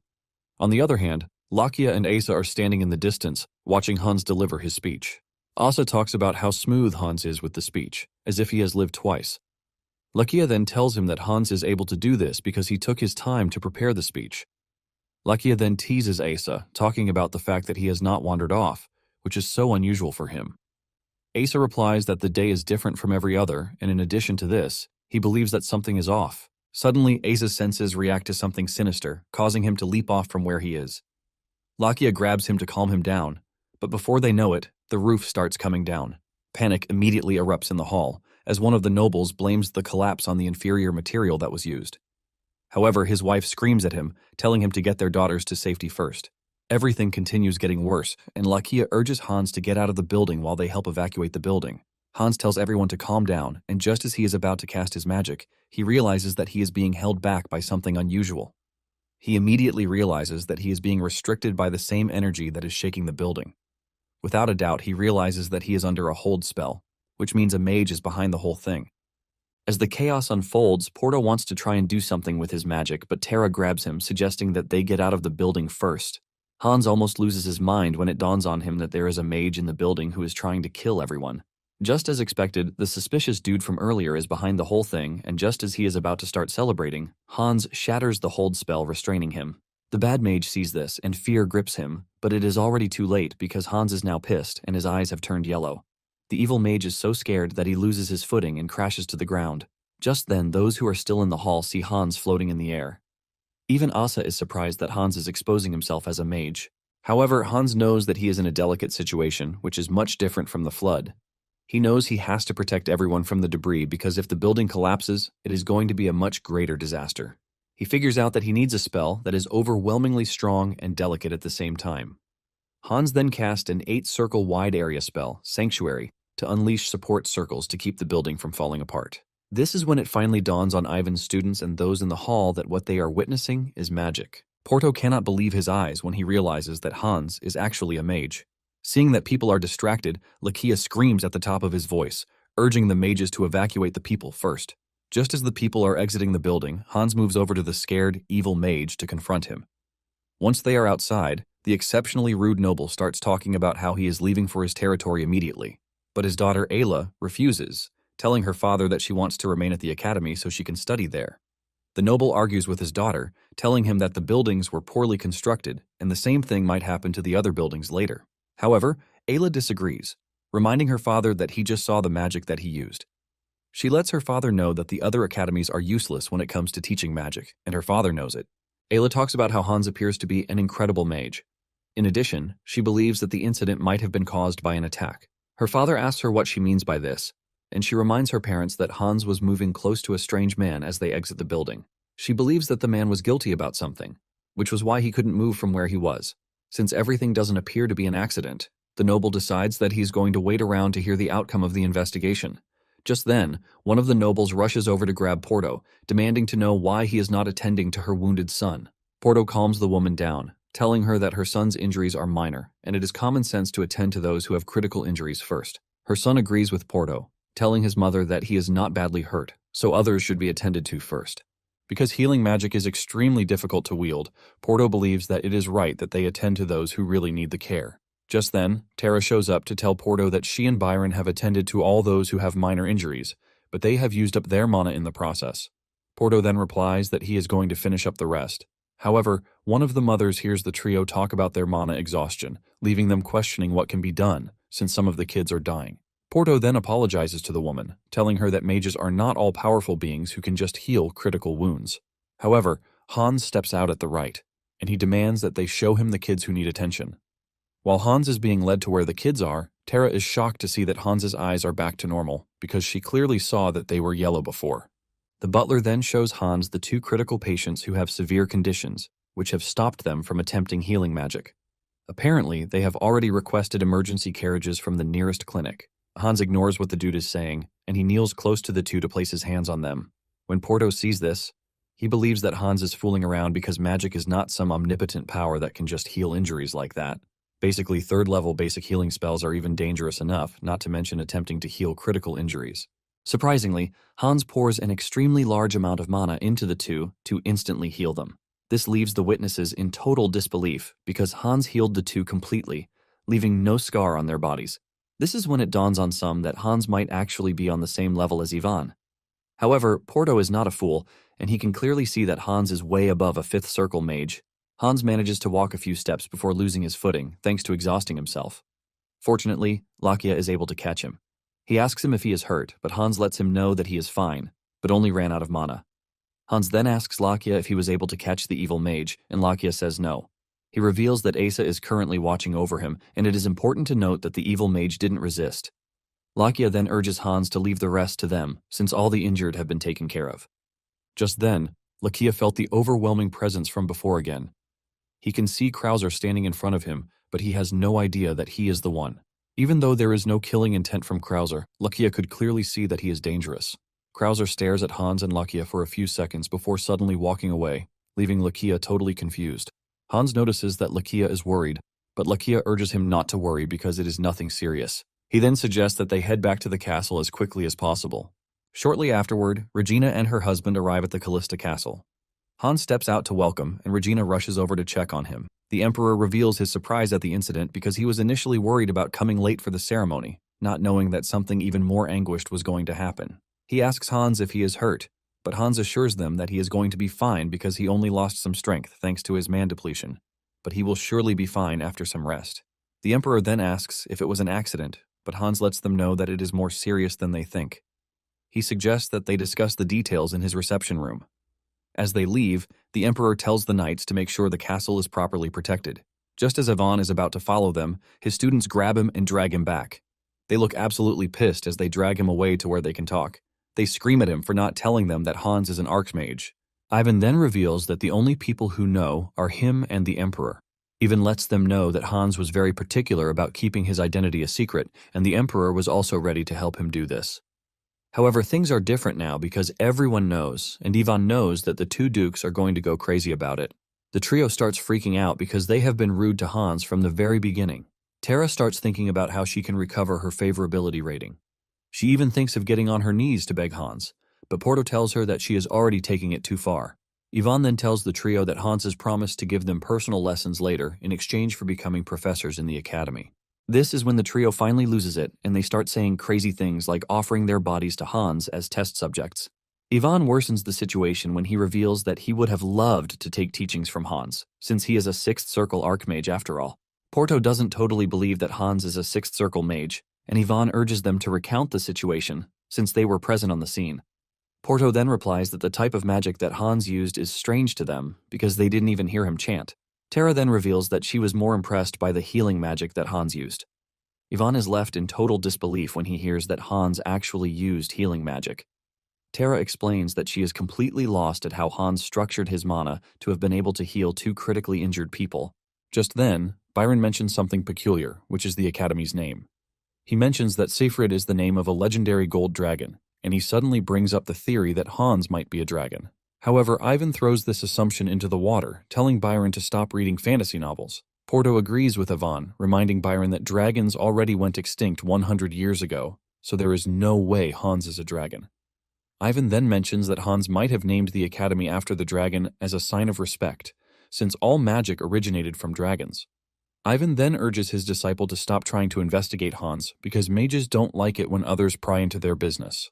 After the discussion, Ivan leaves his students to talk about Hans. The trio spent minutes talking about Hans and how he can revive the declining magic age. Ivan soon joins Hans and the Emperor and his wife at the reception hall. Hans is happy to see Ivan because he was just about to call him. Hans informs him that he captured the culprit and he turns out to be a mage. Ivan is left in shock when he hears this because he doesn't want to believe that someone just committed terrorism with magic.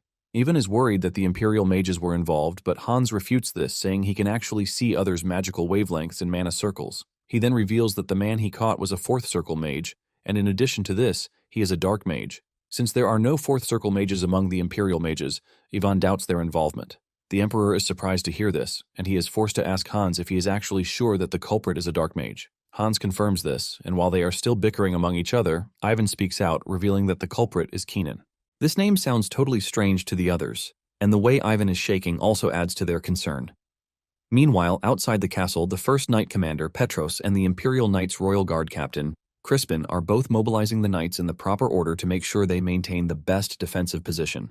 Petros talks about how he never imagined himself coming back to the castle again after what happened when he and his squad were chasing after Lakia back then. This was the same knight who disrespected Regina back then. But now, he is working for the Empress. Crispin immediately becomes interested in the Lakia case, and he asks Petros if he confirmed Lakia's body himself. Petros replies that the body was already rotten, but Crispin wants to know if there is anything to identify that it was Lakia. Petros starts wondering why Crispin is interested in Lakia's case, and Crispin quickly moves past it, telling Petros to forget about it. Unknown to them, Lakia is watching them from his office window, and it appears that he has some sort of connection with Crispin. Back in the reception hall, Ivan explains to the trio that Keenan was his longtime best friend. He was considered to be an outstanding genius among the Imperial mages, and when he became the first in their generation to successfully use fourth circle magic, the entire research institute was left buzzing with admiration. However, there are some who are not pleased with the fact that a commoner like Keenan rose to success. Shortly after, Keenan was approached by two mages who showed him a supposed fourth circle magic formula. They urge him to amplify the formula and demonstrate it for them. When Keenan checks out the formula, he realizes that something was off, but the two kept egging him on. Since Keenan was desperate to get the two to like him, he considered it an opportunity to get them on his side. Keenan activates the formula, and it turns out to be dark magic, which ultimately takes over him. Basically, dark magic is unlike normal magic that uses the caster's own mana. In the case of dark magic, it offers one soul to demons, and in return, one gains unlimited mana. Because of the evil that those who use dark magic have committed, the Empire defined dark magic as a crime, which is equivalent to treason. The Empire then sealed it as a taboo for hundreds of years, which is why no one can even tell if it was dark magic just by looking at the formula. Keenan tries explaining to the judges that he was tricked, but they dismiss his claim, telling him that he already used dark magic, so there is nothing to be done about it. The judge then dismissed him from the research institute and also ordered that he be executed for using dark magic. Ivan reveals that this was the last he heard of Keenan, and this was over 10 years ago. Ivan assumed that Keenan had been killed, but with the emergence of this new dark mage, Ivan believes that it is none other than Keenan. Hans then suggests that Ivan see Keenan personally so he can confirm if his hunch is right. Hans then leads them to the basement, and the Emperor is surprised that there are no guards present there. Hans lets the Emperor know that there is no need for guards, and suddenly, the Emperor realizes that Ivan is covering his face. He asks him if there is anything wrong, and this is when Hans remembers what he did. He apologized because he forgot to mention that he had already set up a barrier in the prison so that he is the only one who can use magic. Since Ivan's magic has worn off, Hans tells him that he will gladly look away if he is not comfortable about showing his real face. Deep down, Ivan is only wondering at just how powerful Hans seems to be because he is able to cast a mana-blocking barrier that allows only specific people to use magic. Ivan is blown away because he hasn't even heard of such magic before, and this tells him that Hans is way ahead when it comes to magic. Just then, they arrive at the cell, and Keenan dashes away from the door when he spots Ivan. Ivan confirms Keenan's identity, telling Hans that he is the one. Hans is surprised to hear this, but then he lets Ivan know that there is a slight problem. He tells Ivan that Keenan doesn't appear to be in the right state of mind because he can't even have a civil conversation with him. Ivan then asks how Keenan ended this way, and Hans replies that he has no idea. Hans mentions that from the moment they arrested Keenan, he has been acting weird. Hans tells Ivan that he can confirm that Keenan used dark magic, but since he is in bad shape, they can't charge him yet. The Emperor suggests that they turn the investigation over to the Imperial Palace because they need to know why a death row inmate appeared in the Callista territory. Ivan, on the other hand, is still trying to understand the situation because Keenan is someone who couldn't even hurt a fly. Suddenly, Keenan comes to his senses, and he recognizes that Ivan is the one standing behind the locked gate. Meanwhile, Lakia and Asa have made their way to the top of a tower to get a good look over the house. Lakia mentions that they are doing this because of the suspicious dude that he saw at the academy. Lakia confirms that this dude is strong, but he can't say if he has bad intentions or not. Since Lakia is exhausted and the Emperor and his wife are at the castle, Lakia believes that they must stay on their guard to avoid any major casualties. Asa mentions his surprise that Lakia called him along for the watch, since he is always complaining about his presence. Lakia has no choice but to swallow his pride and reveal that he can't take on Krauser alone with what he has seen. Asa is surprised to hear Lakia say this, and he assures him that they have nothing to worry about since cat people are best at detection. Asa is still running his mouth when he suddenly spots Krauser in the distance, and he calls Lakia's attention to this. Lakia confirms that it is the same person he saw, and before they know it, he vanishes right in front of them. Seeing this, Asa is forced to admit that Lakia is right about their capacity to be able to handle Krauser. After they are done with their scouting mission, Asa and Lakia visit Hans in his chamber to tell him about what they saw. Lakia mentions that he has seen him at the academy earlier and at the house too, which means Hans is his target. Lakia reveals that he and Asa tried to handle the situation, but it appears that they are no match for Krauser. Lakia then tells Hans that he needs to be really careful. Hans is surprised to hear this because he had earlier placed a light surveillance magic around the castle, which should have detected outsiders entering or moving around. Since he couldn't sense the intruder, Hans figures out that the person is a mage. Meanwhile, Ivan, the Emperor, and Regina had no choice but to stay back at the castle thanks to the whole issue. Ivan had asked Hans if he could speak privately with Keenan. Hans initially refuses because Keenan committed a grave offense, but Ivan assures Hans that he is not trying to get Keenan out of the mess he made. In addition, the Emperor lets Hans know that he can trust Ivan because he is not one to mix personal business with state issues. Thanks to everything going on, Hans assumes that Krauser is working with Keenan, and he might even commit another crime soon. Hans then concludes that he has to raise the defense level of the castle to the highest. A few days later, Hans's mother also rushed down from the capital after hearing the news. She mentions that the entire empire is already in an uproar, as they talk about a new archmage being born. Owen knows her son is a mage, but she is curious to know if he is different from the other mages. Realizing that his family members are curious, Hans decides to come clean, and he tells his mother and sister that he is not an ordinary mage. He mentions that he is a dragon's successor, leaving the two totally shocked. Owen asks him how this is possible since dragons have gone extinct a long time. Hans then decides to explain everything to them, and after hearing his explanation, Owen expresses her surprise that there is a dragon lair in the Compton Mountains. Regina adds that she remembers that Hans started acting strangely around that time. Owen also understands why her son had to keep quiet about everything because the Compton Mountains border the Townsend and McCarthy territories. If they had discovered the lair, it would have led to a war to try to secure it.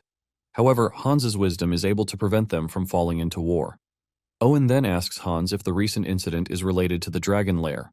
Hans replies that he is not sure, but he is convinced that someone wanted to eliminate him under the guise of destroying the building. Owen then asks Hans if he is scared because no matter how strong he is still her son. She urges him not to try to shoulder everything by himself, telling him that he can share with the family anytime he is feeling overwhelmed. Regina supports her mother, reminding Hans that she is now an empress, which makes her pretty reliable. Owen realizes this, and she expresses her relief that her children are at the top of their games. Deep down, Hans is not scared for his own life, but he is afraid that his family might get hurt and he won't be able to protect them. Later that night, Krauser returns to the castle and he notices that there is a strong barrier this time around. However, this is still not enough to stop him, as he is able to break through the barrier to get access to the compound. Hans is in his room when he senses the subtle twist in mana in the barrier, but he is confused, since there is no reaction from the barrier. Before he knows it, Krauser enters his room via the window. Fear grips Hans when he realizes that his six-circle barrier magic was breached. Surprisingly, he doesn't sense the same energy as Keenan from the intruder. Just then, he gets a closer look at the intruder, and the moment he sees that he has different eye colors, it dawns on him that the person standing in front of him is Krauser. Hans mentions his name, and Krauser is surprised that Hans knows him. Deep down, several questions are running through Hans's head as he tries to figure out if Krauser has been the one behind everything so far. Out of nowhere, Krauser hits Hans with a surprising question. He asks him why there is dragon energy oozing out of his body because he could see that his body is human, but his magic is that of a dragon.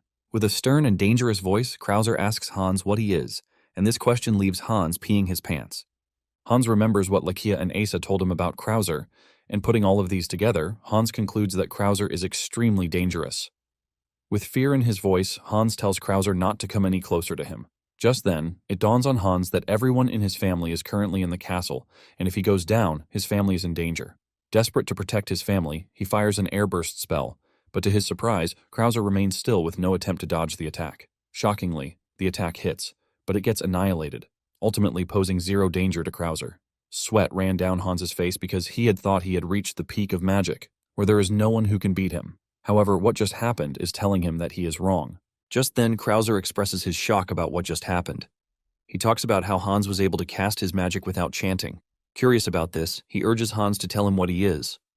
Realizing that Krauser is just curious, Hans tells him that it is dragon magic, just as he suspected. Hans mentions that he is a human who inherited a dragon's power and can use dragon word magic.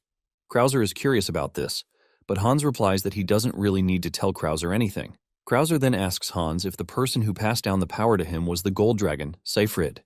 Hans is shocked when he hears this, as he asks Krauser if he can tell just by looking at him. He asks Krauser if he is affiliated with Seyfried, but Krauser says no, revealing that he only got the idea because of the academy's name.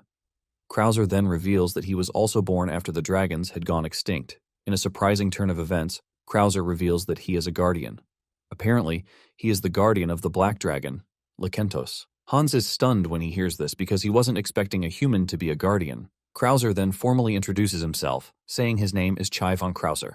He revealed that his grandfather was the first to inherit the dragon's mark until it was passed down to him. Hans is shocked to hear this because dragons have been extinct for over 500 years. Krauser then reveals that those who received the mark have extended lifespans. However, the dragon bloodline is getting diluted because his grandfather lived to 500 years, but his father only got to live 400 years old. Apparently, his father wanted to stay among humans and establish a noble house, but in the end, he still failed to fit in. Hans then asks Krauser how his identity has stayed hidden all this time, since they only changed masters once in 100 years. Hans wants to know if the imperial family and the two ducal houses have just decided to leave him alone all this time. Krauser then replies that the ducal houses must be aware to some extent, which is why they are also trying to hide his identity, because the power scale might shift if people are aware of what power the Marquis holds. Hans finally understands that Krauser intentionally sought him out because he was lonely.